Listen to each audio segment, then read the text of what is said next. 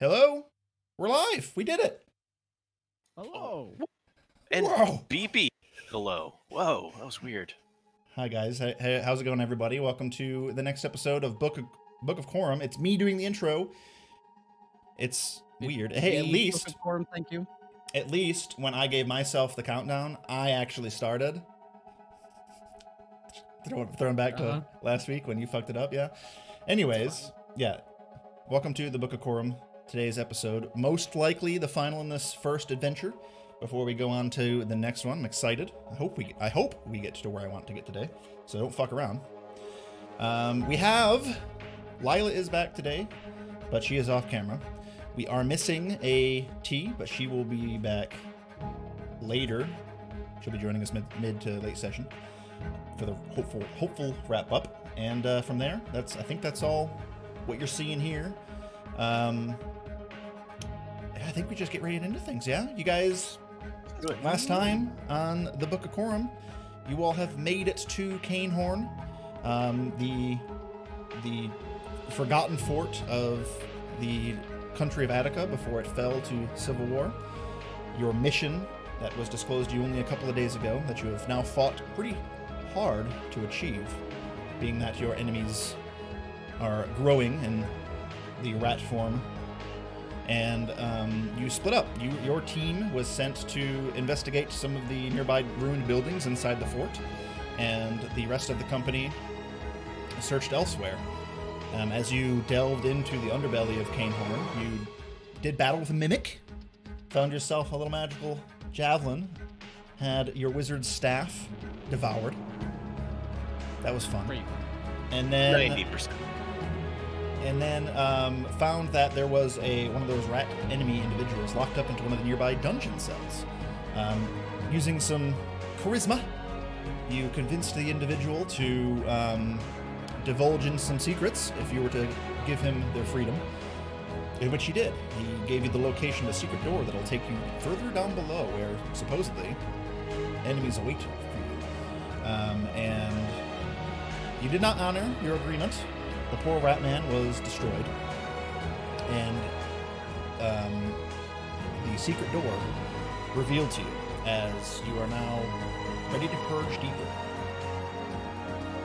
And with that, we jump into today's session. Let me turn on some proper music here. So the door has opened via the secret door. The body of the rat individual that you just killed is still lying on the ground.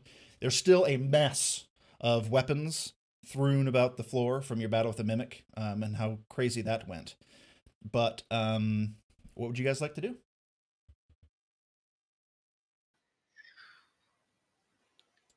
Let's head down. I think we're done here. Right. Yes, one moment. Calx is going to just sort of wave a hand, and a flash of crystalline armor is going to appear around him as I cast Mage Armor. So Okay. I feel I'm going to need that. We didn't put that on before. No. It's kind of important. Suddenly, Marcellus, you being closest to the stairs ascending upwards, the ones you came down for, you hear footsteps coming down those stairs, and as you turn, you immediately learn who it is who's approaching, and you see a familiar face as Zachria starts heading down the stairs. Convenient timing. You have missed the action. Sounds like me. But, Amantia, they need you back there to open up a door. You look over and you see... You cunning bastard, DM! You see All right. Amantia. She's still got the corpse of the mimic in its original alien form, just skewering it around. And she looks down and she looks back towards you, Zachary, and she looks... It's an obvious face of disappointment, but she nods her head and says, "If you find any more of these, they're mine." And she squeezes past you and starts heading up the stairs. Why do Still I taking feel the like mimic all of weapon? you are angry right now? I couldn't be happier. Just bye. Alright. Okay, well, my torch is still good to go, so let's just get going then. Know what's up ahead. right. Indeed. Who is the first to descend down into the secret door that you all found? I mentioned I don't do melee, and I just kind of start opening the trap door. The door is already open, Oh. and there is a stairway, not too unlike the one you came down here originally, just descending deeper. But the only difference is, whereas you had found quite a few lit torch sconces, the signs of someone being here previously, and also, and I really hope I'm remembering that this happened, but I'm pretty sure that rat person that you freed also gave a little bit of a hint about some individual known as the Alchemist. Yes. Yeah. Okay, cool. Did not make that up. Okay, Did not spoil that. No, for us. that is a thing. I just didn't remember if I told you or not. So, anyways, unlike the rooms here that are lit with light, the stairways down here into the secret door is pitch black, complete darkness. Thanks. I guess I'll lead the way then. And I kind of just hold the torch in front of me and start my way down. Okay, you light a torch. I should already have one from last time. Oh, I think you might actually. Let me check your lighting lights. It's not lit up right now, but I specifically remember I couldn't see your shit, so I lit a torch. Your token, because I know how to speak, your token says it has a torch on, so I'm going to go ahead with that. All right. So you begin heading down the stairs. Yeah, I'll follow behind him. All right. I will follow behind Williard. I don't see light though. And also I Uh, can see. You should be able to see. Hold on. Okay, it must just be work. It must just work differently than before. Do you see? You don't see like. I can see, but it's not like emanating from him. So If you unpause the game, Oh. does it? It- Yep, that was my fault. That will do it.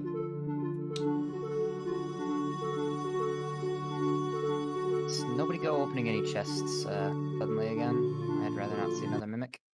Oops. Oops. That was me with music. All right, so yeah, as you all descend down this stair, the light of Deacon's torch illuminating round, you don't find anything much of note. It opens up into a small entryway hallway. You can see that there are various, almost like decorative engravings in the wall depicting some sort of king standing stoically, sword, hand is on the hilt of the sword that is protruding down to the floor at his feet. But other than that, you see a door straight in front of you that seems to be closed, and it is eerily cold down here as well. The temperature drop is pretty significant from the upper levels that you just came from. Almost feels like a root cellar back home.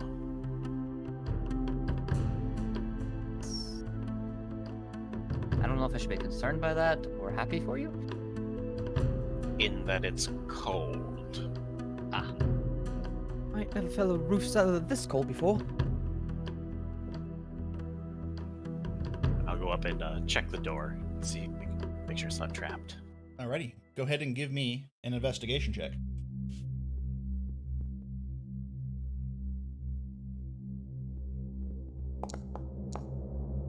Natural one. Wow, that's a win. Yeah. Leave it to Curry. This door is undoubtedly trapped to fuck. See this mechanism right here. It seems odd. I don't trust it. Stand away from the door. You're not going to attack the door, are you? Wait, could it explode? Quite possibly. Yes. Figure just steps back. Yeah. I want to try and break the mechanism using my mace as leverage to try and jam the obvious trap. All right. You take out your mace and you point the business end towards this mechanism that you've spotted and just give it a good smashing, a good straight down vertical impact into the door. You all see that the wooden door begins to recoil from the impact. It was a pretty decisive blow, and the door itself, not the sturdiest of materials, kind of flimsy almost. And you've done a sizable amount of damage to the mechanism. You probably disarmed that trap. All right. Then I'll open the door. Okay. Opening the door is a easy process. It flings wide open. It feels like it's loose on its hinges. You're not sure if that was due to your mace hit or some other damage to it. But in any case, the first thing that hits you is the scent of decay. And with your dark vision, you can already see the source. You see that there are piles of humanoid bones in various aspects of this room ahead of you. It's kind of spewing around the floor. Good job, Mark. Seems as though there are dead creatures inside. I will start to just to the door and through myself. Torch.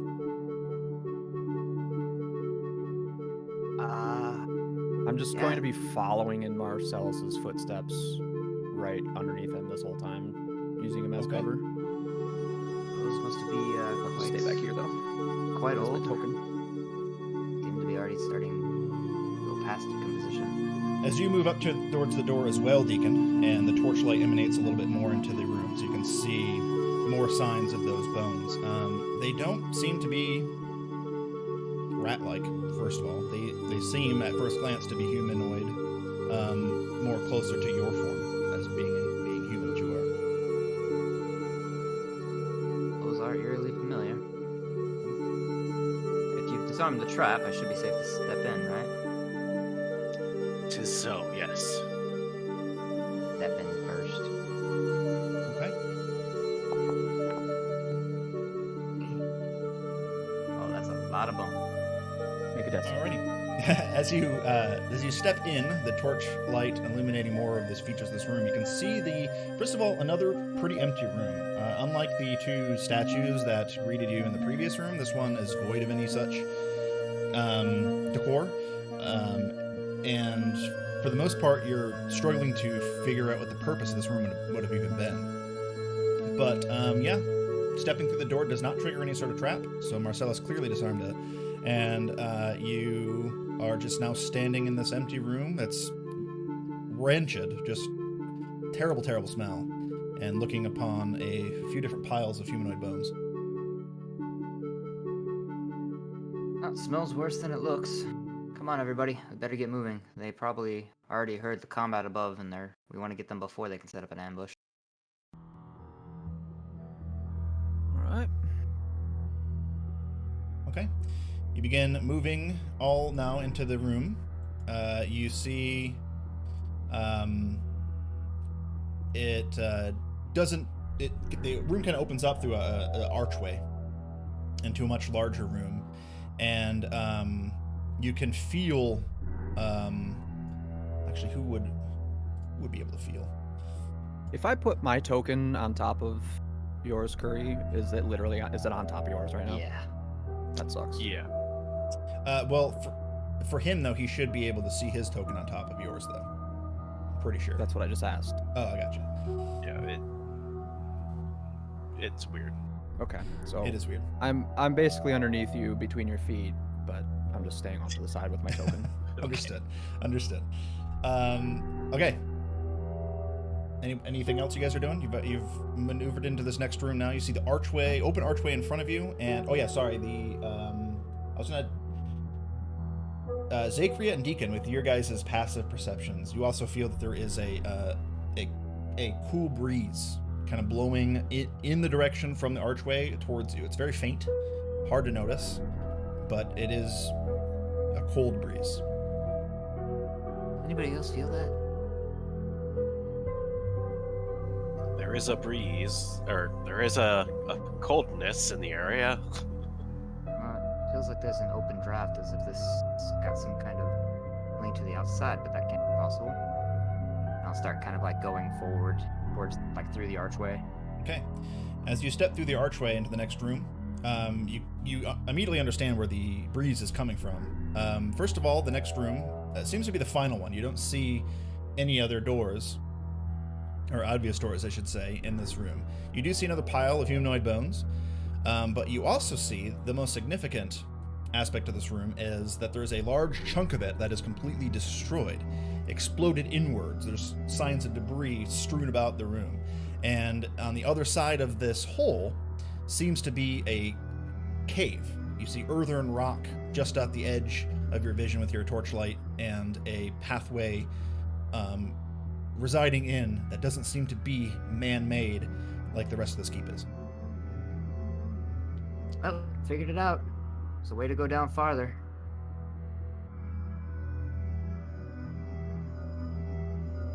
At this point, I would suggest I don't go first. I think these things can probably see in the dark better than I can, and I'm just gonna be walking around with the beacon. Okay. Beacon the beacon. I'd rather not keep that nickname. I think it's a great nickname. Yes, it is adequate nickname. No. All right. I You just guys look up? up at Marcellus and give him a thumbs up and a smile. They're Yeah. gonna make him trip up. And I'll just continue down the path and Okay. keep an eye out. Marcellus, as you begin moving up ahead of everybody here, you begin climbing over that rubble. You have to be careful because it's loose rock, and at some aspects, so you're trying not to trip or get your foot caught or anything like that that could be detrimental. But as you guys are hearing Marcellus kind of step over the rocks and hearing the clanks of stone on stone and whatnot, and the occasional pebble off the ground, you begin hearing another noise. And it's not coming from below Marcellus's feet. It is a rattling sound, a clanging sound of bone. And as you all stop and turn around to see where the source of this sound may be, you see arising from the various piles of bone and is forming a mass. A humanoid, or humanoid-like creatures, but their skeletons they're odd. It's like taking the bone structures of a bunch of different people and combining it into a single person. One arm seems to be longer than the other. There's various ribs that are all different sizes, and there are suddenly 3 of these creatures piling out of each of the bones. And they don't look friendly, and I would like for you all to roll initiative. What? They ain't friendly. Let me get Should have y'all, gone first. added to the inish. Don't do melee. All right. You know. Go Yeah. ahead and roll initiative, everybody. Who now? Question, DM.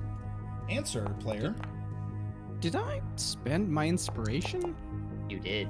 You did. Yeah. What the fuck did I spend it on? Pretty sure you gave it to me at some point. I feel like it was a waste too. It was. Yeah, I don't think feel like it I don't, probably was. I don't think it worked.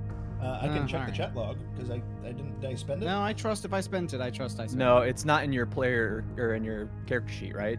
Yeah, it's No. down Is that in the where you're lower left hand looking? corner. Yeah, I just added mine into my character sheet because I noticed Oh, that today yeah. Is that too. what number is next to me? Yep, that is actually. So actually, maybe you didn't spend it. No, I remember somebody giving. Oh no, Curry's the only one who's given inspiration so far. No, you're probably Thank. thinking about me using my portent ability to. Oh, mess with yeah. Okay, so I think you're fine because I haven't removed it from. Yeah, okay. Yeah, inspiration don't track on your sheet in this. It's in that lower left hand Oh, corner. I- there. Oh, that was the little because gift box. because you can have 2 Inspiration. inspirations in my world, and you can gift inspirations with that gift box, by the way. Anyways, what was I fucking doing? Oh yeah, rolling initiative for my bad guys. They don't need to be on the initiative counter. No, you can just skip it, right? you're bad guys. Let's get some. It makes you different- sound evil, DM. Yeah. Why are you doing Sorry. All right. So a bunch of skeletons are in the fray. Looks like you're all rolled perfect. The first to act is Calx. The wizard goes No. first in initiative. Okay. Well, Hit him, Calx. Fuck him up. Don't lose your stick. Calx is going to like back up. Where are you going? Your way. Wait a minute, don't leave me in the front. At this skeleton here, just going to cast a mind sliver. I Mind can't sliver. imagine the intelligence is very good on a skeleton. Well, I rolled a natural 16, but the total is a 14. Oh, that still beats my DC. Really? My DC is 14. Amazing. I really shouldn't have told you the numbers, but anyways. He surprisingly just stares at you with this blank, dead, horrific face and is unaffected by your spell. Do something, Calx. Well, I can't hand anything off. So Calx just like shoots this little like psychic bolt and then like hides behind his staff ineffectually. Look great. That's it. That's a solid turn right there. Next up is this macro do it right? What did? That's dope. Williard, you're up. It did do it right. I gonna can run press a up. button on my keyboard to move the initiative tracker, guys. I don't have to click it. It's so cool. Sorry. Wow. You were clicking one button instead of a different button. Congratulations. Well, I don't have to move my. It's the mouse movement. It's that 100 milliseconds Oh, right. of mouse movement that I have to get. Yeah. rid of. Get your point and click Yeah. muscles going on. Anyways. Run up. And I'm gonna try to hit him in the legs. All Sweep right. the leg. With ye old broom. No, it's a quarterstaff. Right. No. Natural 20. Does 27 hit him? Well, I mean, yes. You have crit the best. skeleton with your quarter staff. For a bunch of damage. 13 points of damage. 13 points of Bludgeoning damage. even. Which, they're bludgeoning against a skeleton DM. You know, I am one who frequently modifies monsters, so Don't veteran you players dare don't say it. Veteran Yeah. players don't take fuck this with from me. me shit. They can't look at the monster manuals and see the stuff. So I when don't put in need these to. I skeletons, know it's a skeleton. I did modify them slightly, but I didn't take away the bludgeoning vulnerabilities. 26 points of damage. 26 points of damage. That's a sizable hit. As you punch into this thing, or you hit it with the quarterstaff, excuse me, right center mass across It's the a floor. mop handle. I'd like to point out, by the way, we're level Bruh. 2 and this guy did 26 points of damage. Yeah, buddy. That's actually a good point. What the fuck? Killed. Anyways, so you hit it with your weapon, your wooden weapon, and the rib cage just explodes. All these various different pieces of bone from all these different creatures are just thrown about, unmoving. So now it's a skeleton that's basically missing. It's just a spine. It looks pretty fucked up, but it is not destroyed. Okay. Then I'm gonna do like a cool, put my weapon on the ground and use it to like leverage jump myself. Oh, what? Oh, that's like literally a wall. Can I? I'm small. I can fit there, right? Yeah, I wanna can- go here. I can move you there. Cool. And then give him some punch. Okay. Fruit Nice. punch or is it spiked? It's tropical punch. Ooh, tropical punch is pretty good. Yeah, actually, I did a thing. Can I just do this? You reach into your pouch, you realize that you forgot the punch. All you have is some Capri Sun, so you'll have to settle with that, if that's okay. Well, I rolled a natural 1, but due to my halfling luck, it turned into a 13 total. That surprisingly misses. Just misses, Yeah, I should I add. figured. The thing dodges out of the way. You go to punch, and it just instinctively you go for the chest, as it is the easiest part on the human body to hit. But all those ribs you destroyed a minute ago, they're just not gone. there. So there's nothing to impact with, and you just like your fist comes within inches of the spine of the creature, but doesn't actually impact. My stubby little arms can't quite. Yeah. If you're a little bit taller, and I'm not trying to short shame, but anyways.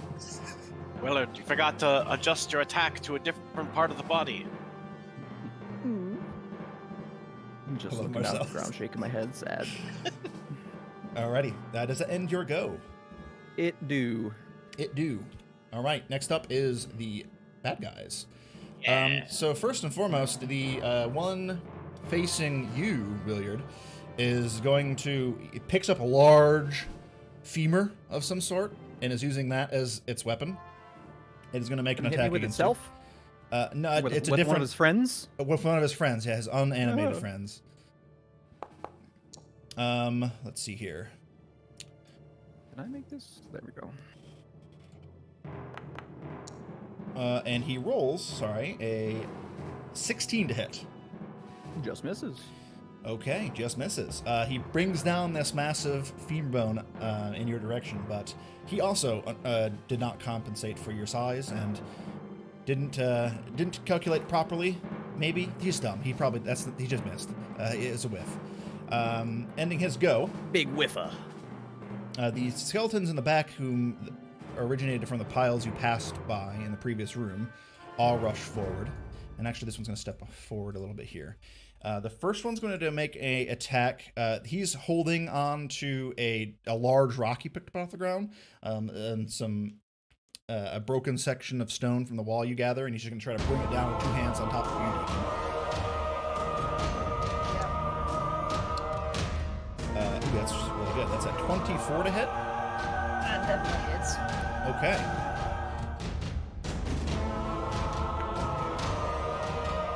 Ouch. That is going to be 10 points of damage to you, as I rolled basically max. I crumple down. That almost puts me out. The next one moves just past you, Deacon, and is also holding on to... this one is like a hand, it's just an arm, a human arm, but there's a little bit of sinew connecting the various bone muscles there, so it's still relatively intact, and it's going to try to bring that decayed arm down on top of Zikria. Music down a little bit.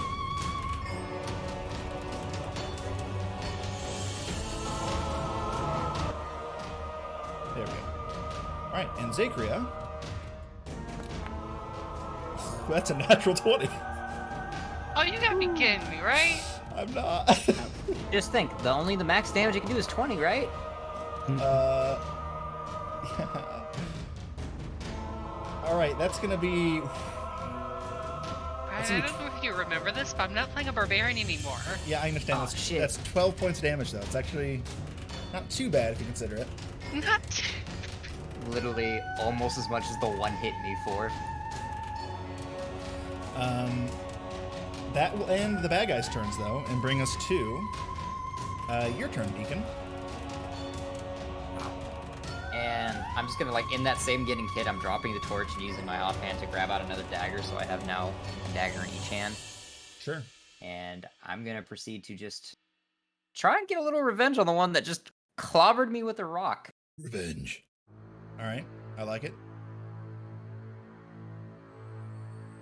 It's gonna be normal, of course.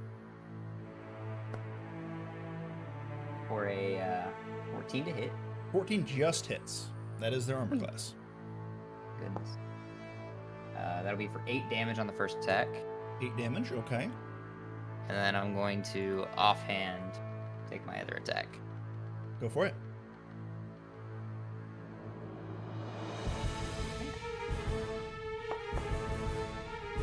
What? Is that cocked? How's that? 19 to hit on that one. 19 hits. And remember not to add the modifier here, so that's just going to be I'm going to re-roll that one. Because it's a piercing weapon. I just realized.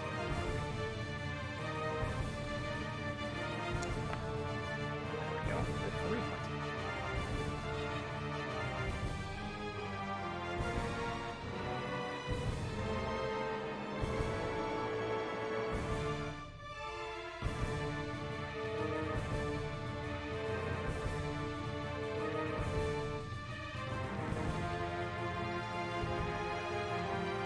What's happening? There we go. Sorry, I was getting the stream set over to the game screen. I'm not used to this, so you have to forgive me. Oh man, you've been on the wrong screen the whole time? Yeah, just, it's fine. I'm fixing it. It's just rolling like 14 million dice, though, because it's getting caught up. That's funny. All right, there we go. We're good. I just gotta get used to it. I gotta get used to hosting shit. All right. Anyways, so you hit for 19 on the second offhand, and then what'd you roll for damage? I rolled a 1, but I don't have the modifier, and then I re-rolled the 1 into a 3 using my feet. Because you're piercer feet. Okay, so that Correct. becomes a 7, correct? 7 points of damage? Correct. Not bad. Actually, no, you don't have the modifier, so just 3. What just happened? Okay, everybody refund yourself Cops is 7 almost damage. dead. Ah! Ow. You put a heal for 7. I'm dead. Oh my god, Zikri is dead! Fucked up. I admit it. That was a pretty good AoE. I AoE'd with the dagger, I'm sorry. I Get somehow ready, he's about to mess us up next turn. I had everybody selected somehow. Don't know how I did that one, but you know. Okay, fuck. Alright, is everybody good? Your health value is good? Sorry about that. I think so. Oh. The funny thing is I didn't damage the guy you did. That's funny. Should have been like 11 total with both attacks. Yes, I got it. We good. Actually, Please that's more don't than hit me for 11. No, I That's don't more have my math. modifier to my offhand. Oh, that's right. That's right. Thank you. Okay, there we go. Now I'm back on track. Okay, cool. Anyways, moving right along. That's gonna bring us to. You're done, Deacon, or are you moving at all? I mean, I am not moving.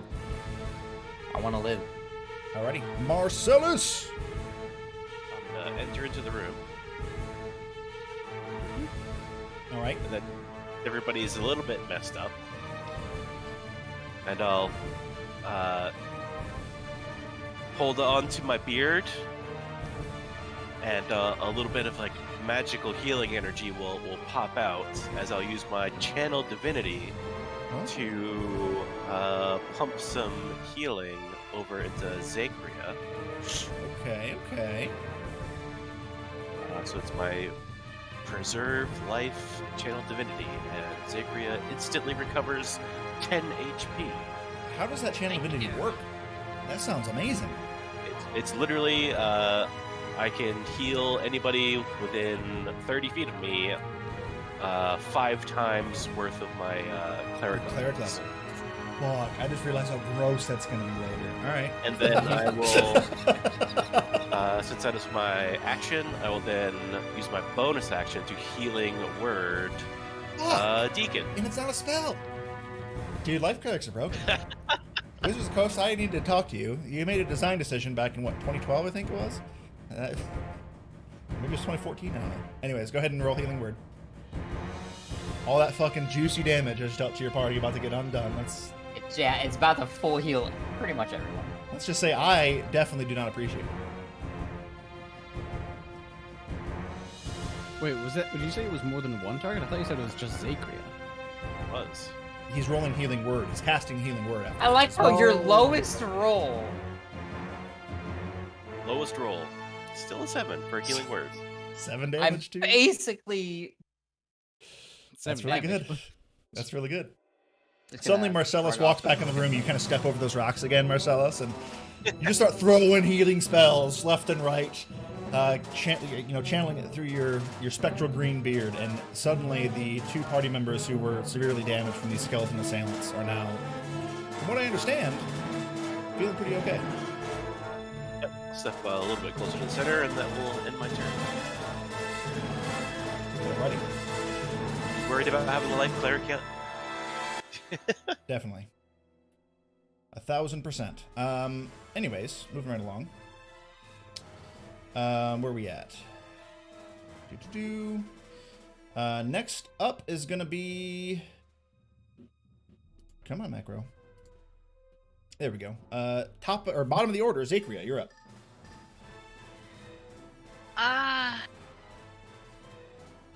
There's a lot of things we could do here. Although none of them are good for what I brought, so...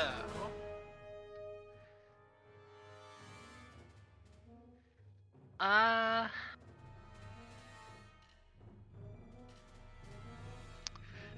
just gonna go do good old... Well, these guys are pretty okay so far, right? Except for one of them? The one that Williard just critically smashed is looking pretty messed up. It doesn't got much Yeah. life left in it. The one that Deacon assailed is looking relatively okay, but That's it. time ago. But other than that, yeah. The one that attacked you is looking pristine. As far as a skeleton can be pristine, I'm just gonna wild shape into a wolf. Into a wolf? Yeah, why not? Fair enough. Do I have a wolf here on Foundry? Let's find out. Because I can do You shit. did? I do, yeah. So here we go. Whoop. Wild shape. Alright.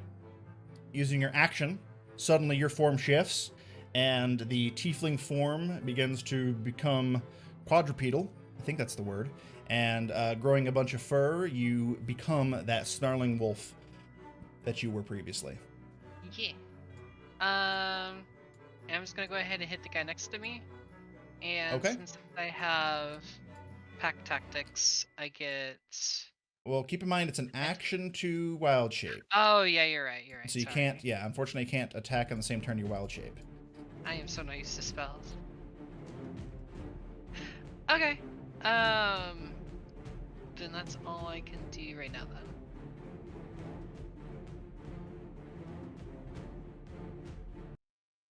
Okay. Alrighty, moving right along. It's going to be... top of the order, Calx, you're up. Okay.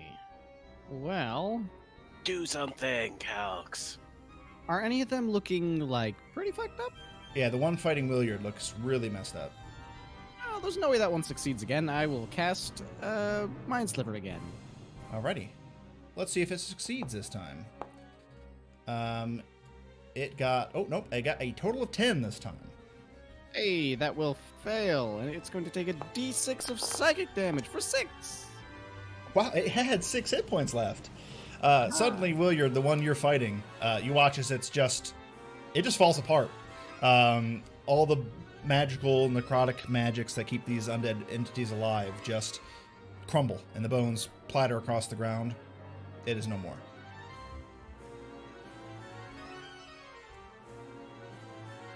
See, I'm helping. Appreciate it. I'm going to slink slightly away from the wolf. The wolf. Fair That'll enough. be my turn. Alrighty, I like it. Moving away from the wolf brings us to... Come on now. Move in stuff. It's going to be Williard's turn. So the skeleton you were just fighting is now just destroyed. Thanks to invisible magic apparently cast by Calx. But there's 2 combatants remaining. All right. I'll run up over here. Actually, yeah. That works. Sorry, I'm just trying to modify, because I realized if I just hit the damage button in the chat, it rolls my d6 instead of a d8. Because I'm obviously two-handing my thinger. So I'm trying. I tried to change. I changed it in my sheet, but it still shows 1d6, and then it says versatile 1d8. So we'll see if it works. Okay. Okay. Then I'll give it a schmack. I think you can roll. You can just roll damage straight from your sheet in the future, and I think you can just choose. Yeah, that's how I've been doing it. But okay. Yeah. I want to do it. I wanted to do it this way because it's easier. You're good. For a total of 21. 21. It's actually 23 because you're flanking that creature with DK. Oh, that's right. Correct. But yes, that very much hits. Okay, let's see if it rolls a d8. Yeah, it did. Okay, cool. For 11 bludgeoning. 11 bludgeoning, you say? Maybe? All right. So, but yes, it is 22 points of damage as you are attacking with a vulnerable damage type. So you just approach from behind it and then just smash into it with your quarterstaff. Bones fly about, bounce off the floor, and the creature staggers pretty significantly. It's looking very messed up. Awesome. As it staggers, I will go ahead and take my second attack, or unarmed attack, and give it another punch in the shoulder as it staggers. 4. Well, that's even lower than before. 11. 11. Okay. Another natural one. Rerolled to an 11. That feat is just like So nice. It's like Very the true. lucky Even though my rerolls have more both often. been misses now. Yeah. All right. Which 11 I'm assuming does not hit if a 13 did not hit before.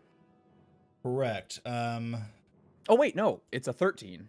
Sorry. Oh right, because- But that's still still yeah. that still just misses. Yep. Yep. So that sucks. Sorry, bud. Yeah. I bet you are. That's my move and my attacks. Alrighty. Moving along. Where are we at next? That was going to be It's your favorite turn. the bad guys' turns. All right. What do they want to do? One has a rock. One has a hand. Well, the one with the rock is going to continue his assault and going to try to bring down his assault on top of you, Deacon, who just got healed. All the damage it did. It rolls a 13 this time, though. It actually doesn't hit. All right. As he swings down that massive rock, this time, seeing it coming, you're able to move out of the way. The other one is going to turn around, and with that grotesque hand, skeletal hand, is going to attack Williard with it, since you're the one who just kind of messed it up a little bit.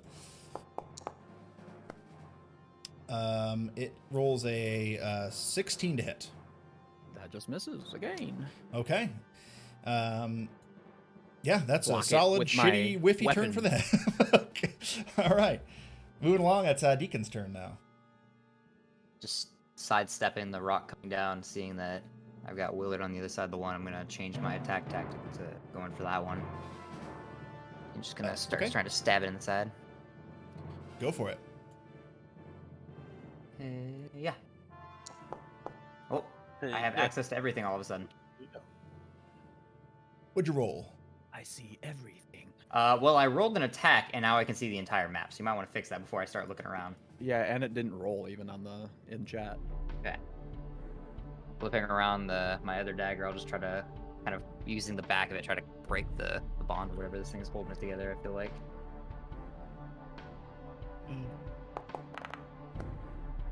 It's gonna be a 16 for my offhand. 16 for your offhand. Okay. For a 3. So 3 more damage for 10 total.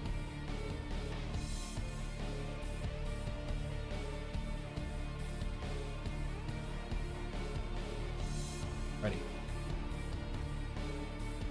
With that final strike, how do you want to finish this one off? Just kind of like back of the handle of the other dagger, just to like the side of the temple of the skull, and just have it crumple. Very clean. Very nice. Okay. Alrighty. That's it. No more movement from me or nothing.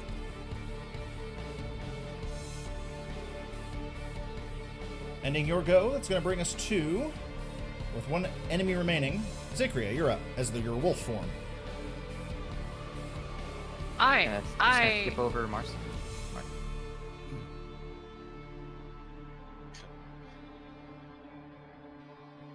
Yes, I- I will just give Zachria some advantage by pointing out the tastiest of bones. That will be my turn. Oh, it did skip Marcellus. I apologize. There we go. I think I fixed it. Yep. Okay. Marcellus, yes, sorry. You're up. And then it's Zachria's turn. I point out the tastiest of thigh bones for Zachria to bite down on as a wolf, giving her advantage. Well, she already has advantage because she's a wolf, but I mean, Yes. maybe she'll have extra Taste- advantage. Tasty bone. It's Alrighty. extra advantage. I like it. That ends your go. That'll bring us to... Now it brings us to Zachria's turn. What would you like to do, Zachria? I mean, go for that tastiest thigh bone that was pointed out to me. All right. Maneuvering around Deacon, you can get into range of the remaining skeleton because of pack tactics and because there's a certain thigh bone, apparently, that is just tasty as hell. You have advantage in the roll.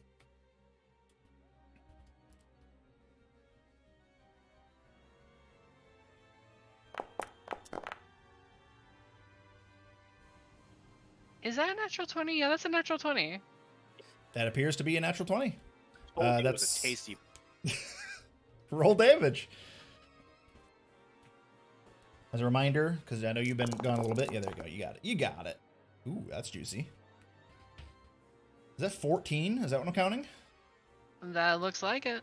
14 points of damage, piercing damage. Yeah, you rip that tasty, tasty thigh bone right from the skeletal's form, and it's looking super fucked up. You've basically it's like hobbling now and balancing on one remaining foot as you just ripped off that lower leg right from its form. It doesn't look like it's got much fight on it, and it looks like it's like having a very hard time keeping its balance right now.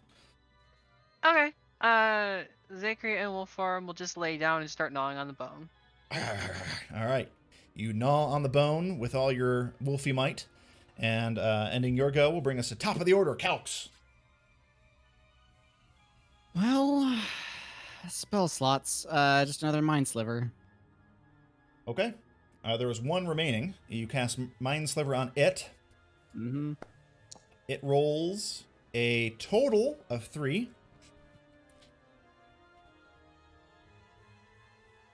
That does succeed. Surprisingly. 3 succeeds? Man, what's your spell save DC? It's very low. I'm not a very smart wizard. 6 points of damage again. 6 points of damage. How do you want to finish this thing off with your Mind Sliver? Its mind is literally blown as its skull just like erupts from the top of it. Okay. Yeah, as it's maintaining that balance, suddenly the head just explodes. Bone fragments fly about in all directions. They miss the wolf completely. They kind of bounce off Deacon a little bit. And with that, the final combatant is destroyed. And combat comes to a close. The undead have taken home, made this place their home. We should be more careful in the future. Yes. Plague and death goes hand in hand. Probably keep moving. Do we wish to stop briefly? No. And I feel like if we stop, it'll make it harder for us. As you say. Okay. I'm gonna take a good sniff at the bones and just keep an eye out for that in the future.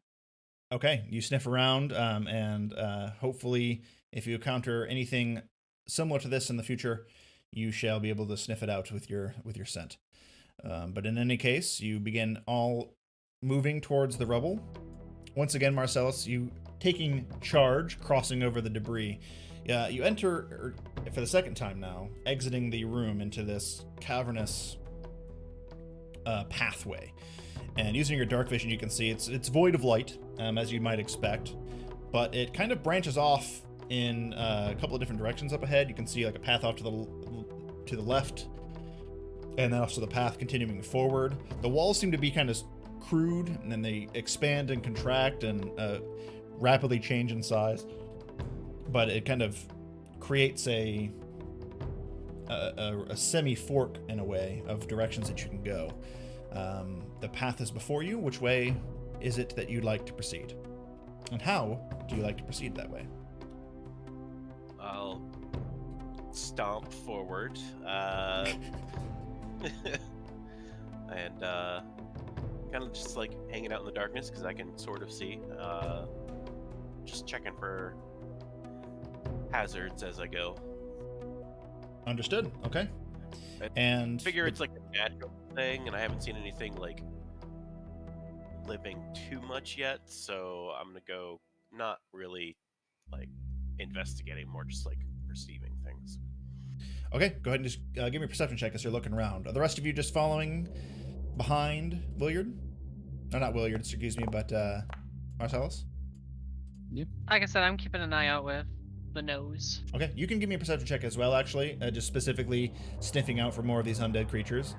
So, Wolf, I think you have some sort of advantage as you're sniffing around. Yeah, I don't know how that works exactly. Also- It's, Point of order from last session, I believe I still have Detect Magic being concentrated on. Right, you do, because that's a 10 minutes long spell. Currently, you have in case not... anything. Right. You have not passed anything magical. Oh, that was not with advantage. Let me do it again. Yeah, just roll one more time there. So I got There you go. 21. Not nearly that much better. 21 for Marcellus. Okay, so as you're moving through Zachria, you're not sniffing any of this. You don't have this undead scent in your wolfy nose. At least going forward, the only thing that you can sniff is the stuff behind you that you guys passed and defeated. Marcellus, on the other hand, as you kind of approach this fork, and you have two different directions you can go within these cavernous walls, you're looking around. You don't see anything, but you do hear some commotion. It's from where you're currently at, the northernmost path seems to somewhere in that direction have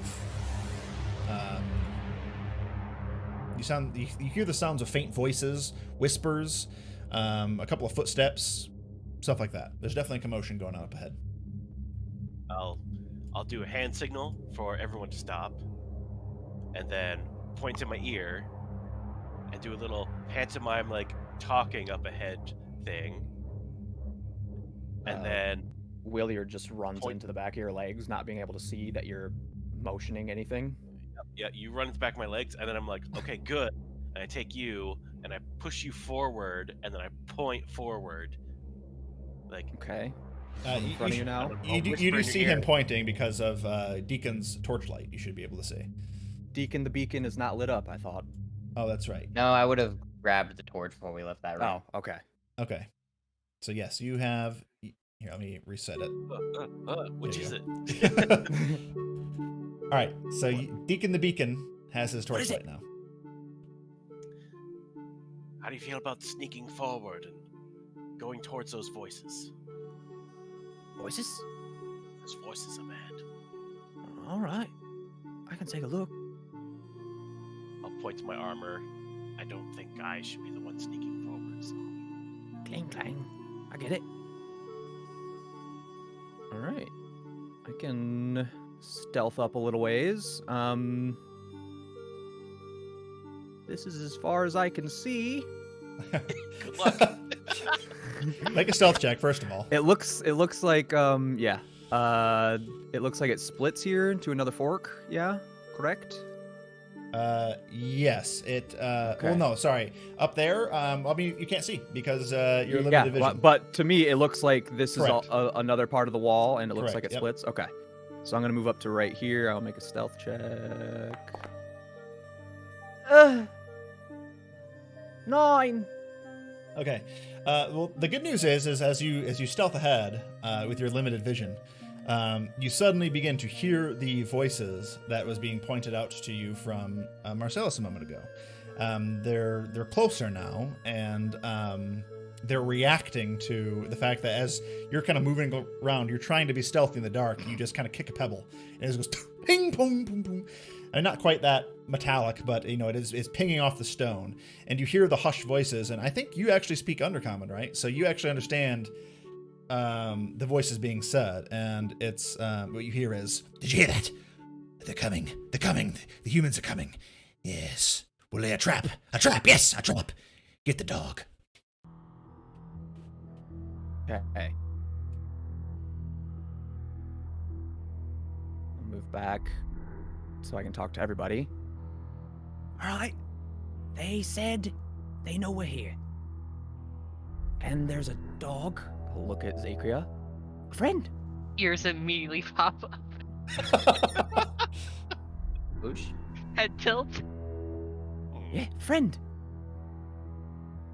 Well, who is up ahead? You said they. Yeah. It was just like, wait, did I hear more than one person talk, or just one person giving orders? It was a conversation between two individuals in Undercommon that have a similar kind of cadence to their voices that makes you believe that they're probably rat folk. Probably. Just more than rats. I only heard 2. Yes, of course. Shall we not disappoint them? Well, go in guns blazing. What's Do a I know gun? what guns are?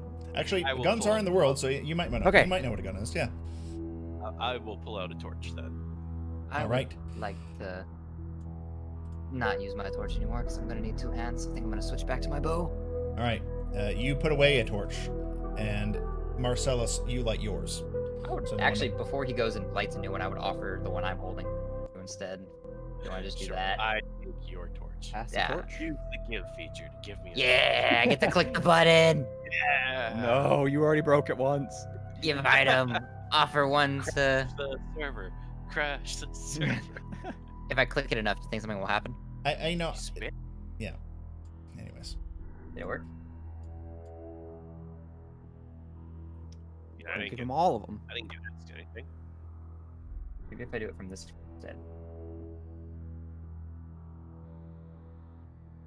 That one should have worked, right? why you sending me Yeah. a torch? Oh no, wait, no, you're sending him a torch. Oh, You that's sent right. it to I see the request. That's right. I can see when you guys are trying to be fuckers. That's right. DM, I would like to mean? gift you my unidentified javelin. Sure, I'll take it. And Fuckers. you'll never see it again. Into But the you want ether. to give me your staff too? It's got a bunch of mimic juice on it, and You already tried to take Actually, that. kind of stuck to his hand at this point. all right. So much. Moving right along here. So yeah, you pass the torch to Marcellus. Marcellus, you have the lit torch now, and which way would you like to go? I'm gonna head towards the voices. All right, and are the rest of you just following suit? Yep. Right under him. All right. Can I keep an arrow at the ready to fire if something jumps out? And I will ready the dodge. Okay, you're readying the dodge action. The rest of you are readying ranged options if you have them. Zikri, you're still in wolf form, right? You're holding that? Yep. Perfect, okay. Okay. Moving right along, the path maneuvers as you see. And eventually, they're not very stealthy, and your passive perceptions can all see them. Through the edge of your torchlight, Marcellus, you just see there's 3 rat individuals. They're like trying to tuck away in the dark, and they're trying to stay out of your like bright torch range. But they're doing a terrible job at that stealthing aspect. You see a few of them. You only see 3 at this moment, but yeah, you can definitely see that they're like, some of them have some crossbows and they're like aiming in a direction. They're just waiting for the order, I guess. But it's a very bad ambush attempt. It's super obvious. Oh no! Whatever will we do? Walking through these caves all by ourselves, completely defenseless like this. Williard, you hear an undercommon, one of the voices, as Marcellus walks forward. You hear, "Surprise is ours!" And I'm not gonna have them roll a surprise round because they did so bad. We're gonna have you guys roll initiative. But as you did walk forward, though, I should point out that from a different direction, you do see another band of rats who are, in a similar fashion, not doing, or rat folk, I should say, they're not doing the best of job stealthing. However, in front of them, you see a very strange creature, one you've definitely never seen before. It is a bestial-looking creature. It's on all fours. It's kind of plump. It's got like 5 tentacles protruding out of its nose that are kind of wriggling and sniffing around. You can see a mouth right below those with some obvious buck-like teeth are protruding out. Its eyes, or what part of its head would have eyes, seem to be very sunken in and almost like faintly squinted, as if the eyes are not really being used. But in any case, There's no dog. I think I gotta get you in here. Is everybody else on the? Who's not on the Nope. initiative tracker here? I am Everybody. not on the initiative. Everybody. So let me just do this. Boop. There we go. And Calx is not on the initiative now either. There we go. I rolled initiative. Oh, you You'd did? already had it, and then it got taken away from you. So That's really weird. Okay. I mean, I'll roll again. No, I'll copy it Please. over. Damn Yeah, yeah, okay. Please. I wish I could say, "Don't worry, you got this," but it's hidden from me. What that means is the wizard won't be going first in this particular combat. I'm okay with that, actually. Yeah, this is I prefer. It's okay. The ranger prefers not to be next to the melee. Okay.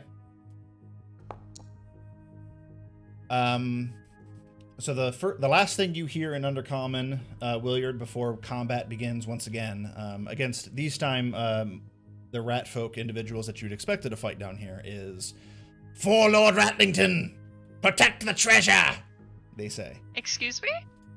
Oh yeah, by the way. You missed that part, didn't you? By the way. Yeah, just so you know. The leader of these rats seemed to be Lord Ratlington, they found out, so keep that in mind. He uses a Gatling gun. No! Not again. It all comes full circle. First act, though, in this very, very bad orchestrated ambush by these rat folk foes, is Deacon. You're up. Well, I can only see the 3 ahead of us, so I'm just gonna take aim at the one in the farthest back, one that seems a little different. Can you ping it? I think this is the farthest I can see. Okay, sure. And yeah. And because I am going before him, He does I have. You do advantage. have, or they, excuse me, have a little bit of cover because they have individuals in front of them, and also they're up against a wall. But yeah, you can go ahead and take a shot at them if you'd like. Sure. That'll be a 24 to hit. Oh, that easily hits. And then I'm going to, because these are what we're here to hunt, we'll make this my favorite foe. Alrighty. See if I'm that. I won't be. Yeah.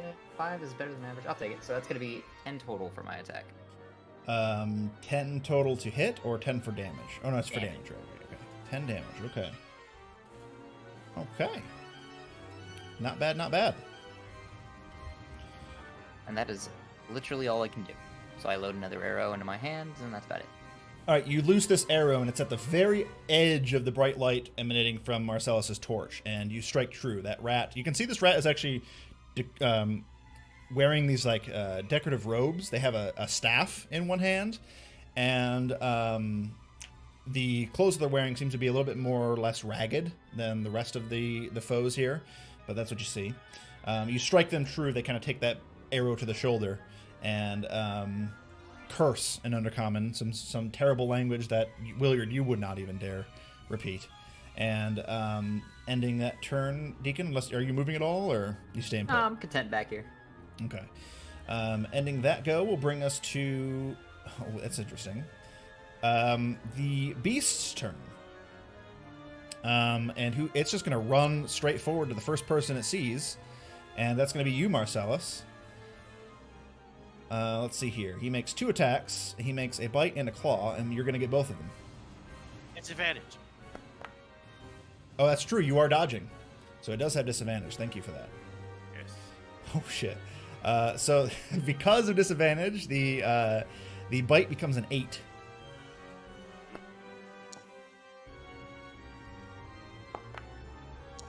The claw, on the other hand, is with disadvantage actually, that still probably might hit. That's a 13. Or, excuse me, miss. That's going to miss, probably.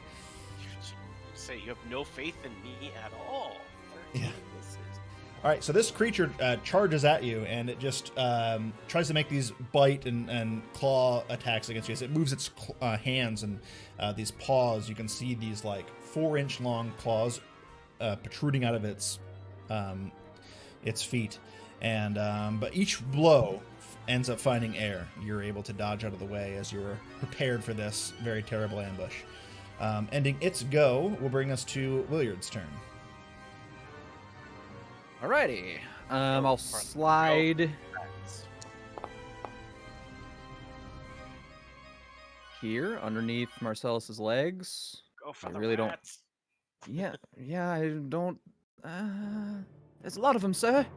This one's mine. Mine too. We'll share. I'm not gonna face tank all these rats. Sorry, dude. I have your back, man. Yeah, I know. Let's just This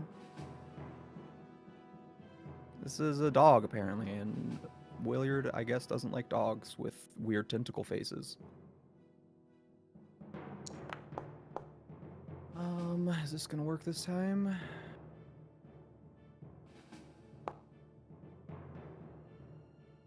Probably not.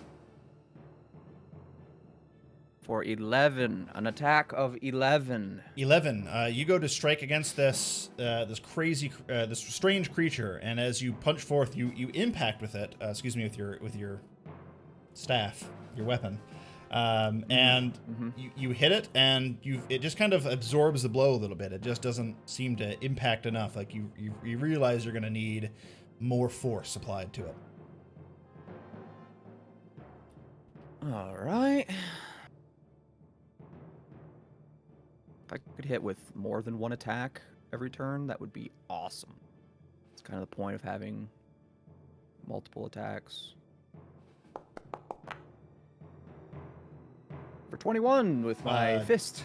21 does hit. This time you're like, fuck it. And you go and you, I guess unarmed can technically be any part of your body. You could kick it or punch it. But either way, fist. You punch it, and you punch it harder than you hit it with your stick. And this is going to do damage. Punch it right in its stupid nose. For 6 damage. Nice. 6 whole points of damage to the creature. How does key work? Let me read this real quick. It's a bonus action. Oh, everything's a bonus action. Okay. Okay. All right. Does that end your turn, Williard?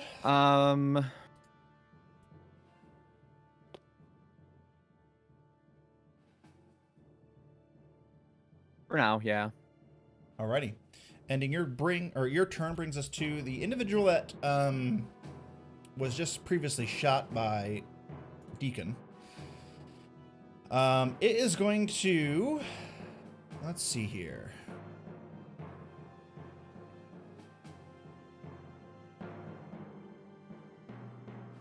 It is going to, what's the range of this? Holding its staff, it will begin to cast a spell. It's going to do this. I think this is going to be on Deacon. I need to double check to see if this is in range. He might need to get a little closer. Yes, he is. Okay. So he steps out right there, and he's going to cast on you, Deacon, a spell. He begins conjuring in Undercommon some terrible enchantment, and I would like for you to make a Constitution saving throw. Okay, I can do that. Okay, for a total of 12. 12 will not save. Suddenly, your vision just begins to fade, and you are blind. Well, this isn't much different than I was a few minutes ago. True. So you are now blind. But that is all it's going to do with its action. Will bring us to Zakria in wolf form. I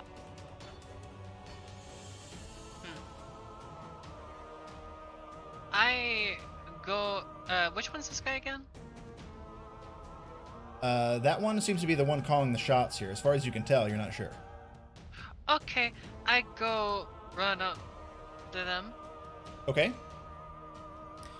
And let me just double check. Technically, there's an ally 5 feet away from me. What is the wording of that? I think you need to have the 5 feet within the creature. Let's find out. I posted it. Pactax, thanks to you. A wolf has advantage on an attack roll against a creature if at least one of the wolf's allies is within 5 feet of the creature. Of the creature, okay. Yeah. So I just didn't read. You could, if you attacked attacking that creature, the one who cast the spell just now, that's not going to give you pack tactics, but attacking the weird beast, that's what I was using. The strange beast you don't recognize, that would qualify.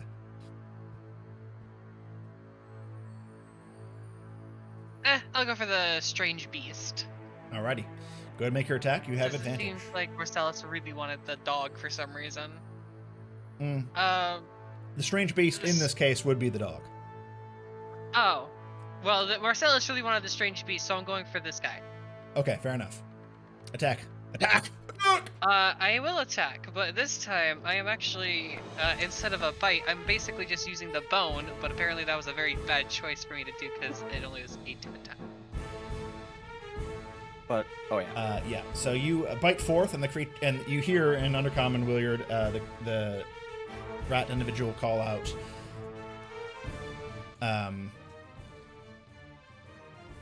Bad dog! We'll make an example out of you. And that's it. Can I talk, like, English in this forum? Nope. You can bark. Okay. Nah, I won't. That's good. Alrighty. Ending your go, I'm assuming, will bring us to Marcellus. Yes. Good. Good rat. And I will pull out some rations and feed this big rat and pet it on the head. All right.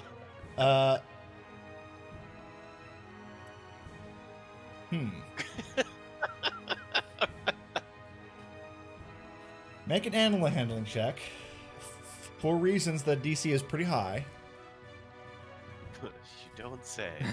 Mark, what are you doing? This creature is innocent until it's not. It bit you. Tried. This is what happens. You pull out a ration from your bag and you hand it out, and you're like, "Come here." You know, you're trying to coerce this beast into a friendly stance, and all you see is it open up this toothy face, its nose, those tentacles are writhing, and they're reaching out to like wrap around your hand. This thing is definitely not having any of it. It wants you more than these rations. Oh, it likes you. It apparently does. I assume that was my action to do that. I'll say that's your bonus action. And as For my this particular action, case, because I want to get things moved along here because of our delay. then as my action instead, I will. I guess I'll just keep the dodge action up for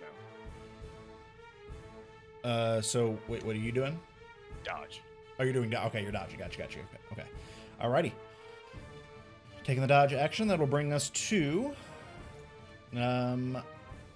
Okay, these guys' turns. This one's gonna move here and make attacks against them. This one's gonna move up, and this one's gonna move here and fire a crossbow bolt. Okay, so there's going to be 2 attacks against the wolf and 1 ranged attack against Marcellus. Against the wolf, the 2 attacks are a 10 and a... Why did the other one roll? There it goes. Ooh, probably not much better. That's 11. Both miss. All right, they miss with their dagger strikes. The third rat will fire a light crossbow at Marcellus and roll a 15. Probably doesn't do it either. All right, 3 whiffs from those standard rat lackeys, bringing us to Calx's turn.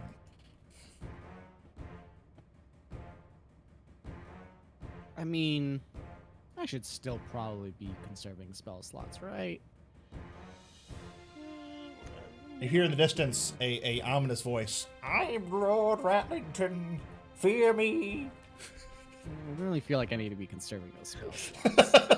What, Calx? I can hear you, but I can't see you. They're taunting you, Calx. Tell me where to fire.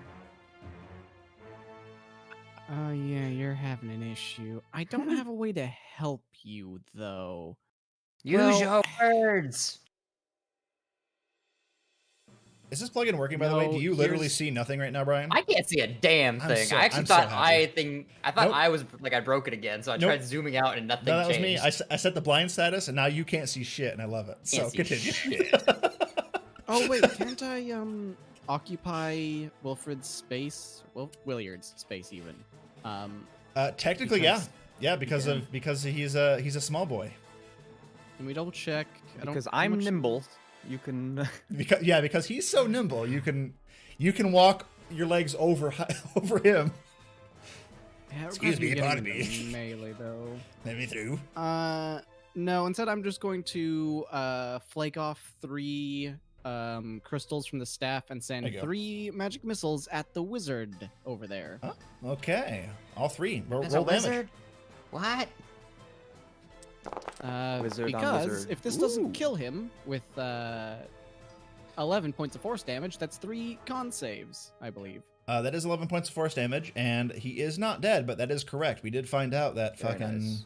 magic missile is the The concentration killer. rules. Yay, Rules! Fuck you, Wizards of the Coast. Who- Sorry. I love you, Wizards of the Who Coast. would have I'm- guessed? I'm the addicted spell to your game. designed. Anyways. So Try it's it 10, DC 10 on all 3 of these.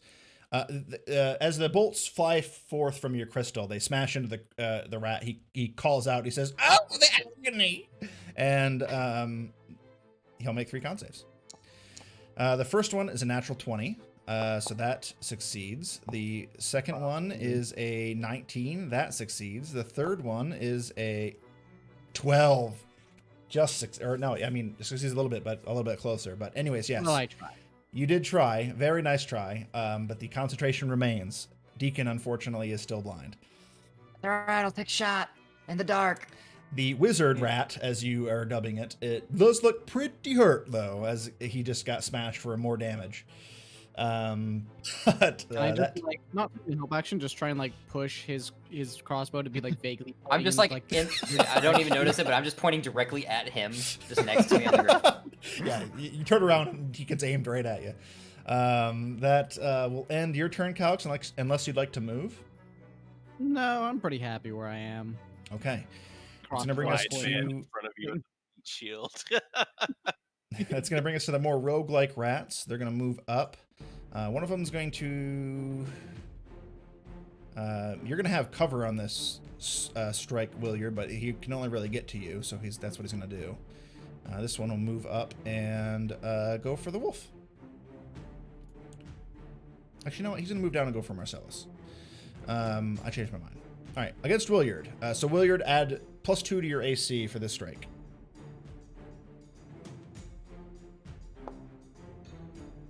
That is a 18 to hit. With cover, that just misses. Okay, perfect.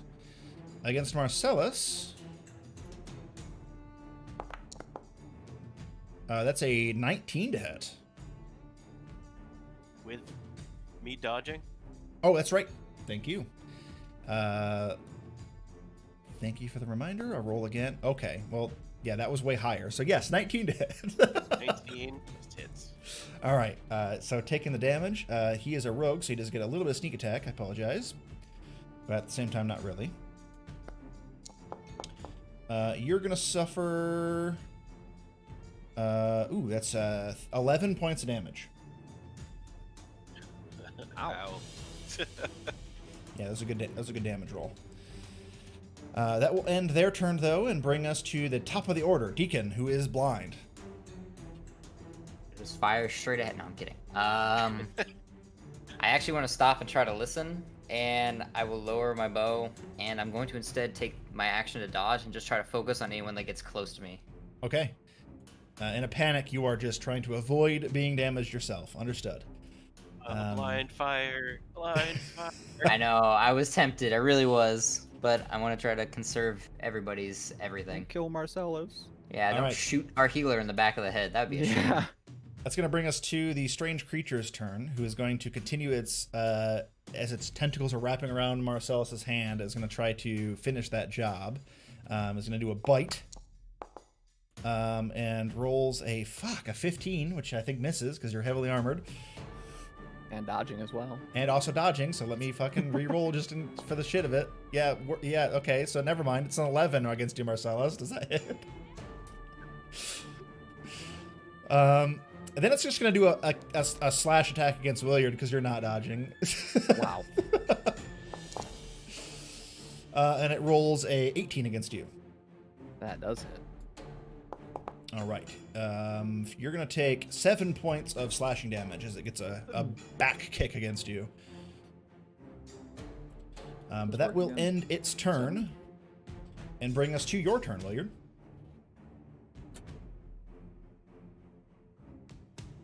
All right. What, he slashed me?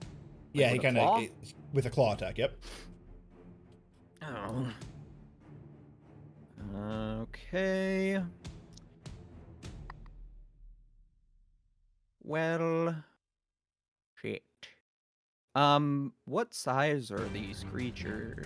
They're all Are they medium. small because their tokens are small. Oh. Let me double check the medium. rats, but I think they're still considered a medium. Oh no, I'm sorry. Yes, the rat folk are small creatures. Oh yeah, I guess their tokens are smaller. So the rat folk are all small creatures, so they're your size.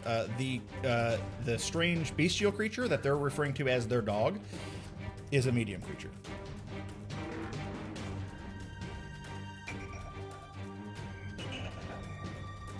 Okay.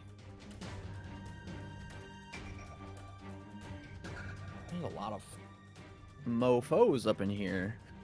Yeah, but as you remember, a lot of the underling rat folks are very easy to kill. Yeah. Yeah. Let's go ahead and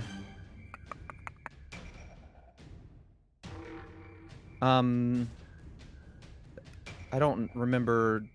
Is the dog even hurt?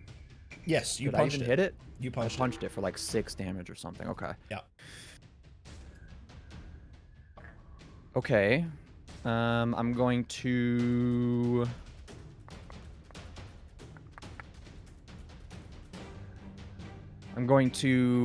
step under it, laying on my, Technically, you can. Unfortunately. and I'm going to attack this rogue-looking individual Okay. with a normal, The one Weapon to the attack. Yeah, okay, I understand. the only one that I can hit.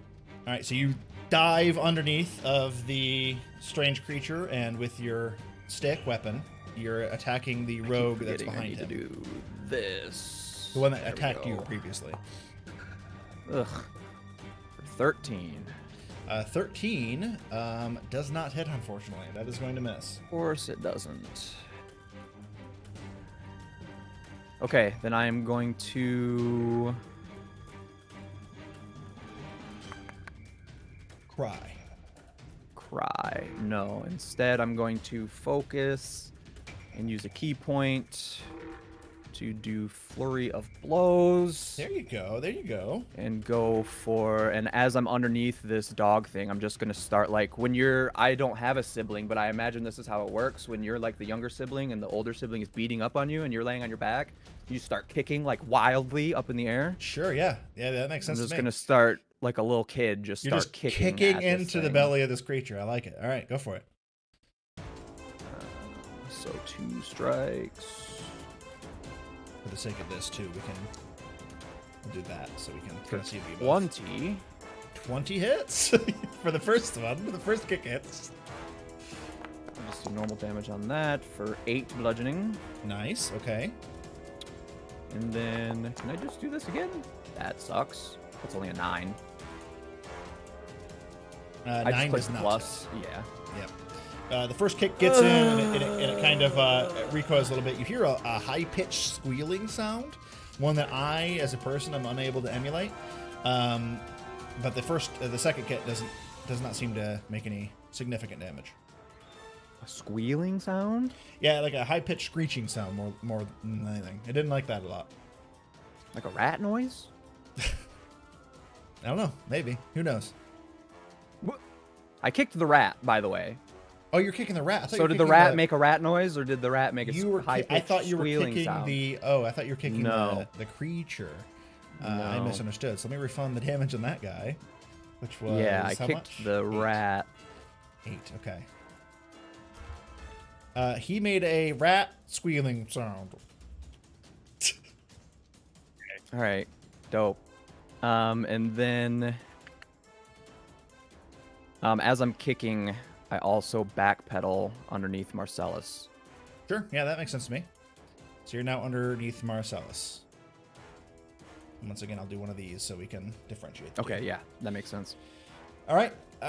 So yeah, you kick off of the rogue rat who stabbed you previously, and you just kind of slide. The strange quadrupedal creature is just unreactive to your maneuvers as you slide under him, do your kick move, and slide back underneath Marcellus. You actually see it like sniffing around, and the creature looks a little confused. All right. That will end your turn, I take it. That does indeed. And bring us to the wizard-looking guy's turn. He is going to...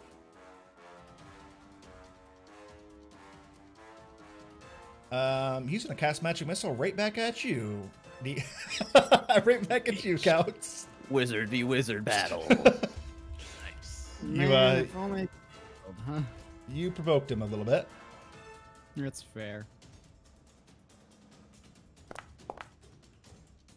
I almost took shoot. Almost. That's going to be 12 points of damage. Aha!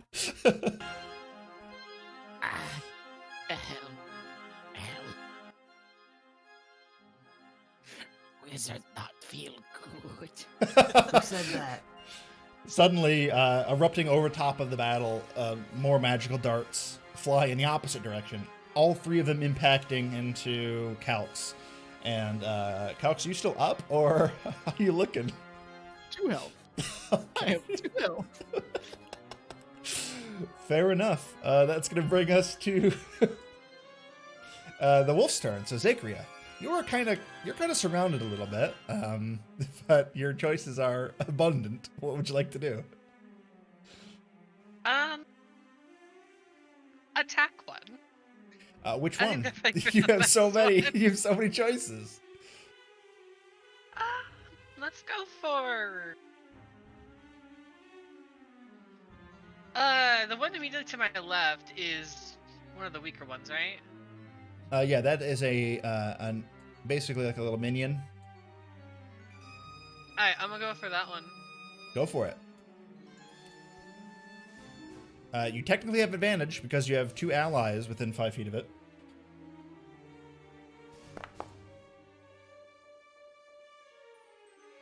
Uh, 16? 16. That does hit.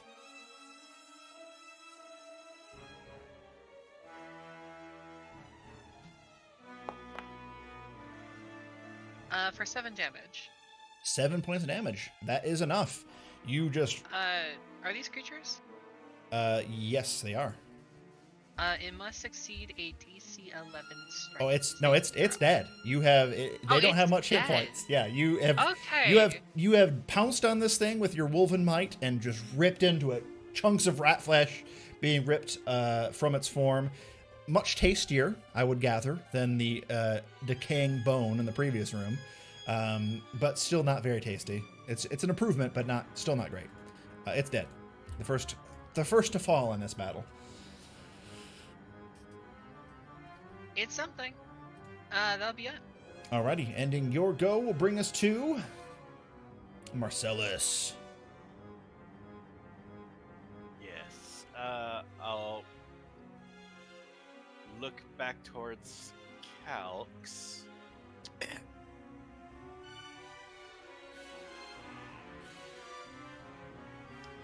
then I'll healing word myself and Maintaining eye contact. Perfect. All right, go ahead and roll heals.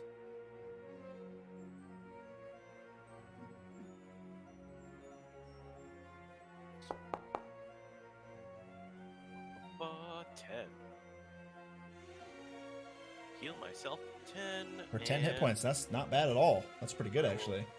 Continue up with the dodge. You said magic word but not feel any better. You look better. All right. You heal up a bunch of hit points, Marcellus. That's your bonus action. What's your action? You said dodge again? Dodge. Alrighty. Understood. That ends your turn. Brings us to the, I think there's the normal minion guys. It does. Let's see. There's only 2 of them remaining. One of them's going to take another crossbow shot at, who's done the most damage so far? I think the wolf just killed somebody, so I think it's going to go for you, Zachria. And it rolls a 12 to hit. 12 misses. Okay. The other one is going to attack you as well, but this time with a dagger. And it rolls a 13 to hit. One better than his compatriot. Does a 13 hit? It does not. What is your AC as a wolf? 15? Fuck! Okay. Very nice. All right. You avoid their strikes. That ends their turn. Brings us to the very injured Calx. Wizard battle till death. Let's see. Anyone other than the wizard rat looking pretty rough? The rogue to the left of the strange bestial creature is also looking injured.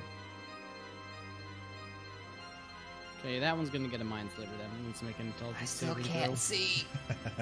Alrighty. Intelligence saving throw it will be.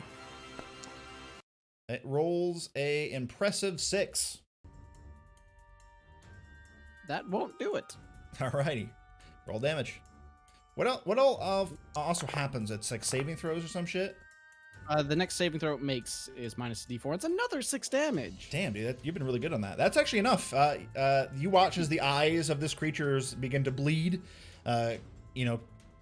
encasing its face in just disgusting blood, and it kind of just, its eyes roll back and its body slumps forward. It is no more. I'm then going to, whatever my full movement gets me out of this chamber. in the direction you came from? Yes. All right. I just want away from this fucking wizard. You run away. Alrighty. Ending your turn. That's going to bring us to... where'd that go?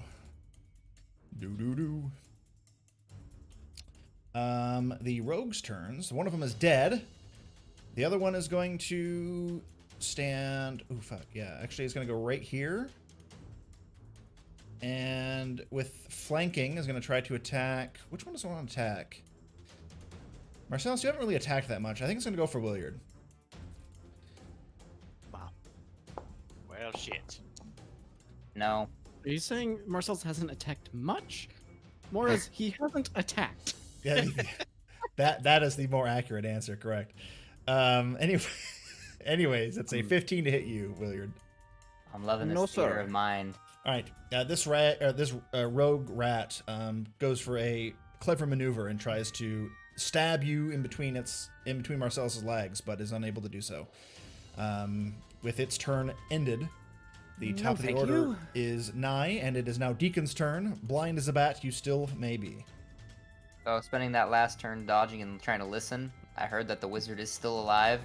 Yeah, you heard Calx complain by taking a bunch of damage next to you. I think I'm gonna take a blind shot in the direction I heard the casting of a spell.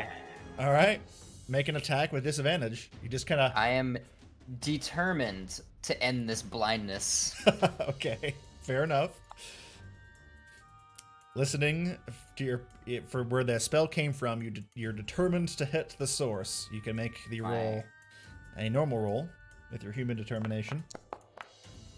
That'll be a 18 to hit. 18 to hit. That hits. That will be 11 plus, but I still have favorite foe activated. 15 total damage. Alrighty. You just, so the scene is, as you're looking around, you're blind, your eyes are wide open, you just can't see, and you hear magic flying past your face, impacting the Calx. He's screaming out in his guttural tongue that it is, and you just take a blind shot in that direction, hoping you don't hit any of your friends, hoping you find your mark. The arrow looses, and you don't see what happens next. The only thing that happens is your vision returns to you. as the creature is. I just go, yeah! And then I see everybody's in this situation, and I'm like, wait! So yes, you have killed the wizard in a blind shot fury, the arrow striking true, and your sight is returned to you again. Let me go ahead and let you, the player, be able to see. And I just see the situation as, everybody ahead of me is surrounded and Calix is gone. Mhm. No! Our wizard is dead! He might be. And my Ending your go, unless you'd like to move. I am staying right the fuck here. Fair enough. All right, next up is the bestial creature stream, who's done jack shit this fight, so it's gonna move. Actually, no, it wouldn't really move. It's either gonna go for who attacked it last. Nobody really. Clearly the cleric. Yeah. I'm gonna roll for it. It's either gonna go for Williard or. I mean, I guess I technically did attack it last, but it was like 3 turns ago. Yeah, I know. It's gonna go for either Williard or Marcellus. I'm just gonna roll. But for I'm it so randomly small here. and on the ground and in between his legs. Like, he couldn't possibly want to attack little old me. You're looking it over, and you see that the creature before you, as it attacks you, Williard, doesn't seem to be a rat. More so, it's a dog. It's not even really much of a dog. It's more of a mole. Like a mole and a dog hybrid, kind of like a dog mole, with tentacle nose. And it's gonna strike at you. Yeah, what are those weird moles that have the little, like, hands on their nose? Now I need to know what they're. Yeah, I don't know. It's gonna make a bite attack against you, and rolls a 16. No good. Alrighty. I just keep kicking at it as I'm backpedaling. It will now try to claw you. No. There we go. 17. I think that actually does do it. Just hits. Unless I have cover from being in between my friend's legs. Nope. For reasons. 5 points of damage for the net claw attack. Is it the third leg giving me cover? That's right. How many points? Sorry. 5. It's total cover too. Total cover. Oh no. What kind of stream have we become? All right. It's just biting at you wildly and slashing at you wildly, just in the direction of where it hears sound, really. Oh. All right. Ending the dog mole's turn. That's going to bring us to your turn, Williard. Okay. Taking that hit, being severely injured. Williard just kind of goes limp for a second. And then his eyes shoot wide open. And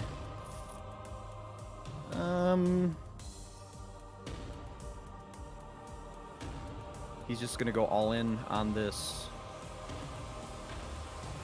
unknown creature. I love it. Go for it. Attack. Attack! You son of a bitch. And takes a strike with the weapon The wooden weapon. for 22.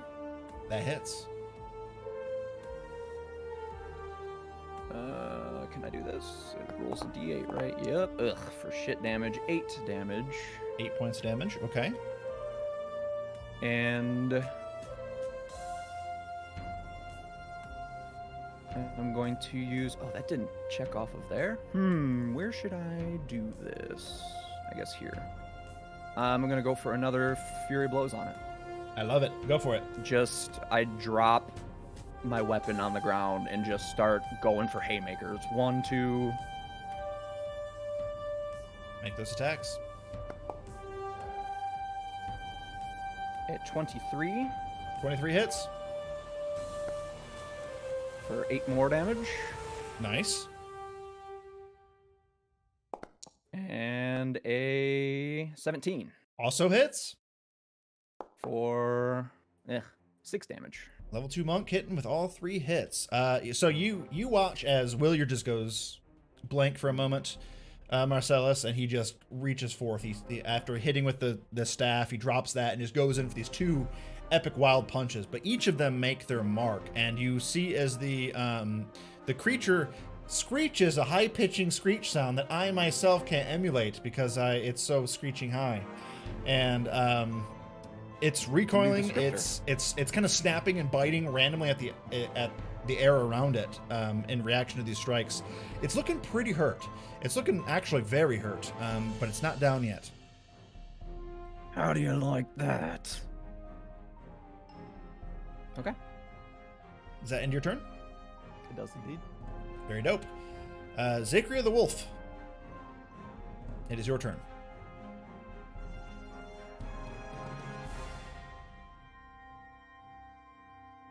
Zakria the Wolf. It is now your turn. Probably AFK. Okay. Lila stepped. Oh, yep. Oh, Oh, she just got back. Okay. You just got back just in time. It is your turn. Zakria, the wolf, your turn. Oh yeah, I was here the whole time, y'all. Yeah, absolutely. Yep. So just attacking a person, right? Okay. Don't go for the other puppy. I think it's been enough time. Okay. Go ahead. You have advantage. Except this time, to assert my dominance on the other dog, I'm going to take the bone I took from the other room and start beating it with it. You pick up the dog or the bone off the floor that you were chewing on. You just start reaching forth and trying to smash it using your mouth. Exactly. Go ahead, make your attack.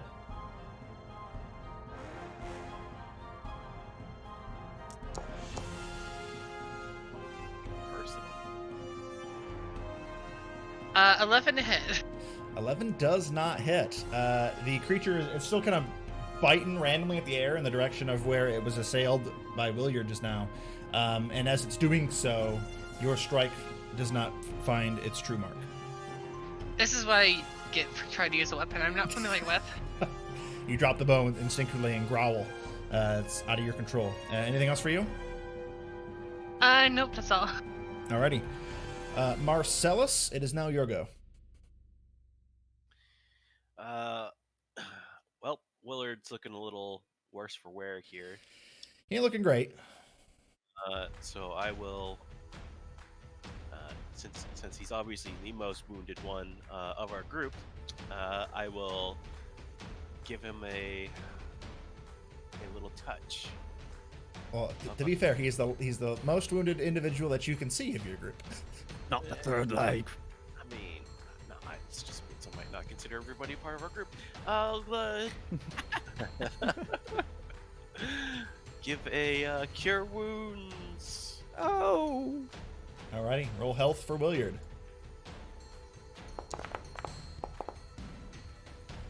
Yes. Yes. Not too shabby. Of a 13.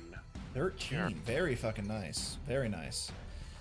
Alright. Ending your go, I assume, unless you'd like to do anything with your bonus. There's nothing I can really do with my bonus.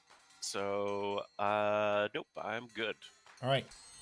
Standing your ground, it's going to bring us to the minion rats' turns. One of them's going to, he's like holding that crossbow, and he's just got it reloaded, and he looks around, and he sees most of his companions falling, and you hear Williard, him call out, say, "Retreat! Protect Lord Ratlington!" And he just runs away.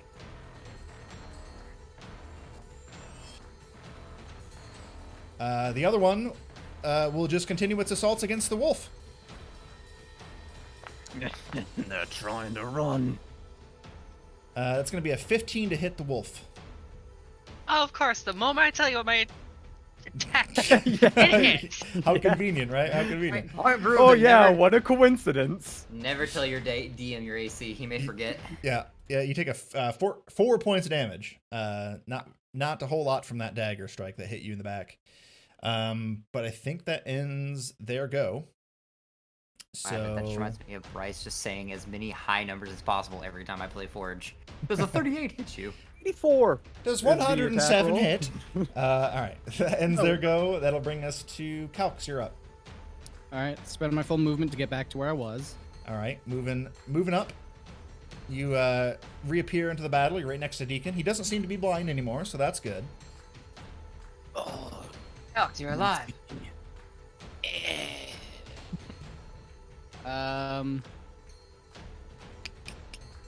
Let's go to. How's the rat looking? I mean, there's a lot of rats here. Which one which one are you referring to? Sorry, I think a rat. That rat. The farthest one from you looks pristine, but he's like a minion rat. So you have fought these before. You know that they're very easy to kill. And how's the little, totally not a star-nosed mole dog thing? Star-nosed mole. That's it. The dog mole looks pretty hurt. Okay, that's gonna get a mind sliver. Alrighty. You concentrate with your mind's will, and you go to roll, and it rolls a -2. Oh. Good job. Okay. 5 points of psychic damage. Hey, you didn't roll max this time. You watch as one of the tendrils protruding from its nose just kind of goes limp and it's kind of flapping. It's looking super hurt, but it's still up. It's still up. All right, I wish I could retreat again, but that'll be my turn. Alrighty, ending your go will bring us to someone's turn. It's the rogues. It's gonna look towards you, Marcellus, and say, "Stop heeding your friends," in a language you don't understand, but Williard does, and he's going to attack you. Oh no, look here. Just egging him on. That's a 21 to hit. Yes. Alrighty. Lydium finally understands how annoying healing is. I understand it. That is a total of... Oh, I don't know why it rolled. That's weird. Anyways, 7 points of damage. Surprisingly pretty low for sneak attack. Yeah. Ow. Still don't feel good. Ending his turn. Actually, before he ends his turn, he says, "Do not cower. We must dispatch them. Kill as many as you can before they get to the Lord."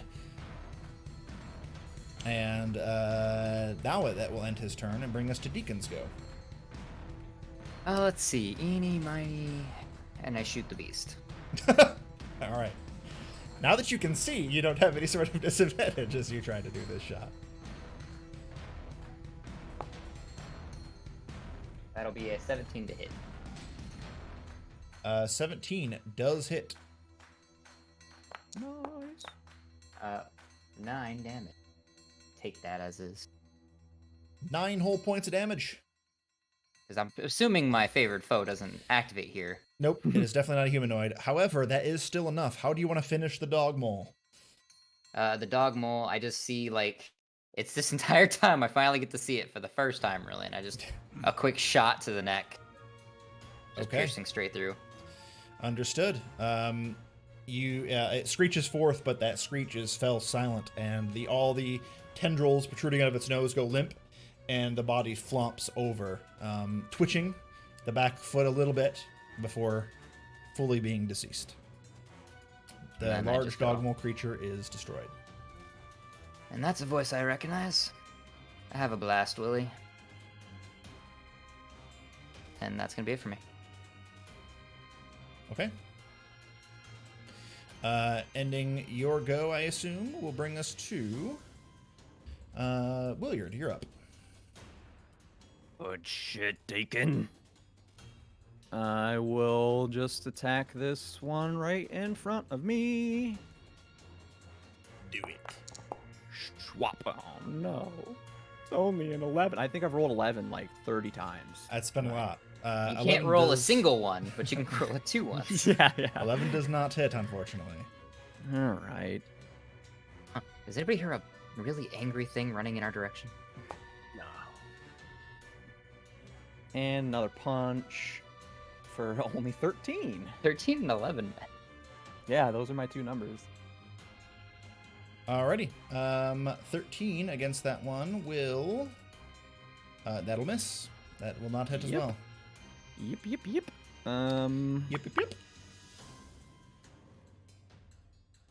That's poopy. Sherry bird. All right. That's my turn. Okay. When did he get angry? Ending your go will bring us back to Zachary the Wolf.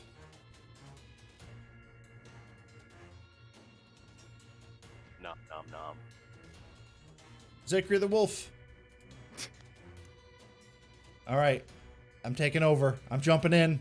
He's nom-nom-nomming the rogue one. Good choice. Solid choice. Yep. I gotta remember how do you attack as a wolf who's been polymorphed into a player? Oh, there we Wait, go. what? Just like that. Or wild shape, not polymorphed. But you get the drill. What? Is there something here we don't know? She rolled a 16. That hits. I'm rolling damage. It's fucking 6 points damage. And then needs to make a strength saving throw or be prone. That's right. 6 points of damage. Let me get that down. Oh. And then strength saving throw, huh? Like 11 or something. It is a 5. So that so she throws it prone to the ground, grabbing it by the leg, and it is prone. Ending her turn will bring us to Marcellus. He's prone, so I think I You're gonna attack it, right? With a melee weapon. will Melee give attack. Willard guidance. Instead of advantage, I'll give him guidance. All right. I approve. Alrighty. Okay. That ends your go. Brings us to the minion's turn. He will... see, there's not very many left. Yeah. He's also going to go and retreat. Running past Williard. And Asked all three of us? All right. Yeah, Williard, okay. yeah, I mean, yeah, for reasons he's going this way. So it's going to be attack of opportunity from the wolf, from Williard, and from Marcellus. Grapple. Go ahead. I'll say you can go first, so you can try to hold gonna him say, yeah, down does before. a- Yeah. For 20 dirty. Okay. It rolled a 12. So no, yeah, you got it. Dirty 12. The rest of you go ahead and make your attacks. Does the grapple impose advantage or disadvantage? It just or stops their movement, so- Movement? Okay. Yep. Yeah.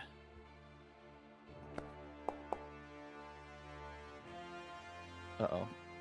Oh, I just lagged. Uh-oh. 23 to hit. 23. 8 points of damage. Alrighty. Yeah, you smash the back of his skull as he's Marcellus pulls him in, and you just kaplunk right in the back of his head. And Actually, technically, would I get an attack of opportunity because it doesn't leave my? I mean, melee for semantics, I mean, you could have had Williard do it last if you wanted, Right. an optimal scenario, or excuse me, Marcellus do it Just- last. So I mean, yeah, you're gonna get it. I'm just. All right. Okay. But yes, he pulls it back, you clonk it, it falls dead. Oh, sick. Yeah. Well, only one remaining, and that will bring us to Marcellus's turn. Or actually, yeah. Nope. Not Marcellus's turn. Just to check, you guys hear me now? I can hear you now. Hey, there's Wolfie. And Okay, Kauks, cool. you're actually up. Tentatively step out just to see the last rat and mind sliver. You actually stepped in front of me. Mind sliver.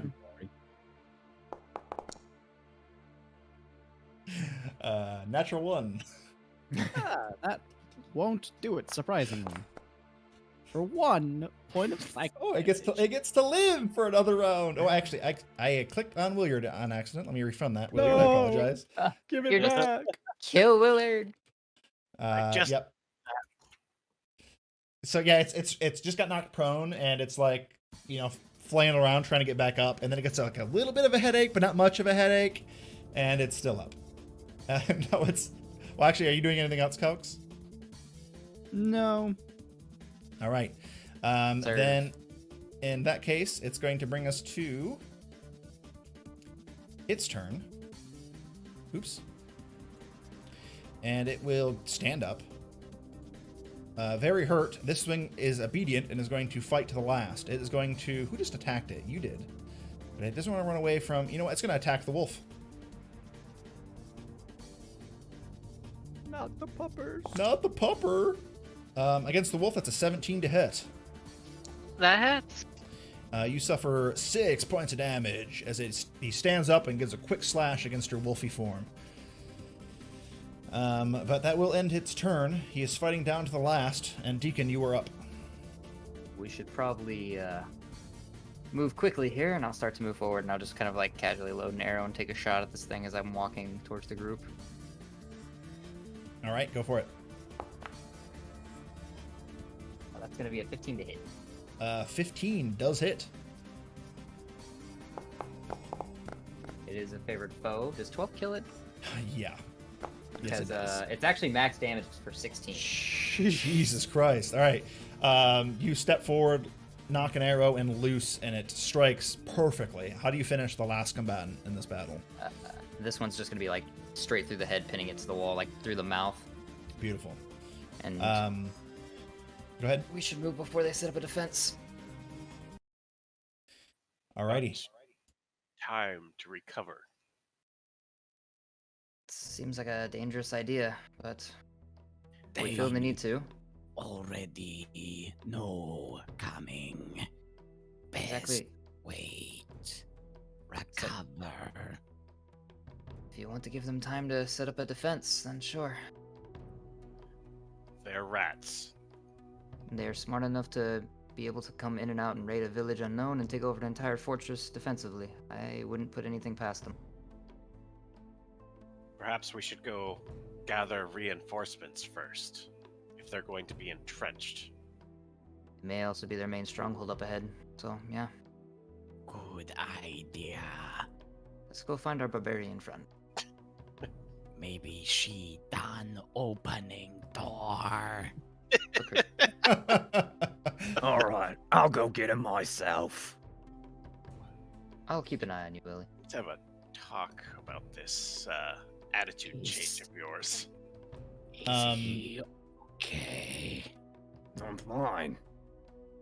I just kind of pat Calix on the shoulder. Just let it go. Williard just walks up to Calx. Are you all right?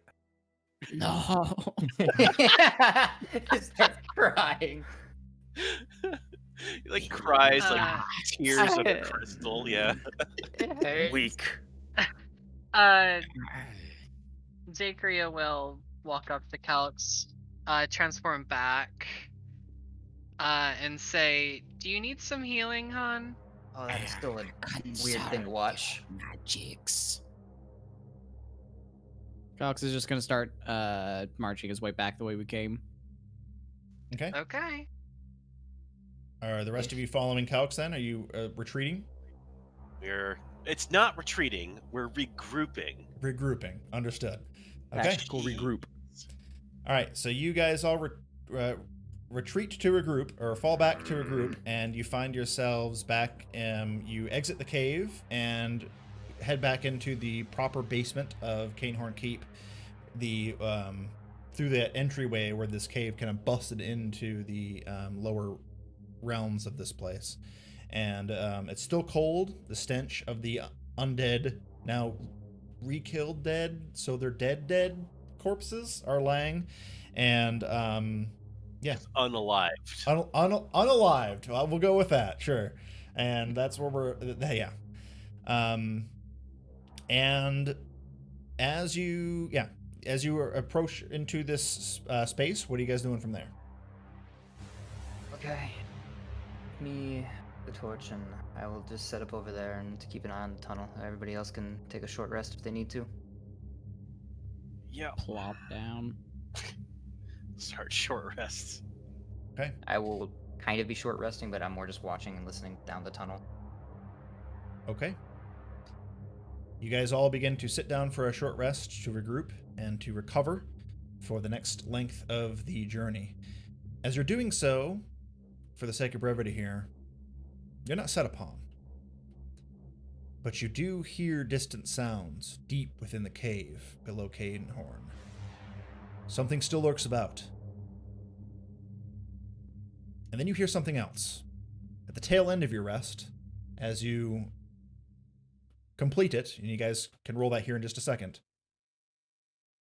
there's footsteps. And they're coming from the direction of the stairs here in the basement. Friendlies, maybe? We'll find out after we take a short break. And we are back. Hello, everybody.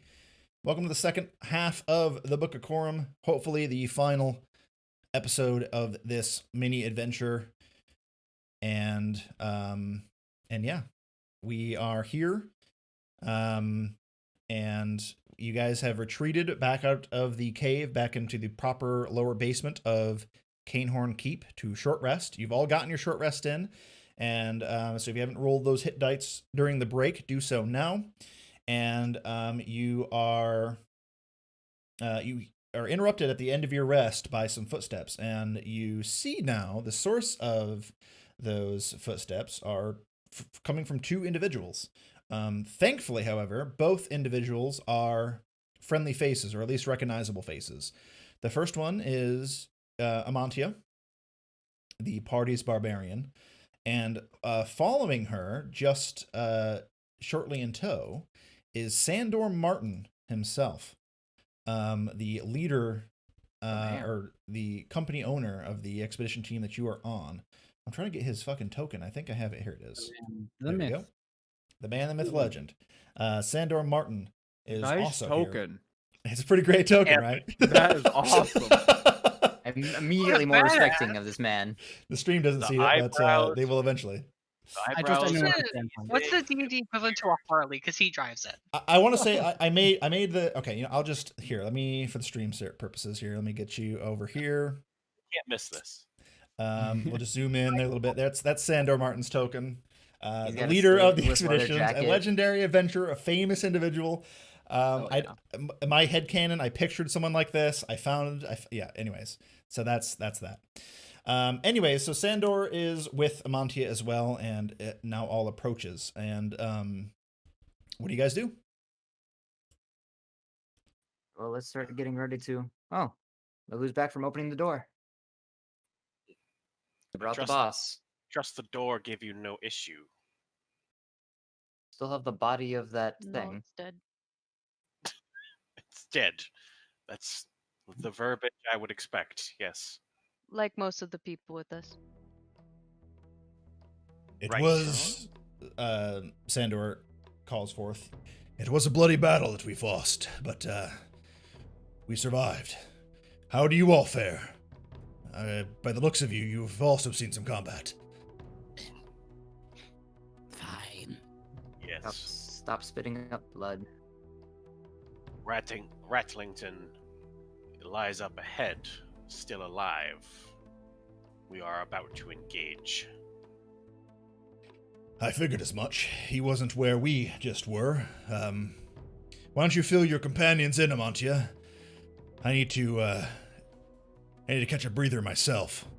And as you say that, you kind of look over and you see that Sandor Martin, not in tip-top shape. He's definitely been through some shit in the last 30 minutes or to an hour and is not at full hit points. Oh. Character, we can take him. Attacks. How much XP is he worth? 1 million, actually. If you kill him, you'll be level 20. Does he have Go. any magic items on him, DM? At this point, your detect magic has worn off, by the way. I'm quickly ritually casting. I need to know. What does he have? That pipe looks It's just the beard. Anyways, Amantia, if you It's want to another go ahead magical and beard. if you want to go ahead and fill in your companions. All right. Door. Bam. Went in. Bah, bah, bah. Lots of people. Ah! About half. Treasure? Ah. Not all treasure. Oh. Now sleepy. Sandor takes a big drag out of his pipe and says, "Right. Let me put some clarity to that speech. Well done, Amantia. We found the treasure room, but I'm not convinced that all is accounted for. You said that you're certain that this Lord Ratlington is deep within. So, Without a doubt, he has the remaining treasure that we seek here. I have the rest of the company, what's left of them. We did take some casualties. Rest in peace, the brave men and women who have fought under our banner. But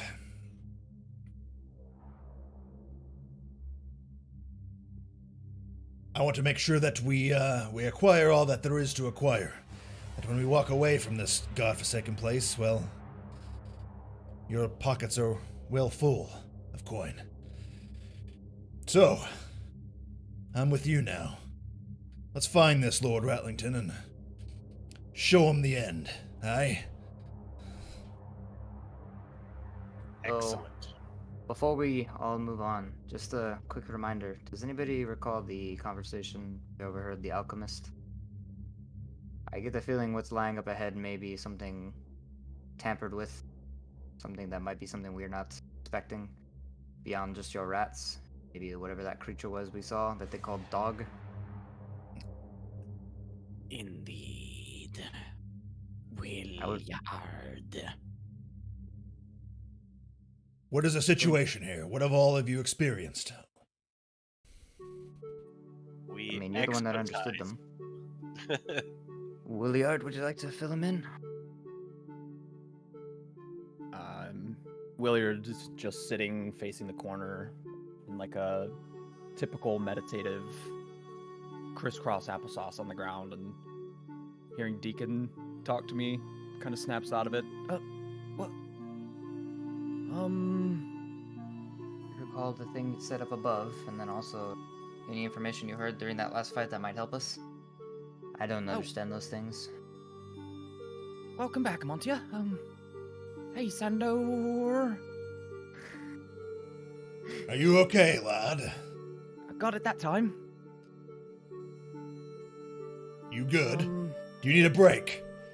No, just got one, thanks. I can reassign you to treasure hauling up at the vault No, if you'd like. Tip top, thanks. Okay. Key break already. Just took a break. Yep. Well, they definitely know we're coming from down here. I think one got away. You let ran. one go away. What's the numbers? What are we looking at here? Are we outnumbered? Do I need to call for more? Answer the man, Willard. And I come in to save him a little bit. One of them fleed off during the fighting. However, if we go back down there, I can take an assessment of the amount of tracks and I give you at least a general number. We can assume they've got something bigger hiding down below. There is no time to waste. There is treasure that is missing and we must acquire it. We can't let these fucking rats take what's rightfully ours. We have fought tooth and nail. Individuals, men and women brave who have fought under our banner have given their lives. And I'm not going to let that be in vain. You've done well. I'm glad you're all alive. But are you up for one more fight? Gave the lives? How many did we lose? Half our company. Half? What happened? The majority of their forces, I take. Distracting us from... It doesn't matter. What matters is we must fight on. If you're well and rested, we must fight forward. We must find this Lord Ratlington, and we must find the rest of the treasure. Yep, he's guarding it. They said so. Let's get moving then. The longer we wait, the worse it can get. This So place. the brave usually die first. There's a cave breaking through the walls of the basement here. Unnatural. I don't know what to make of it. Yes, we have already pierced it. Let us go forth. I'll lead the way. You all fall in. Would you like a torch? He takes the torch from your hand, actually. Gladly. Being a human that he is not Just immune kinda, I recognize he's another human, so I'm just like... Do you still have your torch? I would have. He gave it Marcellus? to me so I could watch the entrance. Oh, okay. So you give him, so the one, okay, understood. So Sandor has a torch now, you all fall Been through. passing around my original torch for a while now. I'll follow by Deacon. Thanks for saving me there. Trust me, neither of us are very good at talking. Save him from social awkwardness. Hey, listen, I'm not very social either in or out of games. I'm okay with helping somebody else out of it. Who am I missing here? Do I still have my firebomb? Where's Marcellus' token? Hopefully not. Hopefully you used it. Hard. Marcellus, did your token disappear? Oh, no, it's right it there. was- I see it. Never mind. I'm It's like just fucking. moving. I'm blind as fuck. All right. You guys maneuver through the cave. I'm gonna kind of speed things along here because there is a certain point I'd like to get to. You maneuver through the maze of the labyrinth of cave here, and thankfully you're not set upon by any more foes. As you're moving through, you pass the battlegrounds. Monty, you see this. You weren't part of this fight, but there is various rat folk slewn up on the ground. There's this crazy large dog mole creature that looks a bit like a star mole. For some reason, you're the only one that recognizes that it looks like a mole. And yeah, you can clearly see that your companions here have done some fighting while you were away, but you've also seen your fair share of battle. As you progress forward a little bit, Sandor turns towards you, Deacon. You said that you could try to get a read of their numbers. What do you know, Ranger Man? Take a look, let's see. And I'm just going to, kind of like I've already been watching as we were kind of walking through, since I didn't have to worry about holding the torch, and I've just been scouting to see how many different tracks of, like, basically how many different sets of tracks I can see just in the areas we've been walking. Make a survival check. That is going to be a 24 total, as I almost rolled. 24 total is pretty good. You see the tracks of the individual, first of all, that retreated, but you can see that this is probably high traffic zone area, so it's hard to make out numbers, especially what's nearby.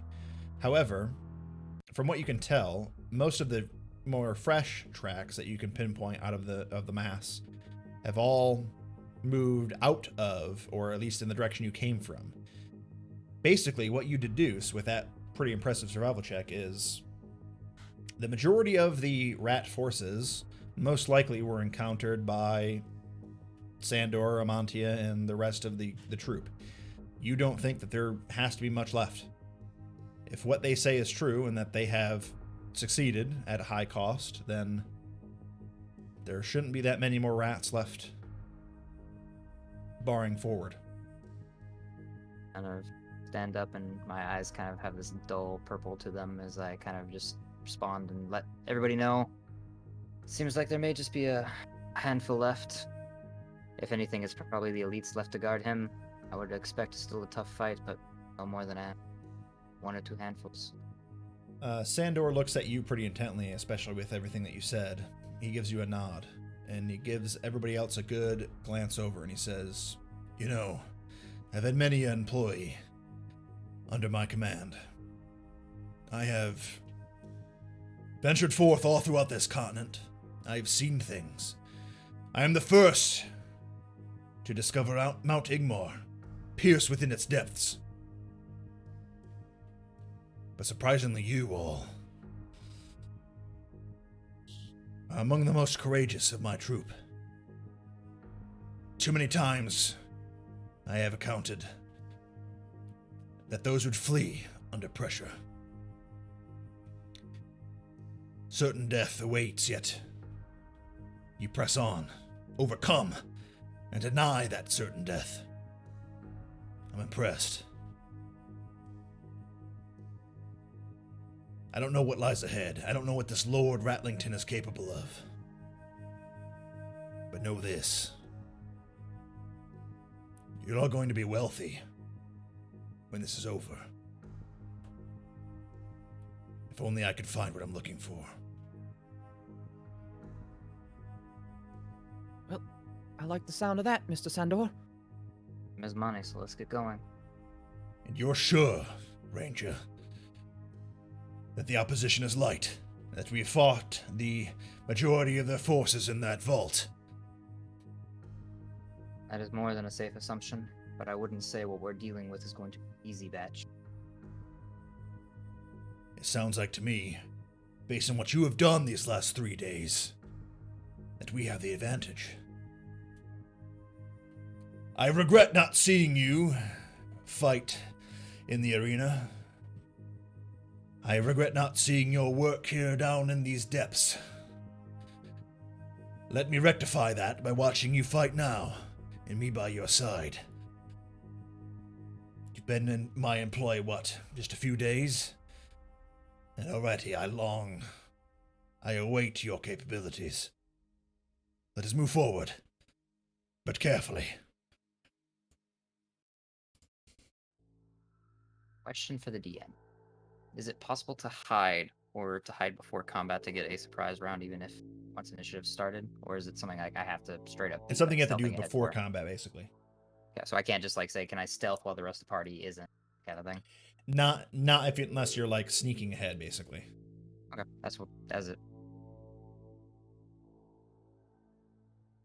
Oh, I wasn't the only one with the question. Understood.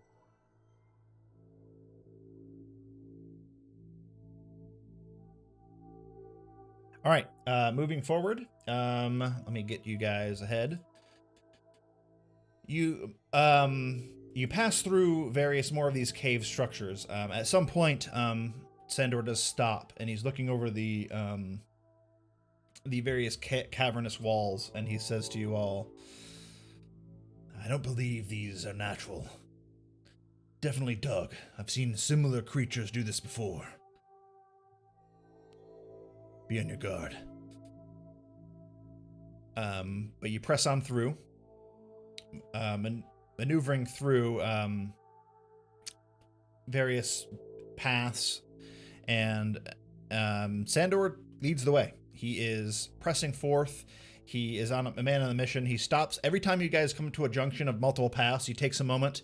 He looks around, takes a big old puff of his pipe, and then chooses a direction and leads you in that way. And about 10 minutes or so pass, maybe less, and you come up to a clearing. And Sandor just kind of stops. And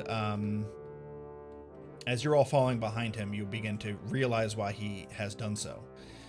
Ahead, through the cavernous tunnels of this cave below Cainhorn, you can see figures lining the path ahead. Just outside the torch range of which he holds, he one hand, his left, holding that torch that you gave him, Deacon. The other, his long sword that you can see shimmers with a light. And ahead, just on the edge of his torch's radius, you can see more rats. They seem to be more of the minion type status. You've dispatched these now plenty of times, and they are sorting through a pile of gold and riches, and they seem to be putting them into relatively neat piles, but not necessarily so.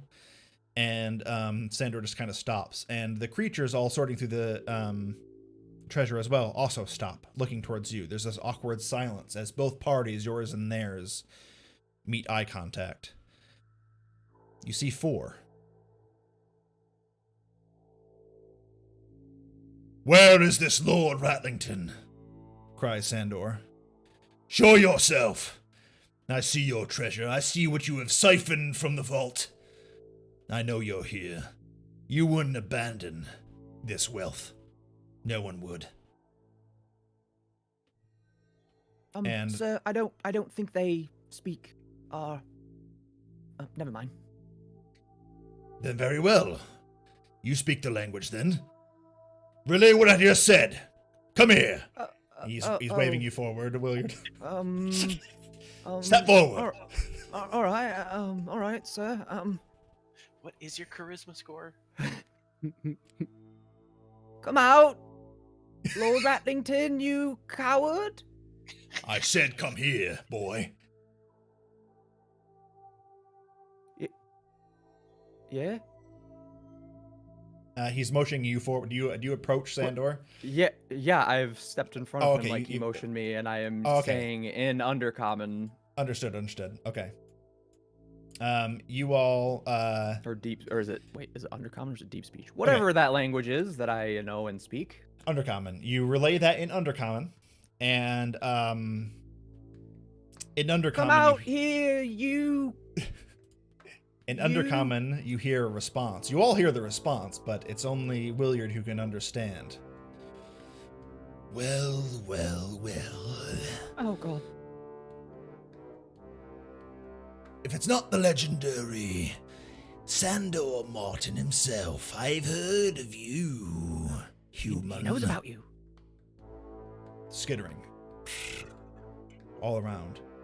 In the direction of the coins, you see dozens, no, hundreds, no, thousands of normal-sized rats. And they scurry into the torchlight and they begin to form in the center of the treasure into a mass.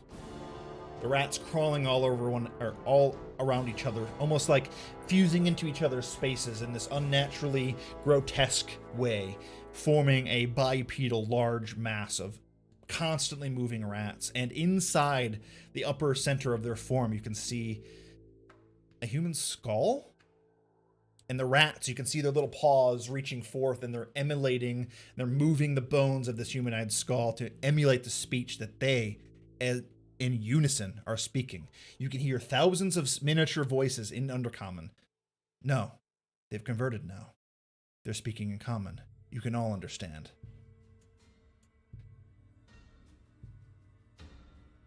I am Lord Ratlington, and you've entered my domain. You've conquered my fortress, killed my minions, and now you stand before me. Is it a death wish you wish upon yourselves?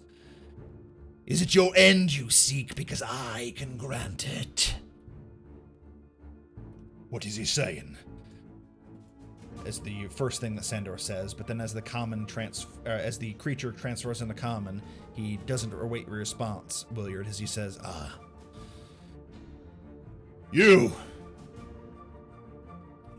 Lord Ratlington, I presume. That is right. We have conquered your minions. We have slain yours that you have conquered in this keep. You've lost this fight. You will surrender that treasure, and whatever the hell it is that you are, maybe we'll let you live. Through these caves, no doubt, that you created. Flee! This is your last warning. I do not fear you, Mr. Martin. Nor do I fear those that follow you. Sandor takes a few steps forward, illuminating more of the light, as does the creature.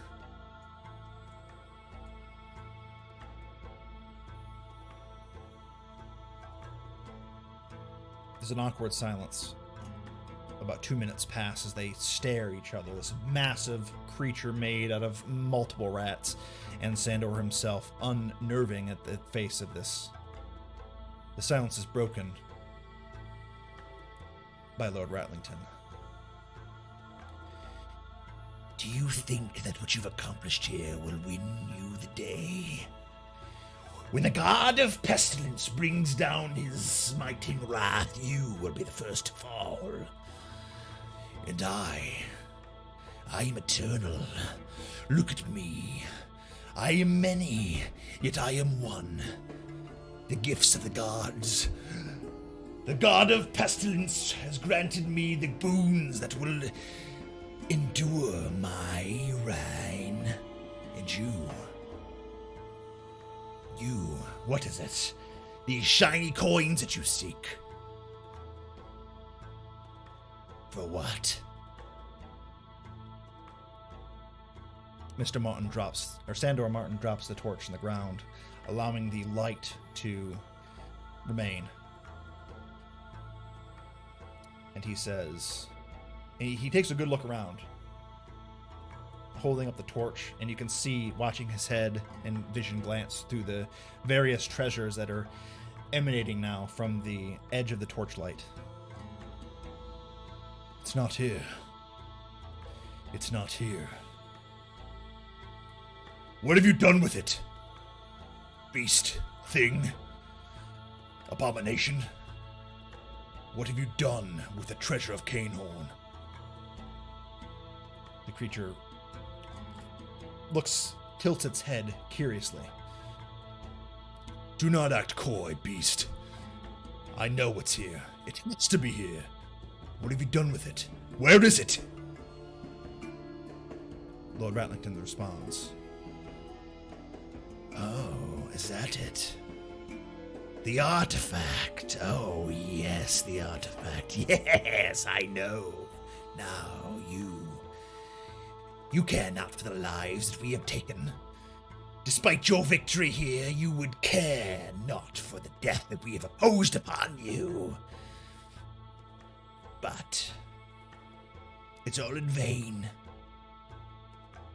A gift, the artifact, to the god of pestilence himself. It is not here. You will not find your treasure here, mortal. You are not eternal.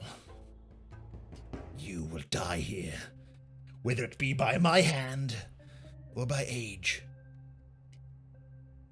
Your mission is a failure. Sandor Martin looks back towards you. You can see the teeth gritting in his expression. He looks fucking angry. Looks back towards the creature. Another awkward silence imposes. Are you angry, human? Are you filled with rage? I've heard of your mission. The Lord, the God of Pestilence, has bestowed it upon me. He said you might come. And you're here. And you're here and you're going to lose. You're going to lose your mind. Or maybe you'll lose more. Oh, I see that rage in you. Why don't you come and exact that rage? Show me that anger. Sandor Martin looks back towards you once more. Stay back, lads. I'll take care of this one, he says. Good luck. As he does so, hold on one second.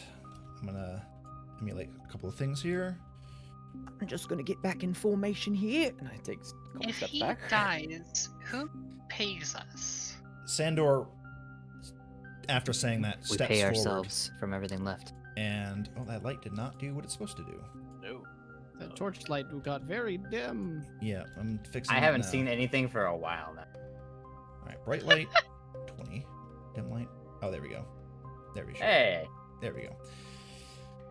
Sandor, after looking back towards you and saying this, goes into a full charge. His other hand, now released of the torch that's sitting on the ground, grabs it onto the underbelly of the hilt of his shiny sword, and he charges forward, his teeth still gritting. But he only makes it about 5 feet. I need all of you to make a Constitution saving throw.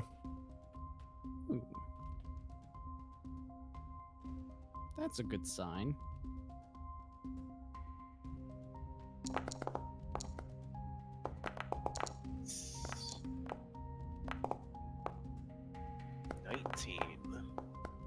Man, wouldn't it be a shame if I just went blind again right out the gate?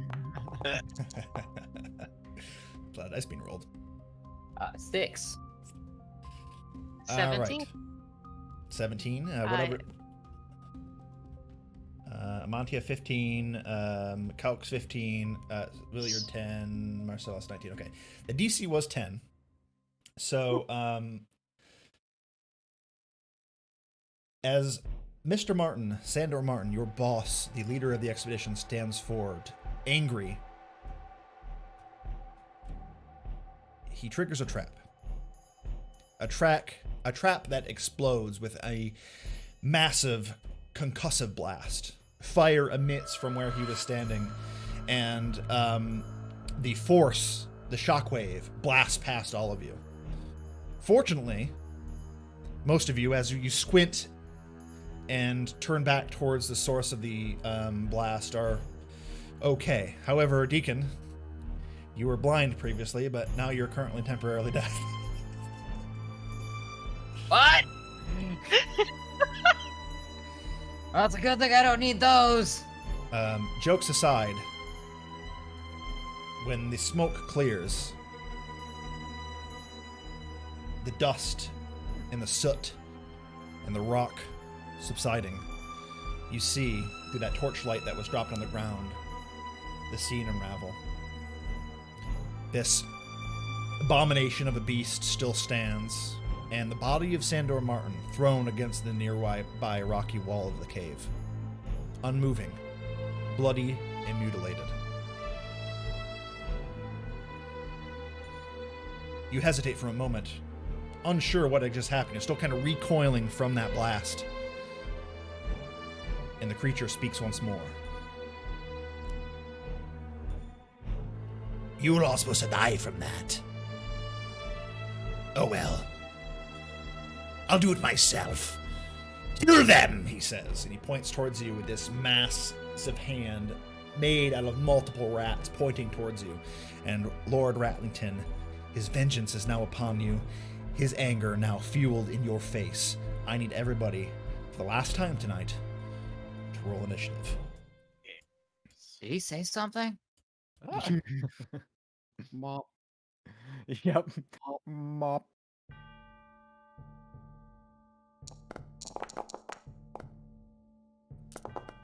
Man.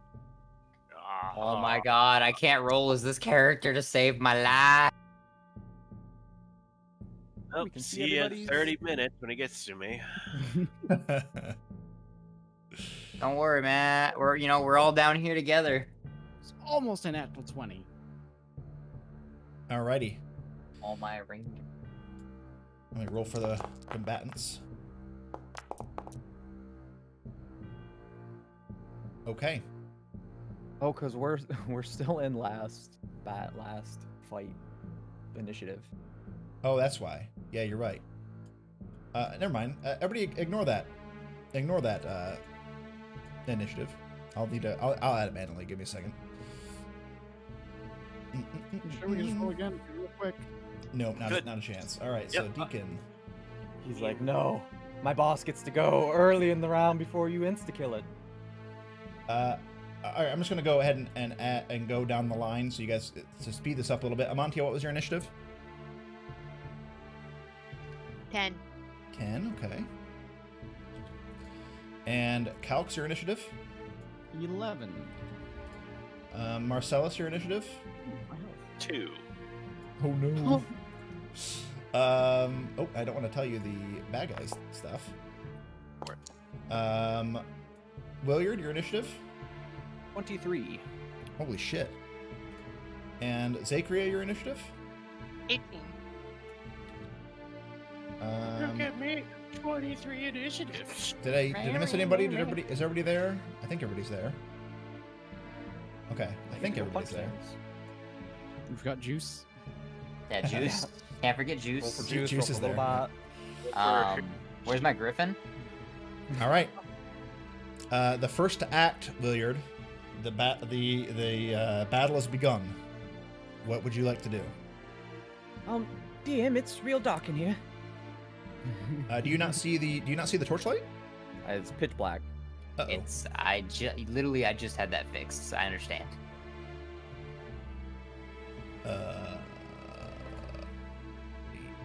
I would say try to refresh, because the light source should be there. Also, could try moving your character. For some reason, your character could be obscured by something itself.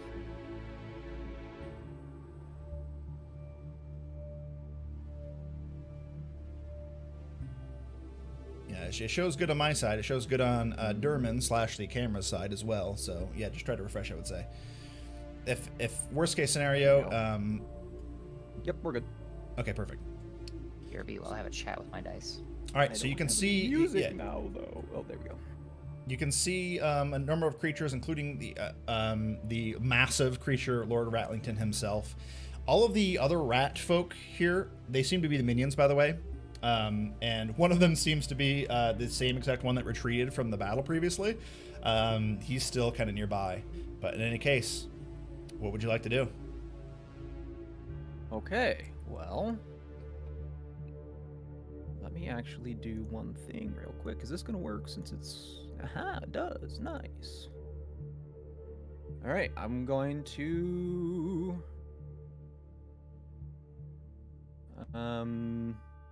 Step up. You said he's mutilated, huh? As you step forward to see Sandor Martin, he's not breathing. His chest, neck, and Is he in one arm. piece? Technically, but not by much. He Okay. is very dead. He is. He's not making death saving throws. He is dead. Who's good NPC? I'll remember you forever, Sando. Take his pipe. Take his pipe. It would look good. Yeah. Actually, one thing I will give you this. As you step forward, you being the first to act in this combat, and Sandor just now expiring due to the blast of this trap, you see the sword at his side, the blade end, the hilt and whatnot are still the same, but the blade itself has just kind of cracked and crumbled and is just on the ground, and before you watch it turn into like 100 pieces. He's telling you that Nice. for no particular reason. He really doesn't want us to get that item, is what he's saying. Yeah, what the hell, dude? Come on. That's fine. I I just will want be the the pipe. king of Gondo. However, you're like, oh no, the loot is lost before me, and you look back Broken towards, blade and has been mended. you see the large Lord Ratlington as he is standing over a pile of treasure where there is loot. There's a lot of loot, you guys. Oh yeah, let's go get it. All right. You know what? Let's just run up in there. All right, you've used 10 feet so far, so you still got plenty to go. 15 Okay. feet. I'll run in there, and I will. Going for a minion, it looks like. Yep, I'm gonna go for this minion, Go for it. and I'm going to attack with my pointy weapon. I don't know which pointy weapon you're referring to. That one. Oh, it didn't roll. Oh, because it's unidentified. Oh yeah. Because it won't, because it's unidentified. So just roll, make an attack roll.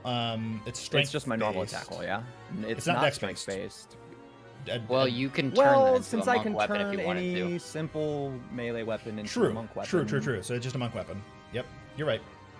I will go ahead and just roll a normal Yep. You'll just, mop handle attack. have to roll manually. Yep. Damn. And I'm a champion monk, so that's Nope. a critical.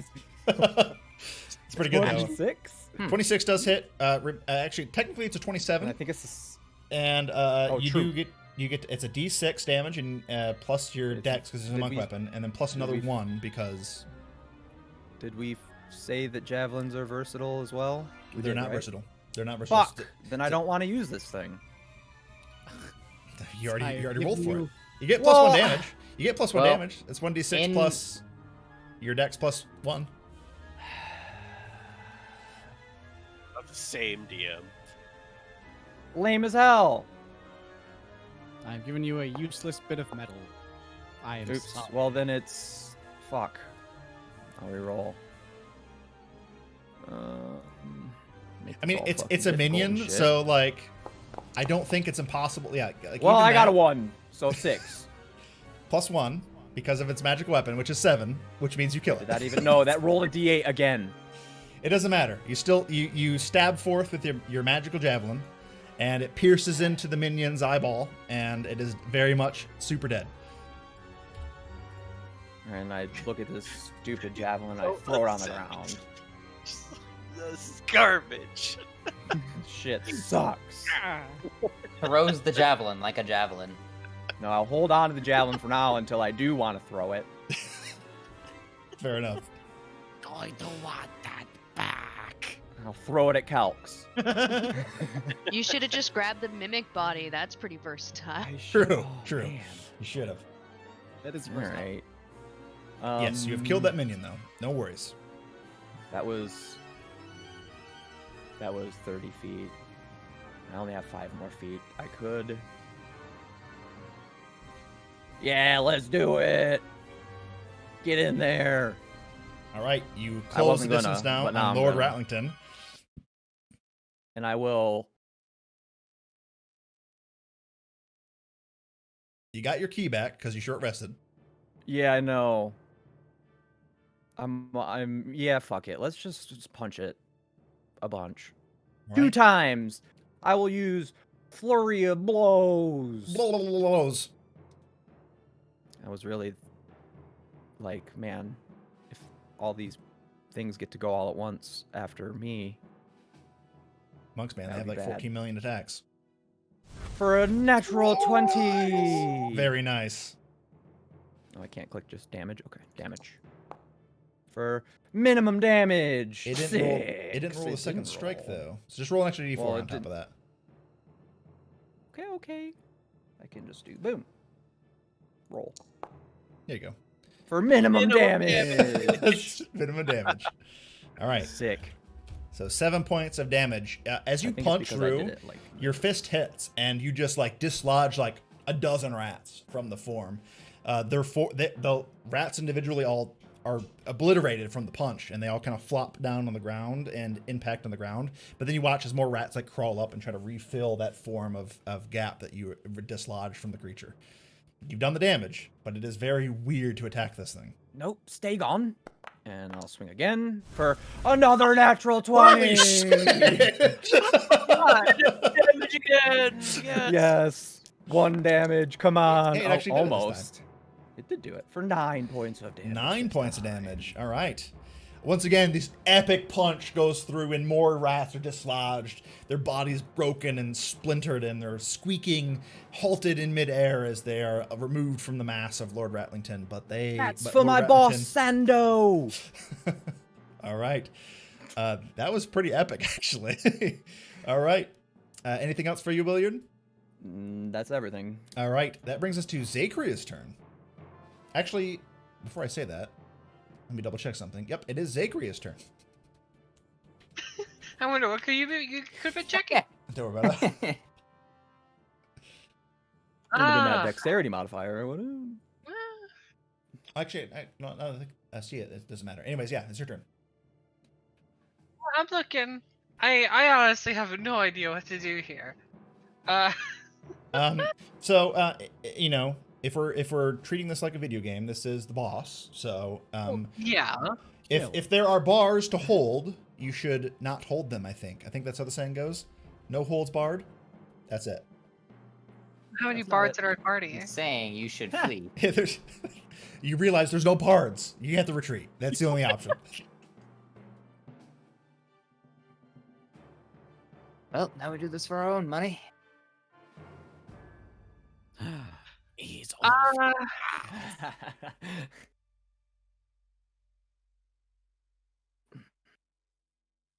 I mean, okay. I'm just gonna step right over here, and I'll just yeet an ice knife at it.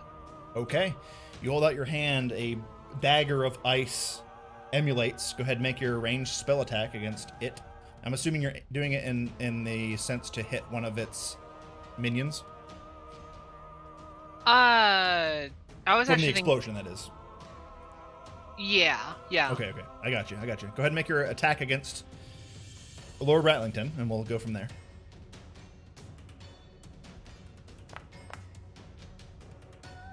Uh, 18 to hit. That hits. So what happens is first of all, roll a d10 against Lord Ratlington.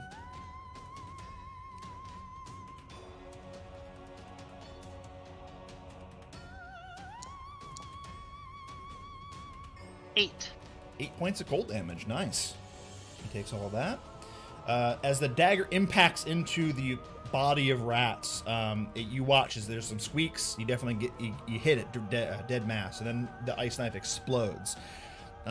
Both him and we'll say the southernmost minion need to make a dex save against the other part of the spell. I am going to go ahead, and Calix puts a hand to his temple and is going to use Portent to make the Rat King thing. I don't know what that is, stat block, to have rolled a natural 6. It becomes I've an never 8. fought one of these. It becomes an 8, and therefore he fails. Very nice. And the minion rolls a 12. So but I think both of those fail. What's your spell save DC, Zachariah? I think the 12 is. Yeah. So roll failed. damage. That's 2d6 damage.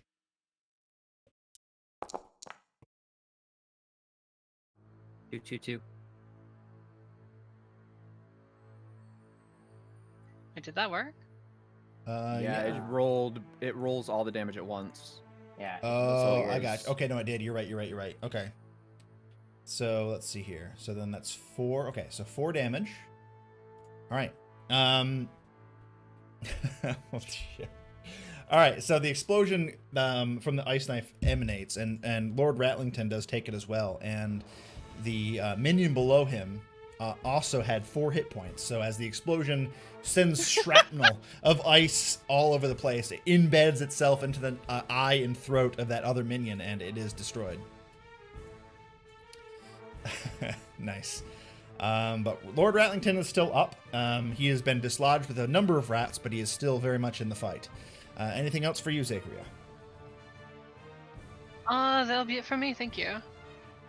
Okay, ending your turn will bring us to Lord Ratlington. He looks down towards you, Williard, and he says, We know what it's like to be small, but we know how crippling it is. So you'll die first. and he's going to attack you. Actually, first, before he does that, he holds out both of his arms, and he's going to summon Swarm with his bonus action. And how many is this? Okay. Suddenly, a bunch of rats dislodge from the main mass of Lord Ratlington and begin to form themselves onto... where'd that go? On the floor as separate rat swarms. Boom. Burner. Oops. Come on.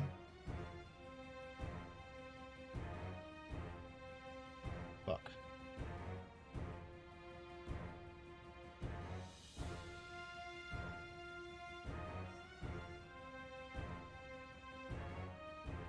Why is... Oh, here it is. Perfect.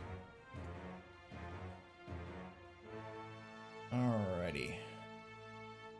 Oop. And there's now 3 more different types of minions as swarms of rats appear onto the battle. I think they roll initiative on their own, so I'm going to do that now. I'm not small, I'm compact. Oh, beautiful. Perfect. That's awesome. Okay. And he is going to bring his strikes down upon you. He can make 3 attacks, and all 3 of them are going towards you.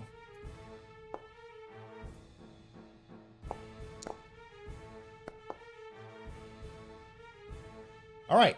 Number 1 is a 12. Probably doesn't hit. No. A 15. No. The third one, though, is a natural 20. What? He can do it too? Yeah, he can do it too. That's not fair. You take 16 points of damage. What? Mark!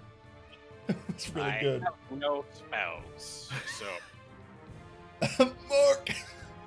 Let's see here. I'm double check a couple things. I did modify this monster, so I have to check. Okay. I also need you to make a Constitution saving throw, please. Oh, there's more. You're doing what? Cool. I'm saying, oh, there's more. Oh, okay. 20. Dirty 20, yeah, dirty 20.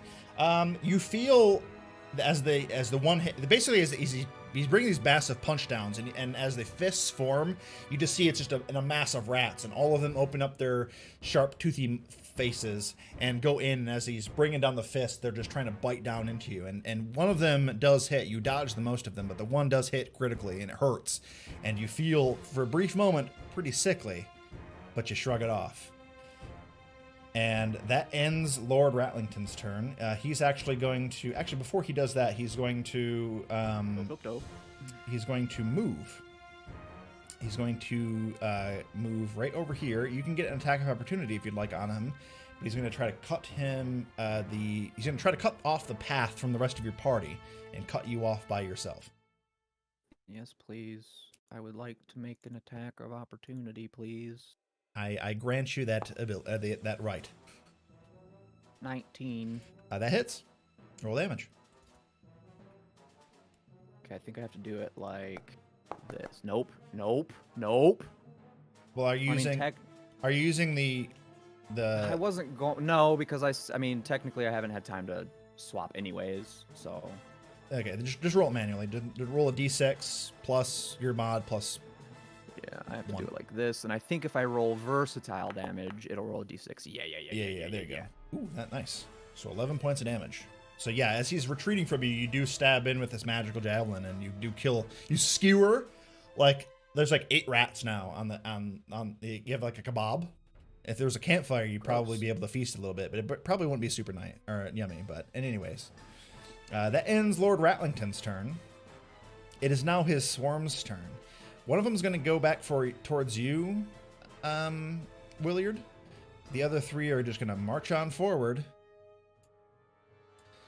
2 rat... Oops. Oh, there's only 2. Okay. So 2 rat swarms are going to go towards Zacria as they skitter past Lord Ratlington. The other one's going to go towards you, Williard.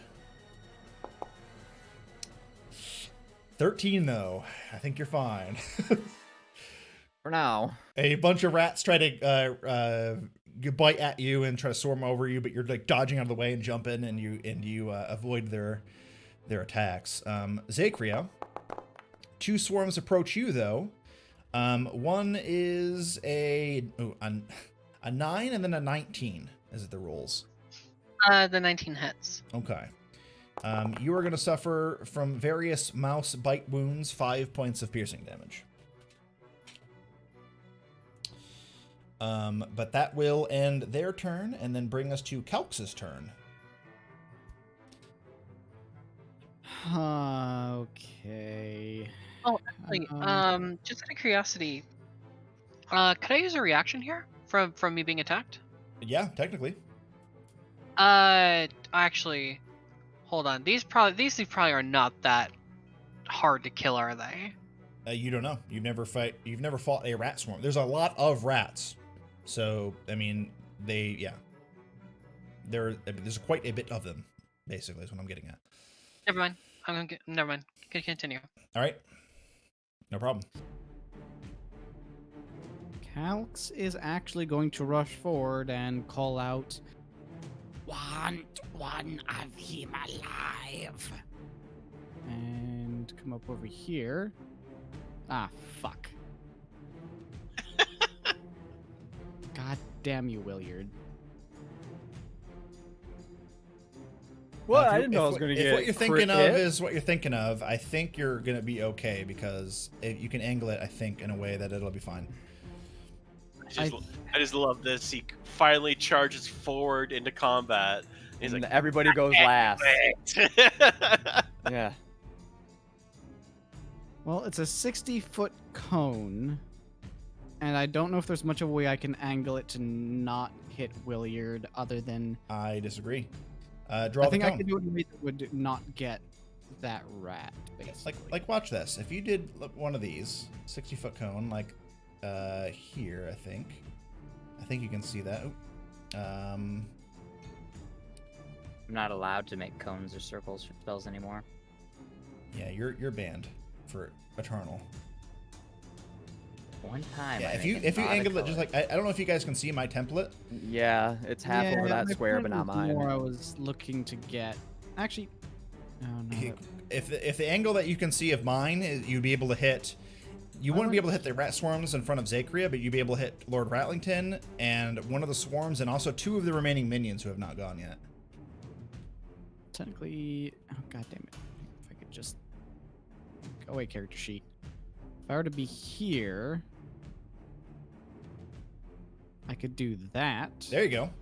There you go.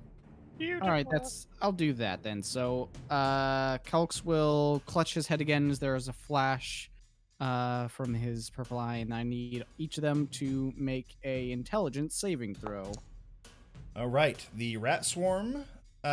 nearest you gets a 9. Lord Ratlington gets a natural 2. The other swarm near Williard gets a 13. And then the minions, one gets a 6, and the other gets a 13. All of those failed. Nice. Roll damage. Now, unfortunately, I only have 3 of my 4 charges, so I can't do this at full power. So it's going to be a d6 damage to all of them for 1 point of damage. But it hit all of them, so I guess It that's... did hit all of them, yes. All right, so all of them take 1 point of psychic damage. Oh no. I'm sorry, bud. I wanted that to be so cool. I really did.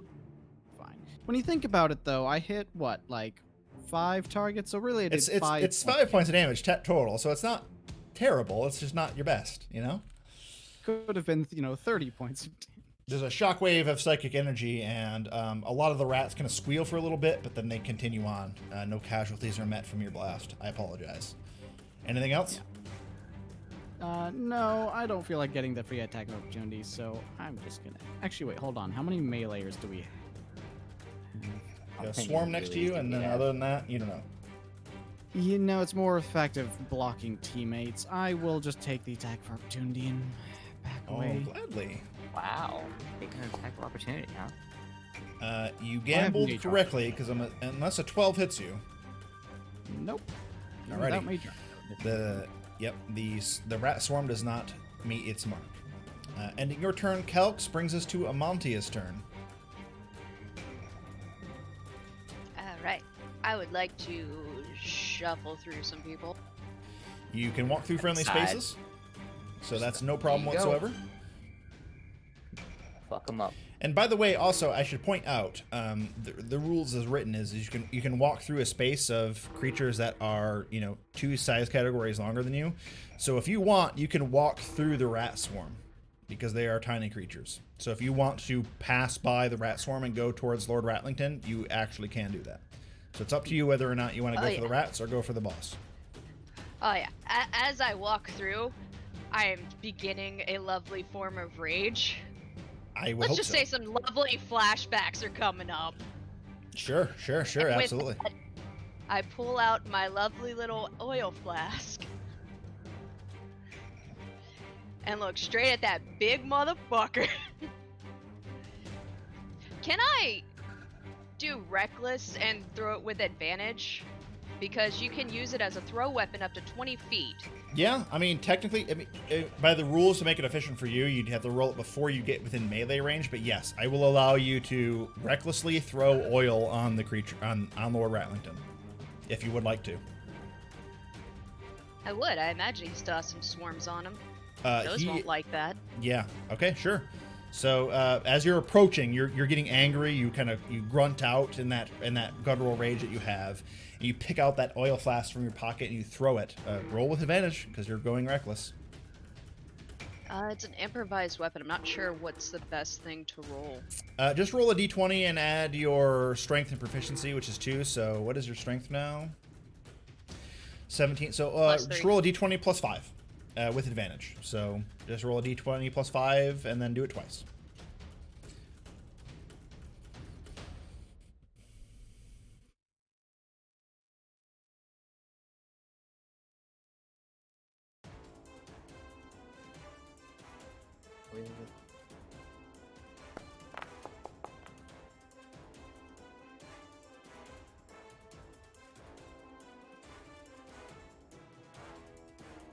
And then roll one more time just to see. I mean, that is going to hit, but in case you crit for reasons. Okay, it's the same thing. Yeah, so with a dirty 20, you angrily throw, and the flask impacts and explodes, and suddenly a large majority of the rats that encase the form of Lord Ratlington are just encased in this oily substance. Just fucking scream at it. Look at me, you little bitch! I am looking at you. Maybe it was not the small one that will die first, but you, This is gross. And he's like looking at the oil around him. He's like, and for an individual that is made out of rats to say that it is gross, that says something.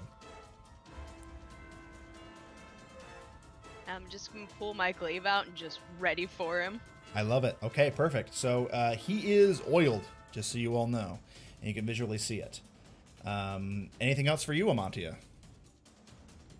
Nah, holding strong. I love it. All now right. that I got his attention. You absolutely do. Deacon, your turn.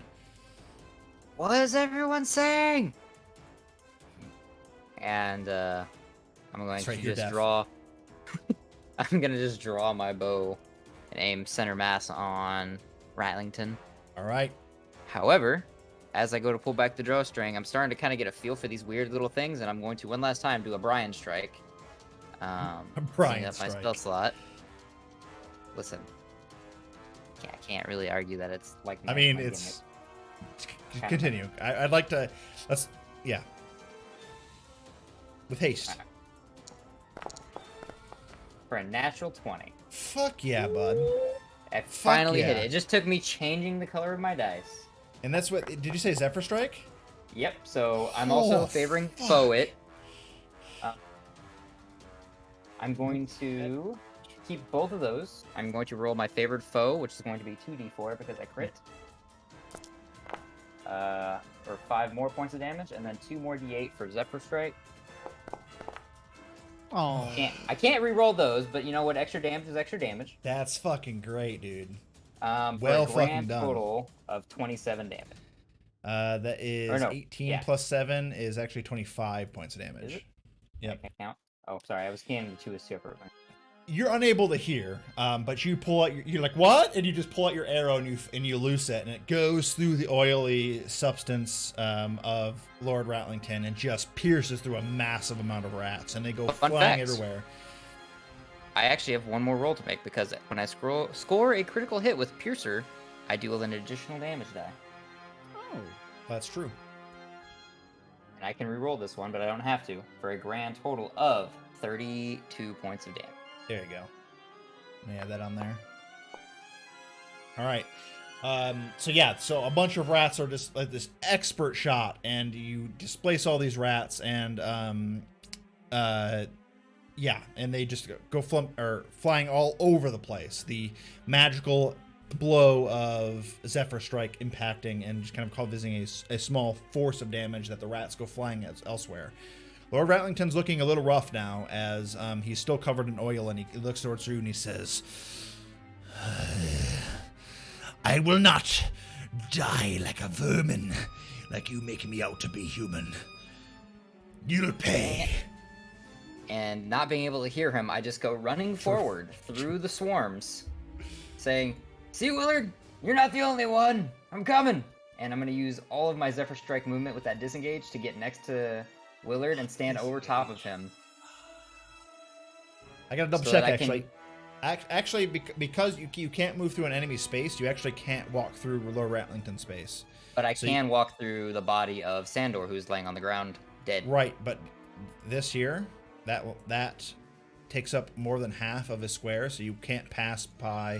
So basically, for those who are listening, you can't pass by the edge of the Take cave up more than wall. half the square because if you draw a line from. How about if you this? bisect Give it me an there- acrobatics Okay. check to squeeze. Save my life. I'm trying to It's get over basically to my squeezing. buddy, my friend. Okay. It's a nat 1. Okay, so Okay. you really want to, but you end up getting right there exactly. Okay. And there's nowhere I can squeeze through this.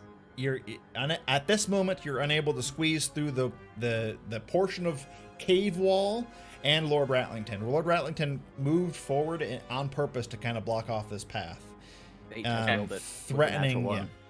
So In that case, I'll use my other 40 feet of movement to to move say, back. "Sorry, Willard, can't get you." You'll take some attack of opportunity. I You cool cannot. with that? I cannot take attack of opportunity because of Balls. Zephyr Strike. Balls. Shit balls. In fact, just to piss off the DM, I moved 10 feet forward and 10 feet back thanks to my other Dick balls. 20 feet of movement from Shitty Zephyr Strike. horse cocks. That's All it. right. You move all around the battlefield. You're flop around. You can't fly by Lord Ratlington, and nobody And attacks you whatever because- anyone's saying to me, I can't hear it. Fuck. Actually, at the end of your turn, I do need you to make another Constitution saving throw to see if your deafening wears off. It is a 12. The DC is 10, so at the end of your turn, you do regain your ability to hear. Hey, Is the your ringing Willard stopped. crying? Oh no, Willard, I'm coming! And next turn I'll try again. All right. Moving right along, it is now the minions' turns. They will move up. One's going to go towards Williard. One's going to head right here and use his crossbow. The one against Williard is a... Damn it. I am trying to bring one of you down because I want to introduce these fucking injury rules, but I rolled a 7 total. I don't think that hits you, Williard. It doesn't. Balls. All right. The other one will shoot at Amantia because it has advantage because you went reckless. So it's going to attack with advantage and roll a 16 to hit you, Amantia. Yeah. Okay. Rolling damage, that's not bad. 9, but you are raging, so that actually becomes 4 points of damage, so not too bad. And that's the minions' turns. That'll finally bring us to Marcellus. I'm so sorry, Curry. It is now your turn. Only been 30 minutes 12 later. minutes, not even 30 minutes. Let's see. I think I'm gonna run up to Sandor.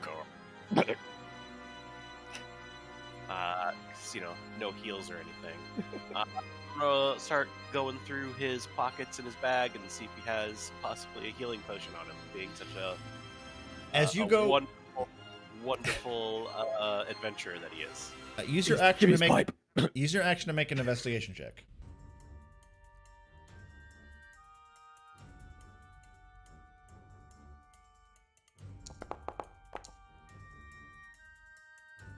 Uh, 10.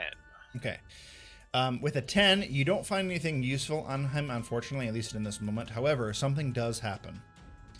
Sandor, and this happens literally. I had this written down as a possibility if you approached him within the first round of combat. Which, by the way, you are at the bottom of the first round of combat, so you almost He's been approached passed, twice in the first round of combat. Thanks. I mean, investigated him in this sense.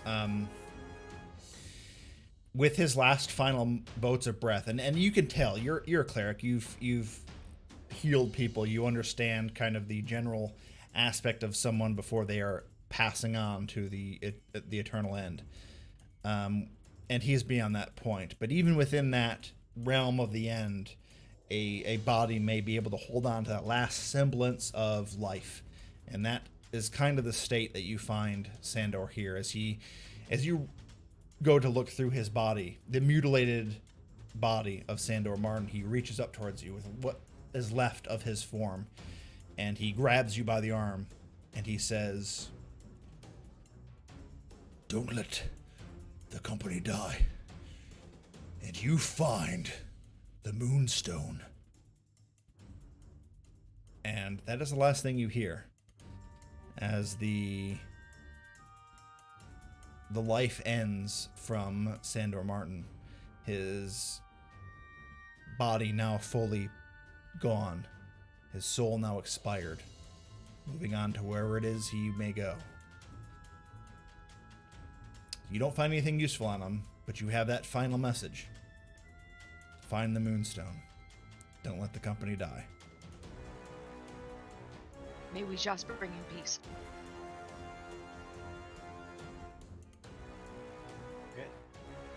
That's your bonus action. What else would you like to do?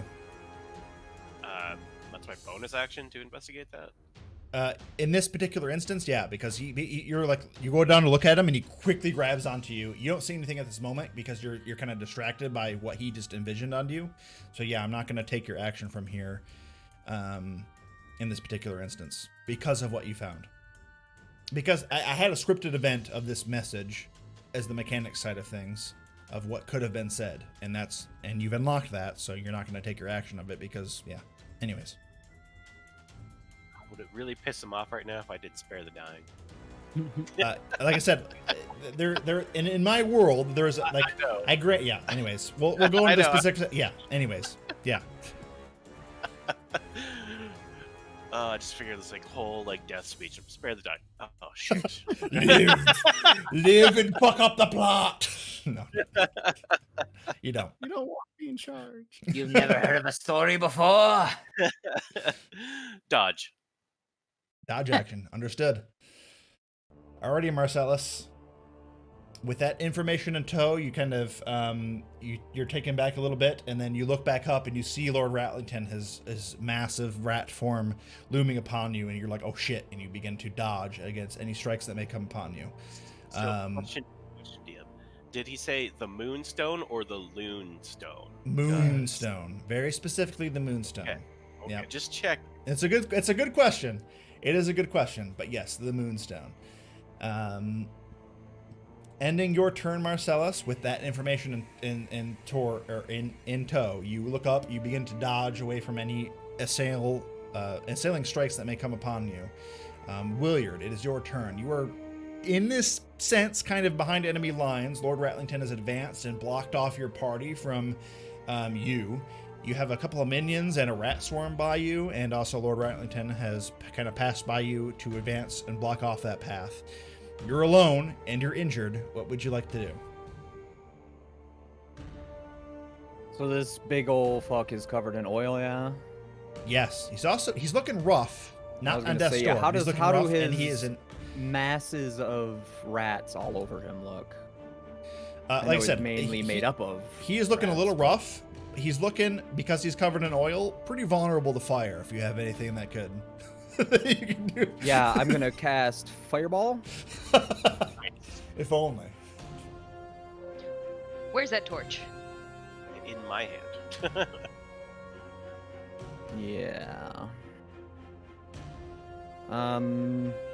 Is it an action to light a torch? It's 9:13. So I'm gonna say normally That's yes, fine. but I will give that's you fine. a bonus action for this I particular light a combat. torch. No, Yep. I want to use it as an action, so I have a bonus action. Sure, then you can do that. You And- can follow the normal rules. I light a torch and toss it the 5 feet away from me onto this motherfucker. Okay. Use motion, right? You're like striking. Yeah. So Yeah. Yeah. You throw the torch at him. Make an attack roll. I'm gonna give you advantage for this. I'm breaking some rules what I normally do, so don't expect this in the normal. But I have a plot I'm trying to fill. So. Just like it'd be dexterity anyways, right? Or no, it's strength attack, isn't it? So I'll do this. You can be do an dexterity. ability I don't give a check. fuck. You're just trying to hit him with with fire. You're not trying advantage. to hit him with force.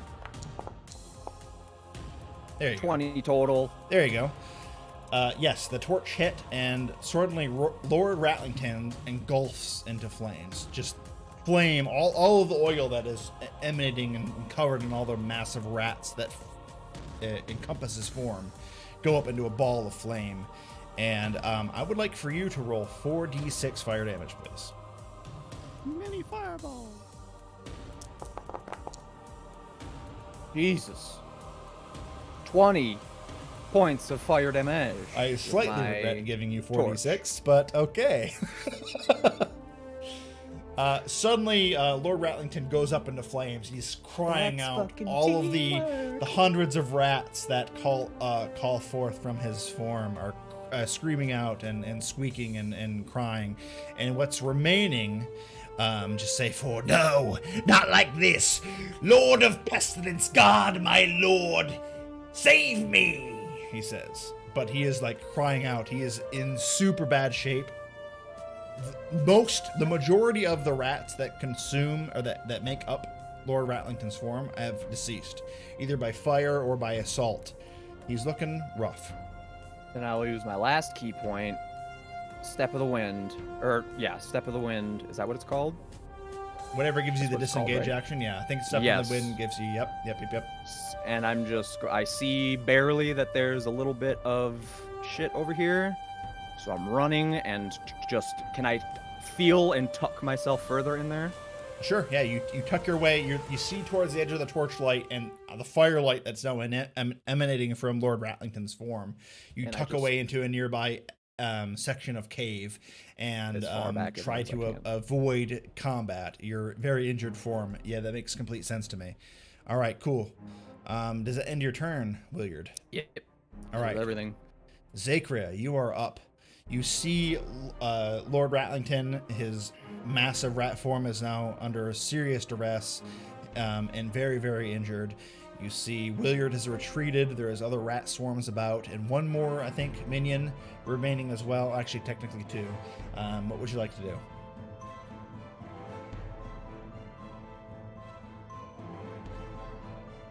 Zakria, are you there?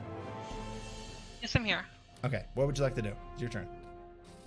I'm currently debating that because it's a bit of a cluster right now. You got those spells. That's what's needed here. When in doubt, fire cleanses all. I mean, I was thinking about that, but I don't want to hurt friends. I'm not in range, it's fine. Believe it or Screw not, it. there's more people in the world than just you, friend. I can honestly say it's very hard to keep me down. But still, Burn them all.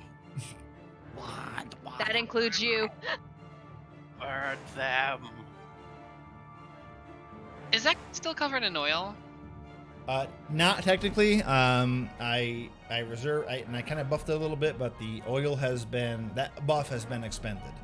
All that oil has ignited. We can't just keep getting 46 damage. Nope. That was it. He is on fire, and the fire seems to hurt a lot. So if you want to add more fire to the mix, you don't think that's going to be a bad idea, but you're not going to get any bonus damage. Okay. I'll go ahead and summon my wildfire spirit. I love it. All right, with your bonus action, I think it's a bonus action, right? Or what is the? According to this, it's a bonus action, but I thought we said it was not. It's all right. Let me check. I don't remember. Action with someone, then bonus action to command it. It is. Let's keep rules lawyering. I know you're in a rush, but the rules. We Yeah, must It says always bonus follow the rules. I do want to follow the rules. I do want to, Listen, let me most of us check. have like another 2 hours, right? Just follow the rule number 1, which is the rule of cool. Just do it. The rule of cool. No, I know. I got pulled up here. Let me see here. Features. Wild companion. No, summon wildfire spirit is a. So the wildfire spirit is in action. Okay, it And needs to be then a you choose a space. You summon them. When it appears, they make a dexterity saving throw. So you can still use your action to summon your fox. It's just that is your full action. They'll still make a dex save, so they might burn. How can it burn if it is fire? I mean, you add more fire to the fire. I mean, fire damage is still fire. Okay, gotcha. Yeah, I mean, I summon. I summon. my All little right. Did I add a? No, I didn't. Okay.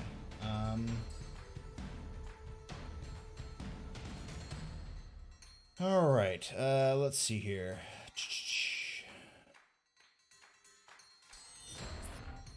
What did we use for your summon previously? I don't see.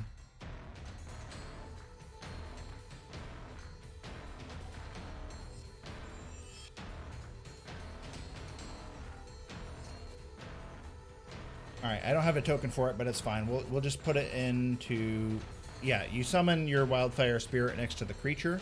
Go ahead and ping where you would like to place your wildfire spirit, and I'll kind of go from there. Keep in mind, anything within I think is it a 5-foot radius from where you summon it makes the dex save. So 10 feet. 10 feet. Okay, so where would you like to place it? I thought I had a token for this, but I can't find How it. tall so- is this big guy? He's a huge creature, so he's like more than double the size of the majority of you. But like I said, it's a 10-foot gonna- radius, so you can place it to try to get him Yeah. and some of his minions if you'd like. I'm gonna go ahead and summon little Foxy about like 5 to 7 feet up in the air right here. Perfect. Okay. I promise you by the next session I will have a proper token for that. I don't know. I thought I had something, but whatever. So here, we'll do this. In the meantime, do I have anything that I can do?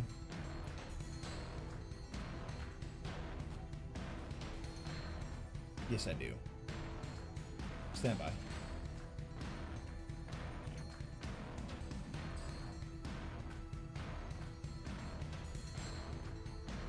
Alright. I'll get you proper art for it, whatever, but that's where your wildfire spirit is. Alright, so 10 feet. That will, I think, actually hits every target remaining. 1, 2, yep. Okay, so they all need to make a dex save. So this minion here, we'll start with you. This is against your spell save DC, by the way. The first one is a 12 for that minion. Nope. The rat swarm is going to roll also 12, so that also will fail. This other minion will roll a little bit better, a 15. And then finally... that one saves, okay. And then Lord Ratlington himself rolls at 8. Yeah, fail. All right, so all but one minion succeeds. So go ahead and roll the damage, which I think is 2d6. Yes, 2d6 fire damage, which should be there on your ability.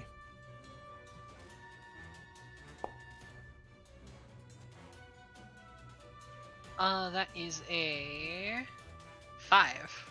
All right, 5 points of damage to Lord Ratlington and to his minions.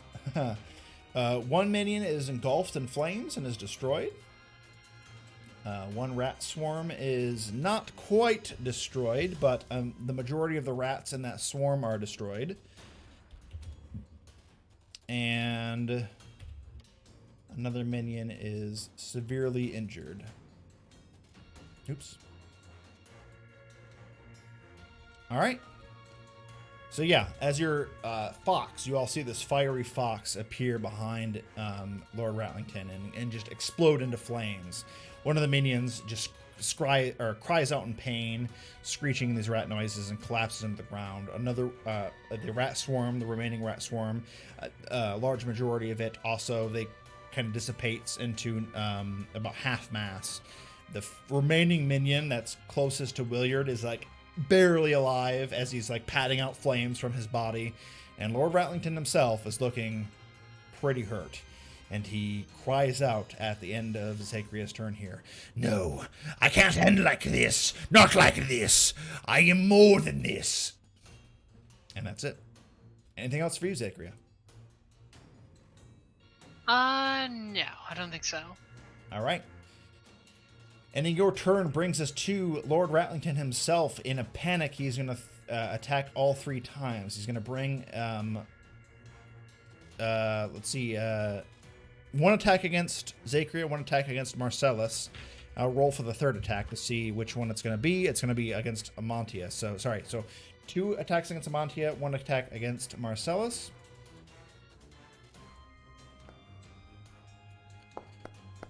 All right. So against Marcellus, we'll do yours first. That's a 24 to hit. Shut up. Get out of here with that. You take 7 points of damage, and I would like for you to make a Constitution saving throw.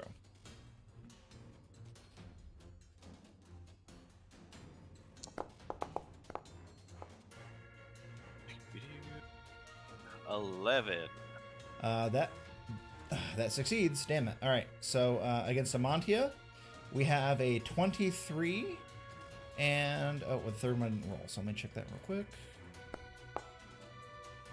A 23 and then a 17. Both of those hit. Okay. Let me roll damage. You take 7 points of damage on the first one, and then 9 points of damage on the second one. I'm trying to do math. So that would be 3 in the first one and 4 on the second one. So 7 points of damage total to you, and I need you to make 2 Constitution saving throws. The DC is 10, by the way.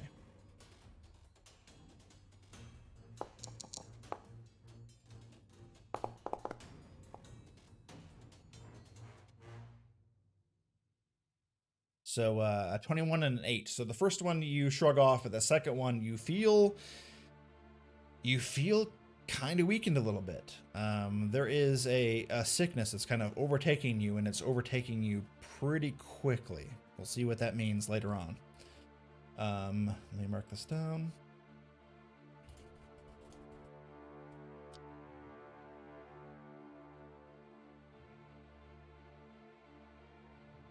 Okay. That will finally end the Rat King's turn, as the last thing he says is, I have killed your leader. I have slain him with my cunning traps. Retreat now. What you seek here is gone. I have seen to it. I have offered it to the god of pestilence. Your further assaults are pointless. after his turn, brings us to the rat swarms. One will kind of scurry forth towards Williard. Another one will move towards and kind of overcome Sandor Martin's position and go for Marcellus. Attacking me, not him. True. So against there we go. Against Williard, that's a 19 to hit. That hits. And against Marcellus, that's a 21 to hit. This is broken. There's obviously something wrong with you not rolling advantage. That's 4. Well, they can't get to him out here, really. So it's 4 points of damage to Williard, and that is 6 points of damage to Marcellus.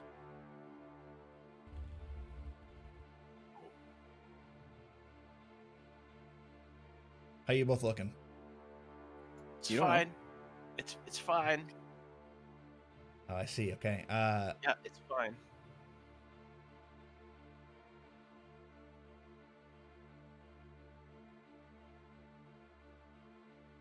Okay. With that ends the swarm's turns. That brings us to Calx's turn. Things are looking grim. What would you like to do, Calx? Question, DM. Answer.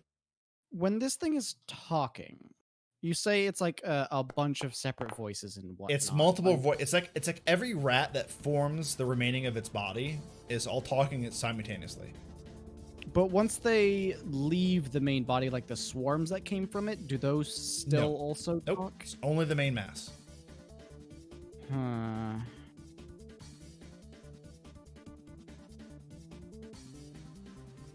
don't know how I'm gonna go about. Let's see.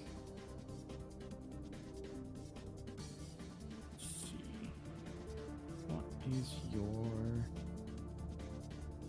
strength of 2? That's probably not gonna.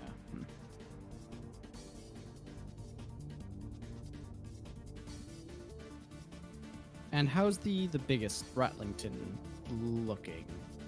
Death's Door. Lord Ratlington looks pretty fucked up, being that he was encased in oily and fire and stuff. But he's not out of the fight yet, but he's looking pretty messed up. Then uncharacteristically, Calx is going to rush into the fray. I'm assuming I can get to. Oh, maybe not. I guess we're going to have to do some shenanigans. How do I... Oh, here we go. There?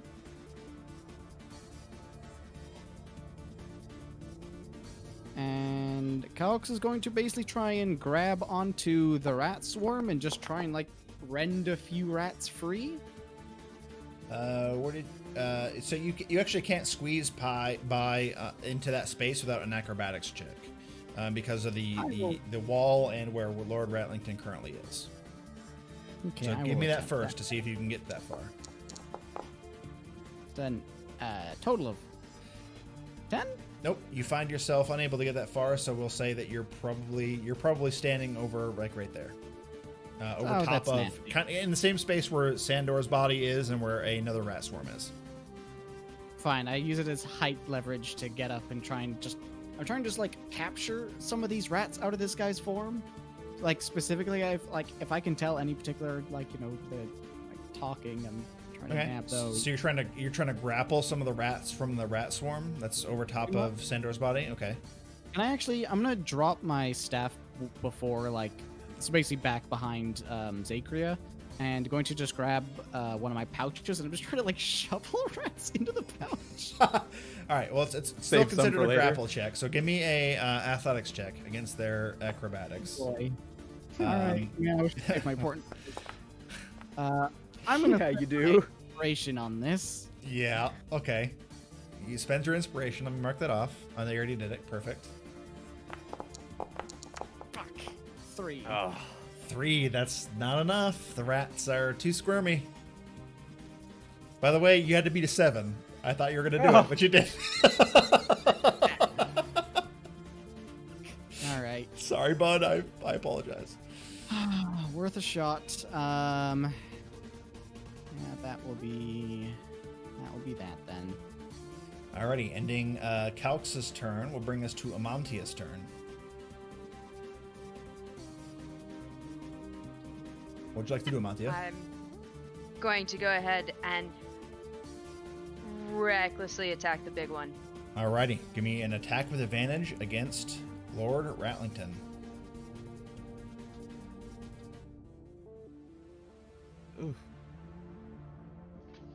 These be bad rolls, sir.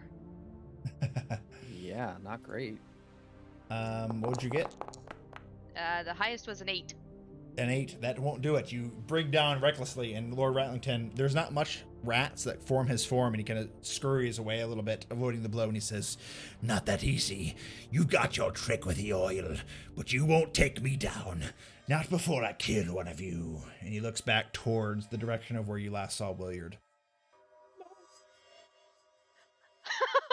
I throw oil on him and he wants you. Yeah. Anything else for you, Amantia? Save your mark. Not much I can do, just kind of there. Yeah, I understand. All right, Deacon, you're up. You're not killing him. And then I'm going to take another shot at him as I start to move forward again, trying to get to where I last saw him.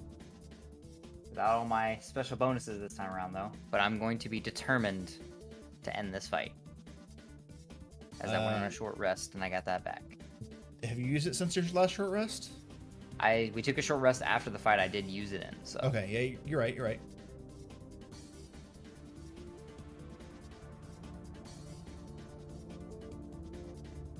Gonna be a 24 to hit. 24 hits. And again, I'm aiming center mass for where I remember him being at for 10 points of piercing damage. And then an additional 2 points from favorite foe. All right, so a total of...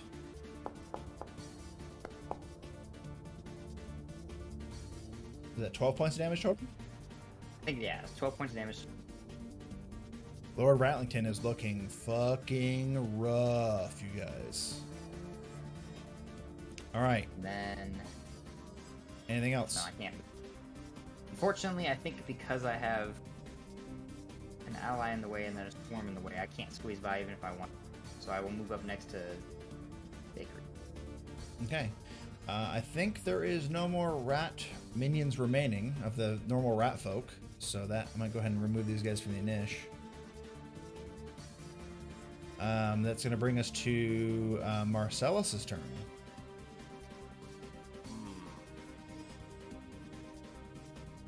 And I'm hurt. Well, with no spell slots at all to speak of, I will once again dodge. Alrighty. You are dodging while surrounded, bringing us to Williard. I would like for you to make a death saving throw, please.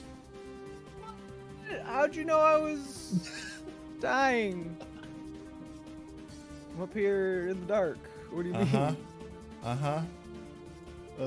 Where's That's a good point. the- Actually, this oh, guy would I have can moved just down, so click I'm going to come back to him in a second. But yeah, you're right. Thank you. 12. That is one success. And backing up the one rat minion who did survive, who was near Williard, will make an attack against Calx. with a dagger. Calx, it's a 16 to hit. Ooh, that's actually good question. Need to do some quick math. Let's see, I'm not casting with a spell slot. I'm just need to look at mage armor. It's your So mage armor. 13 plus dex. My AC is 17. Okay, he misses you. Okay. My dragonborn durable hide. Very nice. All right. In any case, Zakria, you are up. There are 2 combatants that you can see remaining. Your Wildfire Spirit is still up as well, so you have that going. What would you like to do? Actually, sorry, there's 4 combatants if you count the rat swarms. Do not have the Wildfire Spirit page character sheet thing. It should be attached to your. If you go to the character sheet for the Wildfire Spirit summons, there should be a link to where. Oh, okay.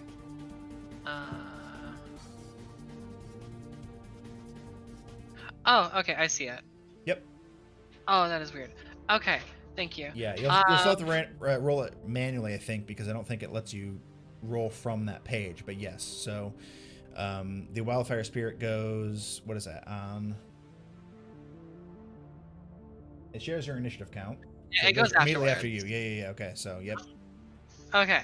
I'm just gonna go ahead and just throw a good old produce flame at the big guy. Alrighty, go ahead and make a spell attack roll against Lord Ratlington, the very injured rat mass that is Lord Ratlington. That is a 19. 19 will hit. 4 damage. 4 damage, okay. Yet more rats are burned up from his form, but he's barely hanging in there. And we're looking just to straight kill this guy, right? Everybody. I think the general consensus is murder this Lord Ratlington. Okay, cool. The only one not trying to kill it right now is Calx, fumbly trying to capture some of it. In fact, he's trying so poorly, he's putting rats back into the pile. I wanted to make sure for that because I wasn't sure what Calx was doing. He's trying to get a pet. Clearly. Obviously jealous of the Wildfire Spirit. Alright. I'll pass my turn for Zagria. And then your Wildfire Spirit can go, which means you can roll a well, again, you can use the flame attack, which is a range attack, so they'll have to back away, which would provoke an attack of opportunity. But actually, or they can do the teleport ability, which you've seen before, which would also could do damage. So that's up to you. Wait, why are they getting a attack of thing? If they move around to their flame seed ability, they would have to move away to not have a disadvantage, or they can attack with the disadvantage. It's up to you, or they can do their fiery teleportation. So it's up to you what of the attacks they want to use. Okay, I see what you mean by that. Okay. Yep.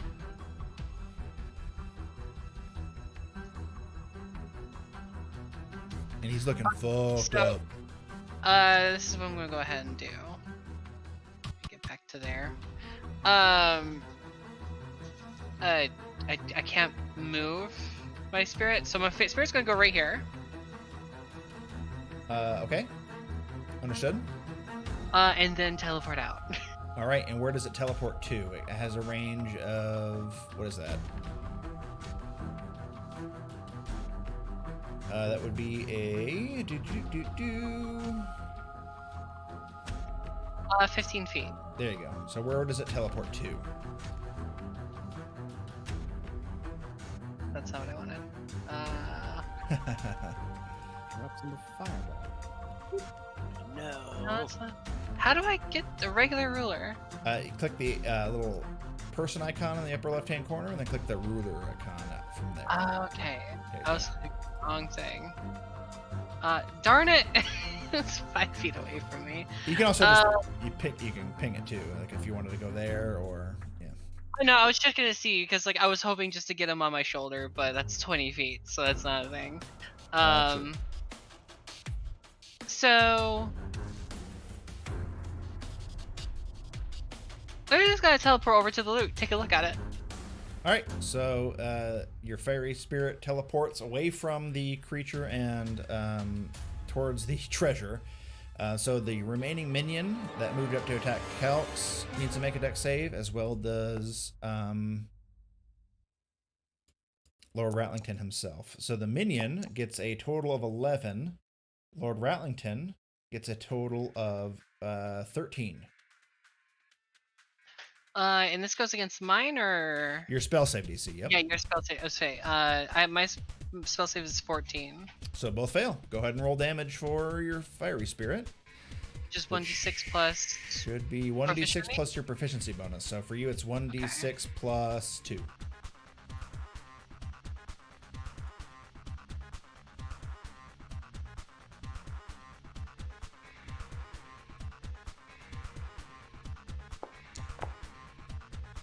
Five. 5, okay. So first of all, the minion is incinerated, goes up in flames, and is no more. It falls into a fiery carcass. Lord Ratlington, on the other hand, looks like he is probably like, maybe 2 HP away from death. That's 2 HP worth of rats I can steal. So then I'll just communicate with my little fiery fox who's taking a rest in all the gold over there. Yep. If you see anything interesting for me, just let me know. All right, the fox begins to immediately look around to see for any bits of interesting treasure. In the meantime, it brings us to Lord Ratlington, there is not many rats left in its form. You can see it's like kind of a skinny bipedal creature made of all these rats, and you can see it looks panicked. It actually drops the remaining rats drop the human skull that was making up its quasi face, and what's left is just a struggling mass of fused rats, and it calls forth the remaining of these creatures and says, You'll win this time. Those who follow blindly in Sandor Martin's shoes. But the god of pestilence will see his smiting upon you, and you'll all see your end. and he will, in his last ditched effort of attacks, make his 3 attacks against one against Calx, one against Marcellus, one against Amantia.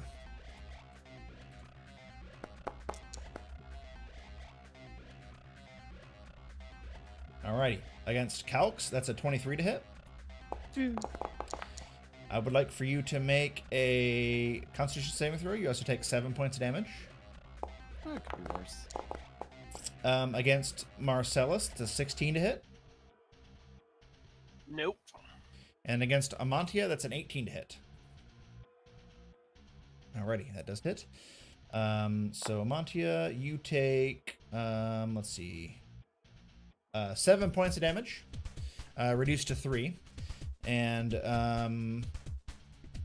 you don't need to make a con save, but you do, Calx. Make a Constitution saving throw for me. Yep, I got a 15. You succeed, so you're fine. I'm barefooted. I have like 14 AC. Everything's gonna come hit me. That's fair. That's fair. All right. That ends Lord Ratlington's final stand. His rat swarms who are upon him will, honestly, they just disperse. Marcellus, Calx, and Amantia, you will have attacks of opportunity, as well as, if those don't succeed, Zachria and Deacon as well. Can I recklessly attack with Yes, you attack can. of opportunity? Yes, you can. Dope. Can I try to grapple as my You may. attack? Ha Nice. Aha! So natural 20 for you, Amantia. And what did you get? You got a 16, Calx? Nice. Into the fucking sack it goes. Not yeah. touching these rats. You do pick up one whole live rat and you throw it into your sack. Roll damage, Mantia. And what are you doing for your attack of opportunity, Marcellus? Not a damn thing. Right, you just let them go. Okay, fair enough. All right, this one's gone. That a single attack roll was made. Yeah, go ahead and yeah, there you go. So, shit. Did you roll a crit on your fucking attack of opportunity? Yeah, you did. Yes. So 17 points of damage. You watch as Amonte just goes fucking ape shit and just fucking cuts up the rest of the rat swarm that's trying to retreat from her. Every single rat is just relentlessly murdered, bisected, thrown apart, and none remain. She just murders them all. And finally, after that all happens, Calx, it is your turn. You've just thrown a rat into your sack. Your turn forth. Lord Ratlington is still upon you, very, very hurt. As And much he as I want turns towards you. The skull is gone, but the remaining rats say, For some reason, I have a kinship with you. Do it. Strike me down. I really want to, but Calx is going to scream in Undercommon, Get in the fucking sack! and is going to try and grab a bunch of them. all right, you try, make another athletics check. No! Right there! It's funny because you rolled a natural 2 for a total of not great. And Lord Ratlington rolled a natural 20, and he says, Never mind. I am better than you. he says. All right, ending Calx's turn brings us to Amontia's turn. The last remaining combatant that you can see is Lord Ratlington. What's your hit? Relax, 14. 14 just hits. You do just hit Lord Ratlington. 9 points of damage. How do you finish, Lord Ratlington? I want to just like have some of the fire on the glaive and just start fucking just All right. fire pumping in. The first strike goes through. The flame kind of encompasses a little bit of the blade, and before it goes out, you go through a second time, and then a third time, and the remaining rats that are struggling so hard to live and form Lord Ratlington's body are slowed down, and the few that remain skitter off in a panic. Lord Ratlington is slain. His minions are gone. The battle is won.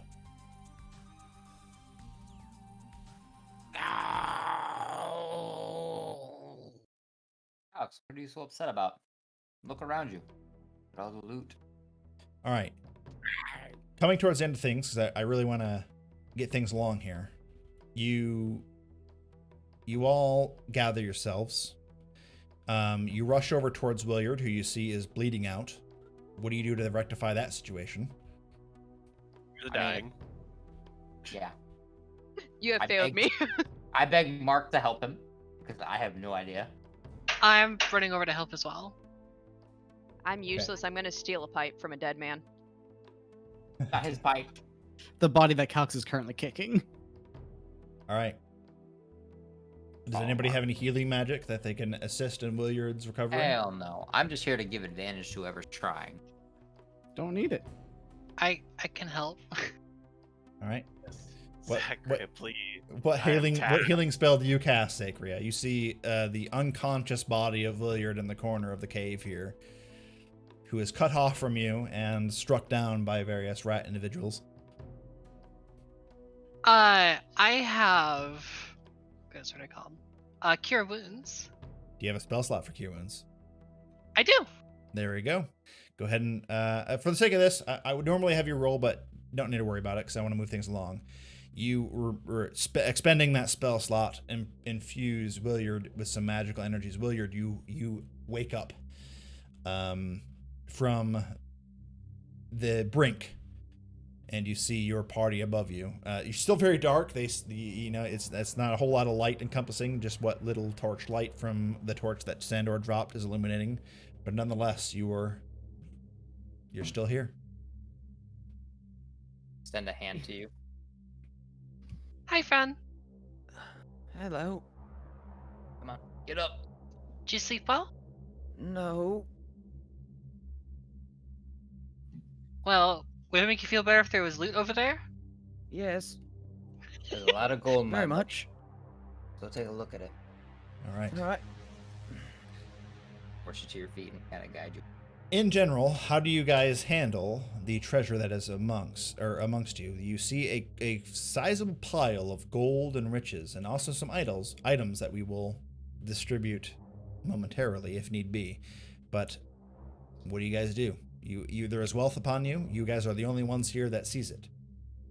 If Do I- anyone lets him, Calx tries to hoard together all of the items that come off as magical and any amethysts, if there are any, into a pile off to the side. Tell you what, all 6 of you roll a percentile die for me. How do I do that again? I I should roll a say- D100. I mean, in all fairness, this is something that should be split between all of us. 49. Enough. 50. Yeah, I see it all here. So 94, 49, 50, 40, 46, 81. I'm just looking for 81. duplicates, which there is none. Perfect. Okay. Stand by. Okay. I'm going to... What's the best way to do this quick? Oh, yeah, I know. Hold on. Stand by. City that unidentified loot. Do I get the old man's pipe? It was broken. Get that unidentified magic item to your sheet. Unidentified pipe. Identified pipe is unidentified. She's been secretly coveting it since session 0. All right, little fox, but you stole away from me to hide from everybody else. You can indeed find his pipe. Let me see. Did I do that? Did I do this right? Hold on. Stand by. Standing. Well, sitting. Sitting by. Oh, shit, that's the wrong one. There you go. Oh shit, interesting. There is a number of things here, and I'm going to show this to. Here's what we'll do. We'll do this, and we'll do this. I'm going to give, for the sake of the story here, we're going to give Lila, you first go. You can pick one item from the list here, but if you guys all double-click that chest that's now on the battle map, there's a bunch of loot there. You see there is a unidentified yellow diamond. There is another oil flask, conveniently enough. There's 2 scrolls that you find. You find a book, a vial, and an ivory statuette as well. Those are all the main items upon the treasure that you found. But Lila, you get first dibs on what you'd like to take, what your fox would have stored away. You can just go ahead and click the loot item button on either one of those, but moving things along, you guys can sort those along around how you do. You separate those. Those are the main items from the pile. There's also a number of gold pieces and other copper, silver, and whatnot. There's a sizable amount of wealth from, mostly it seems to be minted coin from Attica, or at least the original country of Attica, but you do see a number of coins here from other countries as well, some that you might not recognize, but in any case, we'll go over those specifics later. Aside from the one unidentified gem, are there other gemstones in the pile? That is the major gem of this pile. Are we just grabbing what we want? We can let's put that on pause. I notated that for the stream. Let's talk about that off stream because I want to wrap things up. That's the loot you guys have. There's also a bunch of gold, but I'll get you that specifics afterwards, and we'll talk about it. But I want to get moving along here. Are you guys trying to bring this back to the company, or is your intention to withhold this wealth to yourselves? For now, grab the amethyst there, and let's take that back with us. The jewel gem. I have gem it can be. I would say I would be trying to push everybody to getting everything back to the group. I'm not that strong. But he's dead. No longer in charge. Yes, but whoever's uppity enough to try and take everything for themselves probably pay the price. But I still think we keep most of this on wraps for us to come back. We Agreed. agreed to bring this back to the group. They sacrificed many of their lives. They deserve a portion as much as we do. Yeah. Portion But- they take. Yeah, Go ahead, Willie. If as many of them passed as they said they did, well, we can have their share, and the ones that still are alive can have whatever's left. I may have an idea or two running mercenary companies. Can probably figure out what's gonna happen next once we get back there. For now, I don't think us trying to carry armfuls of this back up is gonna make any difference. Let's just go for now. See who is willing to stay for the rest of the reward and who isn't. We'll pay who deserve it. For all, this can't be a sin, right? Trying to get something for nothing.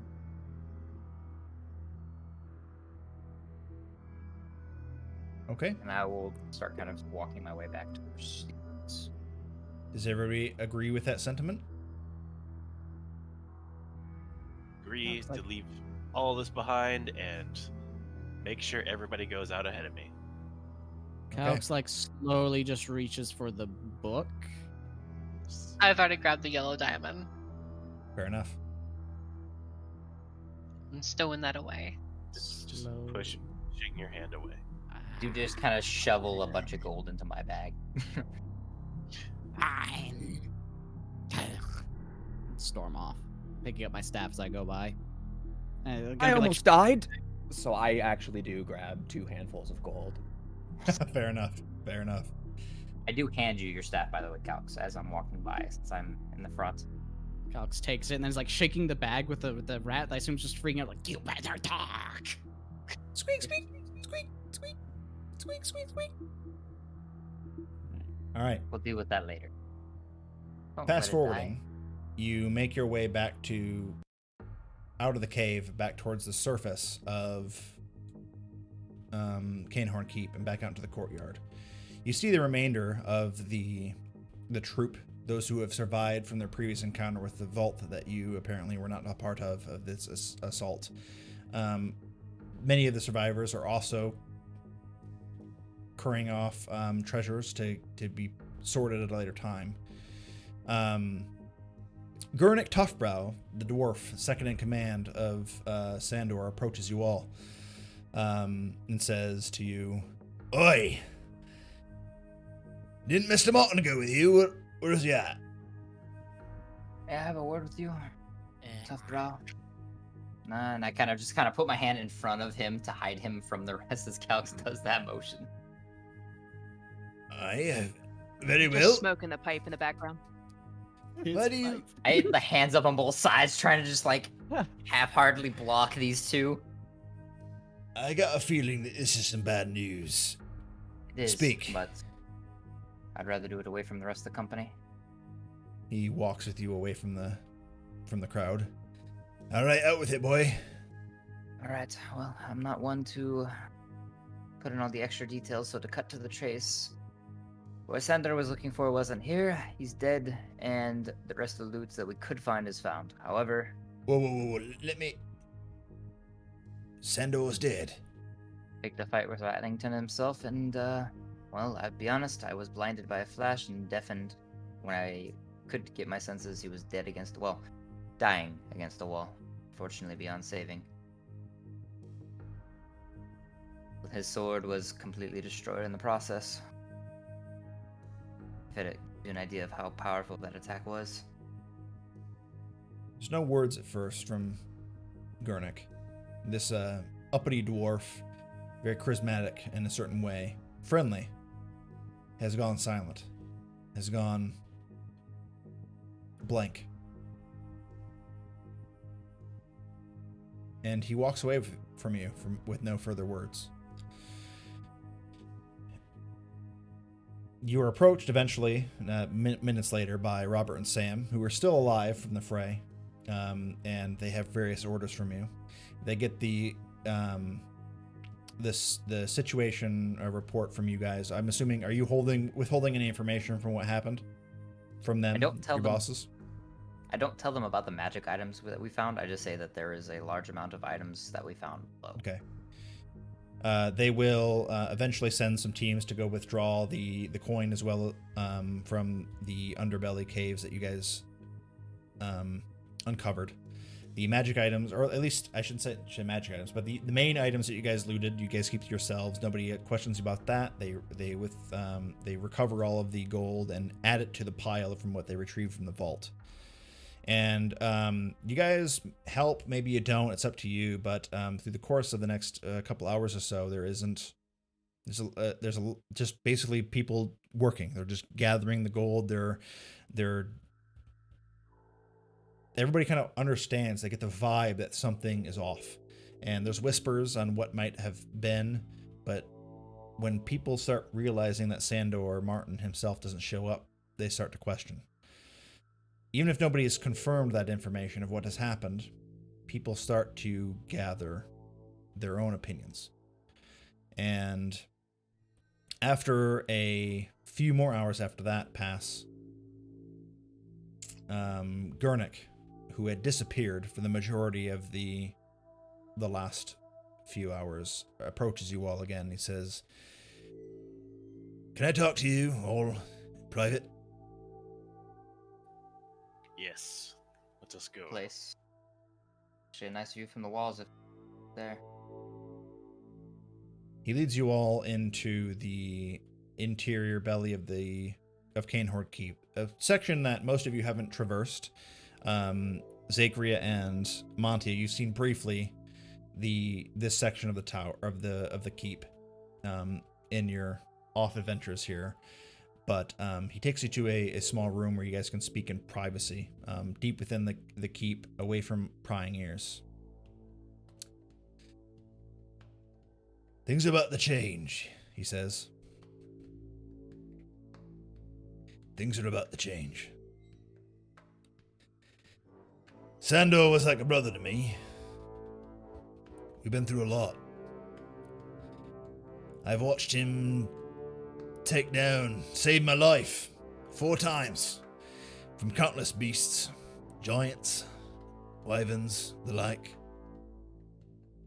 And for him to go from such a... It matters not. You know, when this whole mission started, the search for this Cainhorn Keep, I thought something was off. He was keeping something from me.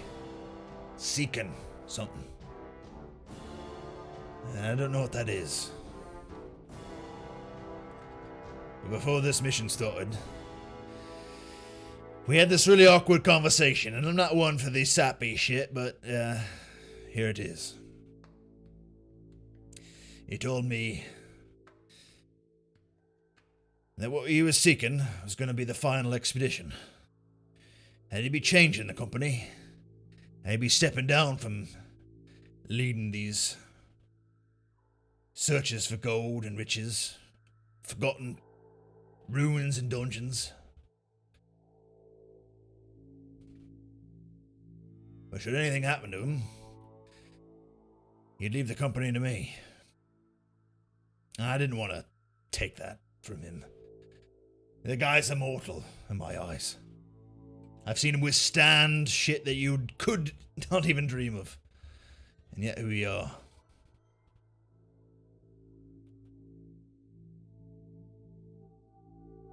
Now it's left to me. And I don't know what he was searching, but I do know that none of the intel on this mission has been up and up. You've already done quite a bit of sacrifice in this fight. You didn't have to.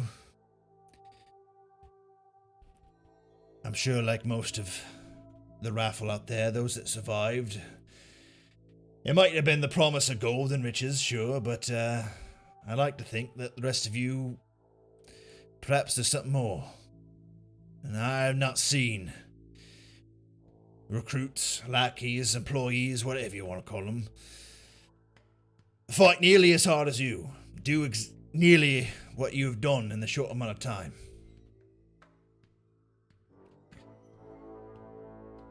I guess what I'm trying to say is, I've got a company to salvage, a company to change.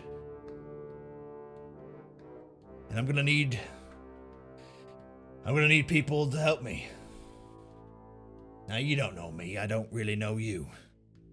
So what I'm asking seems pretty fucking ridiculous even to me. But I'm gonna do it anyway. Robert and Sam, they're good leaders to an extent, but they don't have what it takes to truly lead. But you know what it's like to fight, to be in the shit, and to persevere.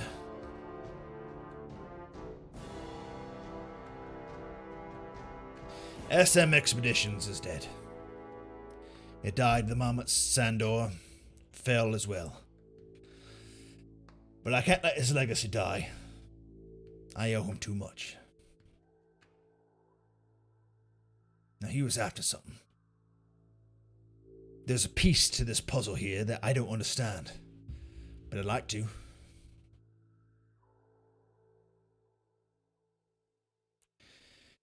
By all rights, each and every one of you are owed your 2% of the wealth here. And should you walk away from it, I won't judge you. Take your coin and leave. However, take it from me. I have been through hell, almost literally, with Martin. We have seen things that no ordinary person would ever dream to. And I've been a part of something that I'll never be able to repay.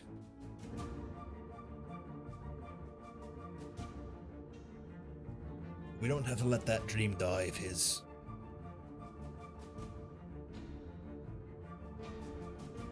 There's a bigger picture, beyond wealth, beyond power.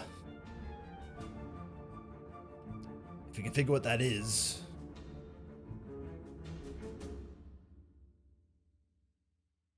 I don't know.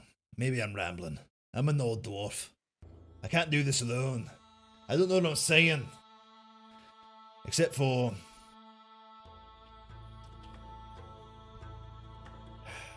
This is stupid. If you were to forfeit your share, we were to rebuild this place, this godforsaken hellhole that brought down the legendary Sandor Martin himself.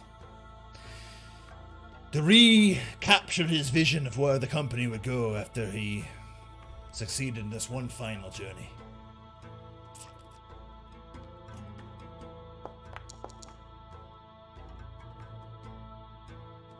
Would you do it?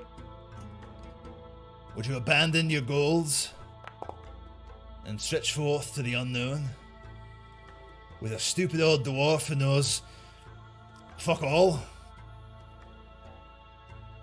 That's the offer I'm trying to give you. A future, a career. What is it, Dragon Man? Agreed. Just like that. I spewed nonsense for the past 15 minutes and you're just gonna agree like that? Not that I'm not ungrateful, I just... Kind of just roughly put a hand on his shoulder. Your shit is sentimentality, my friend. We understand. You don't need to ramble. I'm here for the investment. Yes. I will be glad to sacrifice my share, but I will also impart you with Sandor's last words to me.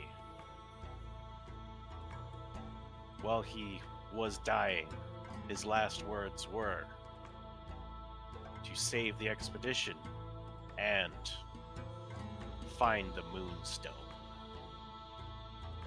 Calx like immediately rips his book out and is writing. My hand's still on the shoulder. I knew it. Ever since we embarked on this mission a few months back, he was holding back for something. This wasn't about the acquisition of treasure, or the recovering of some sort of forgotten keep.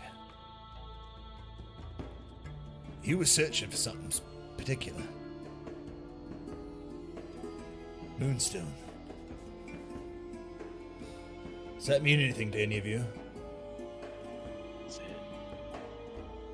It sounds very pretty. Can I attempt what I assume is a history check?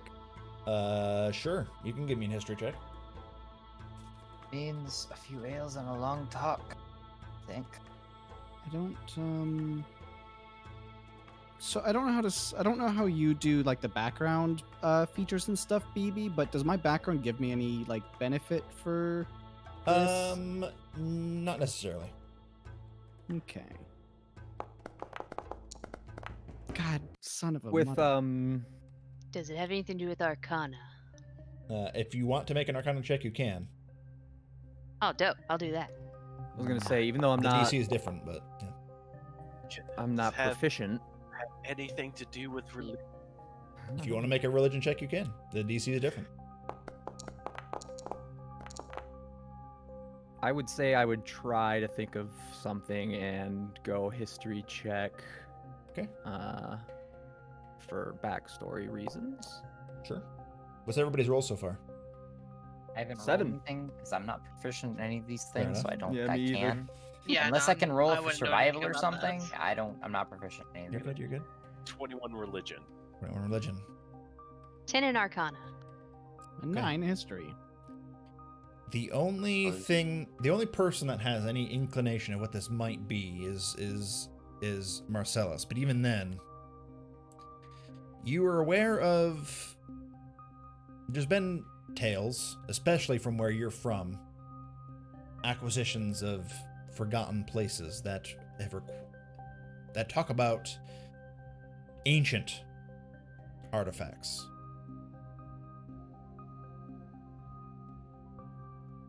Maybe this is one of them. And if so, it is something that exists before recorded history. But that's all you know. Something we need to. It is probably something very old. That is all that I would figure. Well, that sounds like fun, and I didn't really have any plans, so I need money. Lots of it. Have condition. That is that you don't have to make it your staff again. Two conditions. That sounds right. Go on, lad, but I warn you that I'm not going to be granting unreasonable rewards to this front. And I One in fairness. private study.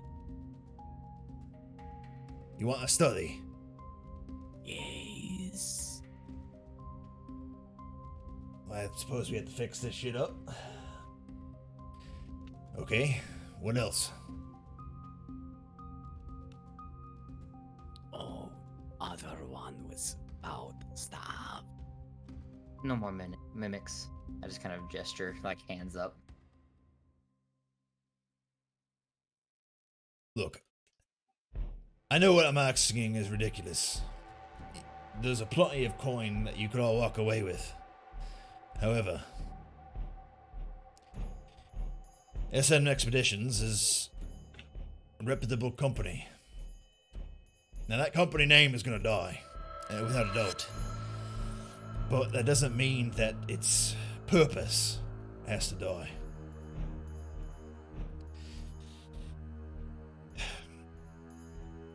We need a base of operations. It was Sandor's goal to make this the final place for that. At least for now. Our first priority is to get this place fixed up. And that is why I asked you to... For anyone, really, who wishes to stay the course, to forfeit their gold. Not because I'm trying to be greedy. Believe me, most dwarves in my position would take their money and run, but I look towards the future, and we're gonna need wealth to get this place fixed up. To move on, what's next? If what you're saying is true, words can't describe my appreciation. But doesn't mean it's not going to be easy. It's going to be tough, no doubt.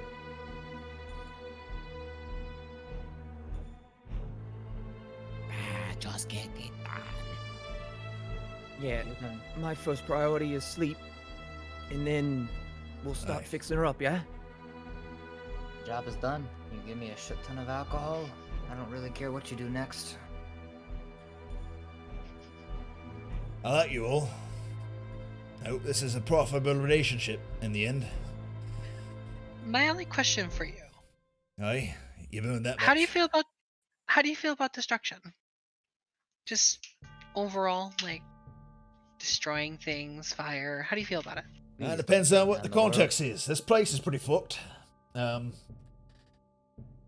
like to build it up. If you're trying to like break it down after my intention here is to invest gold into fixing this place. So if you're trying to tear it down, No. I'm not talking about this place. I'm just talking overall, in general. I don't know how to answer that. I'm confused at the question. I believe there's a time and a place for anything, but Possibly. Well, since you've all agreed, then I hereby relinquish my full ownership to the company. Those who choose to stay will be treated as equals going forward.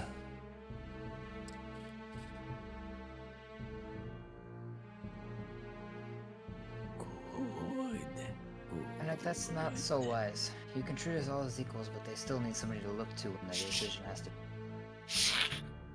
And it's not going to. I refuse to let Calx be the one to make that decision. Look, I don't care where you're from.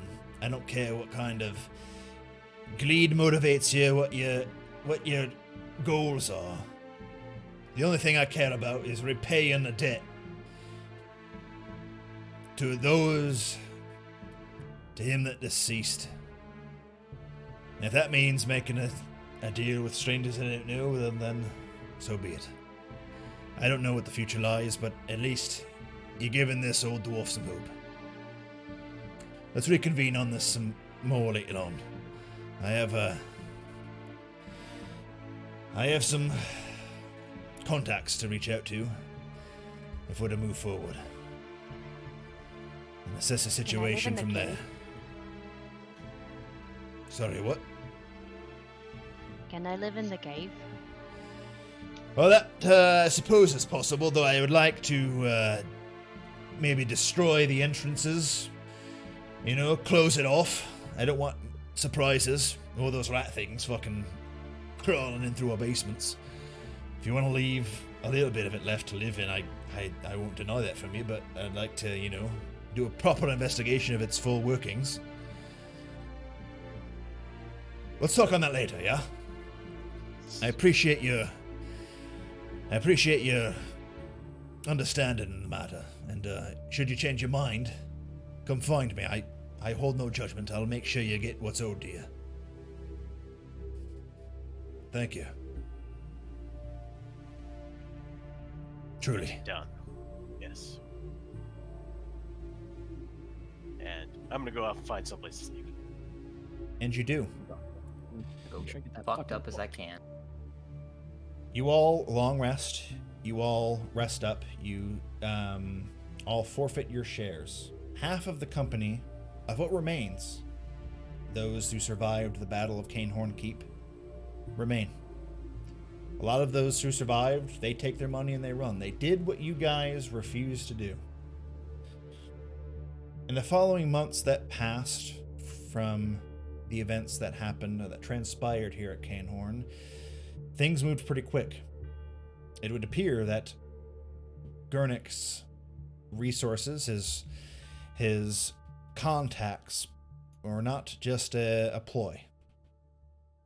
It didn't take long before praisers, protected by those remaining from the company, down the path through the Greys, approached Cainhorn Keep and began to plan its reconstruction, bringing back, possibly in some sort of future, some sort of hold, some sort of revivification to its structure. And neither of you bailed. You all held, awaiting what possibly could come next. And in this, our final scene of the night, 2 months later, Gurnik calls a meeting once more. Well, I've invested most of the gold. There's not much left. But I'm confident. I'm confident what remains should all go to those still left standing. So here's your shares. He passes each of you 100 gold pieces that you may add to your character sheets. I know it's not a lot, it fractions in comparison to what we found, but I got a good feeling to the future. Now, while the company still remains, it's not really so much going to be an expedition company. I reckon the rest of us will be seeking out fortunes and elsewhere, and whatever the future lies, I'm not quite sure, but Sandor Expeditions is no more. He wanted to sit down and retire, and we owe him that much. So, as shareholders to this new company, I'm proposing here our first board action, as it were. And I propose that a rebranding, a new name for the company. We've all been through shit, and no doubt what lies ahead will bring more shit to come.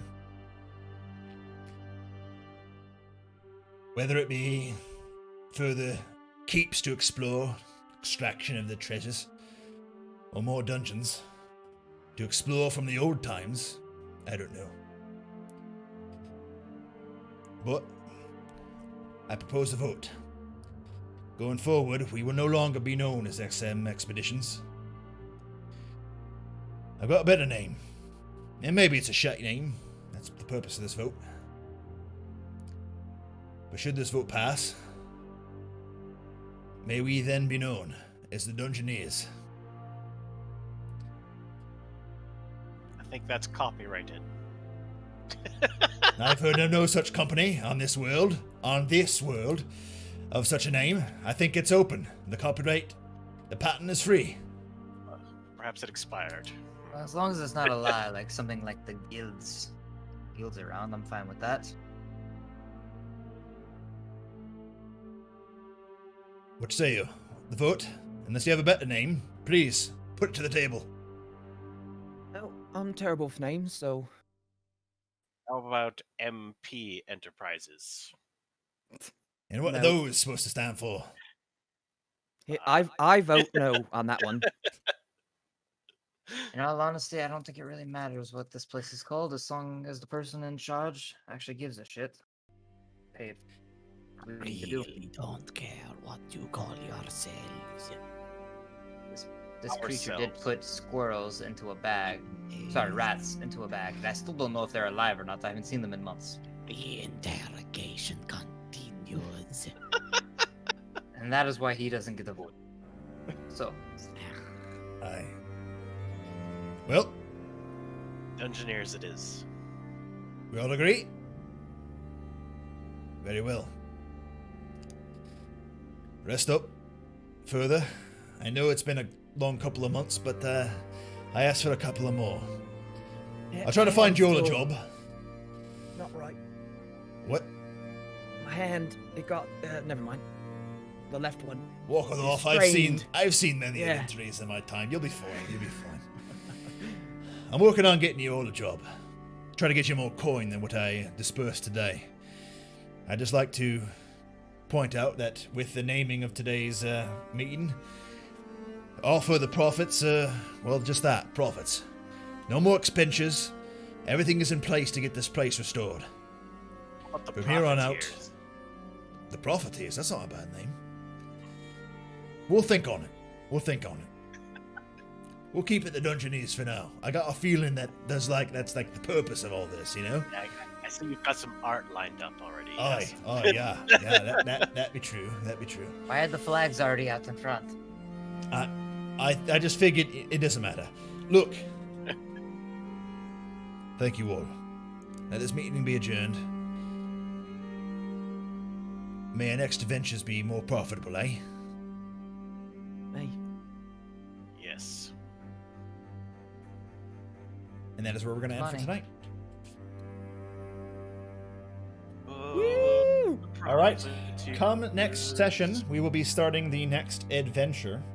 We will be setting up its starting whatever, but to kind of put it out into the wind here a little bit, we're going to be talking a little bit off stream on what's to come. And the downtime that is pursued, which will be at minimum 2 months, probably a little bit longer than that, I want you all to be thinking of what you guys have done during the restoration of Cainhorn Keep that will become the new headquarters of this new Dungeoneers company that has started. And you all will, we'll talk about that a little bit off stream. We'll kind of piece together what all that came through in the next session, but nonetheless, stay tuned for what is to come. I'm not going to keep all that on stream now. We're going to be talking a little bit off stream here and on the specifics, I guess. But Cainhorn Keep is going to become your stronghold, and therefore will enact some new stronghold abilities. With it is going to come some new abilities that we'll talk to you all about. And on top of that, you all have leveled up to level 3. Yes. Yay. Familiar. I'll see you all at level 4. Yes. Unfortunately, for the next adventure, because you are doing some work shit that makes it a little bit harder for you to be here schedule-wise, we understand. But you will be sitting out the next one. We've already discussed that, but that's okay. Your character is still here, waiting, for your return. And in a case, living in a cave. We'll just seal you in for now. Let's go ahead and wrap up things here for today. Should be fine. And next time we will see what all has transpired in this downtime and what comes next for what will become the first mission for the new Dungeoneers of Khorim. And with that, everybody, thank you all my players for staying up a little bit later than normal.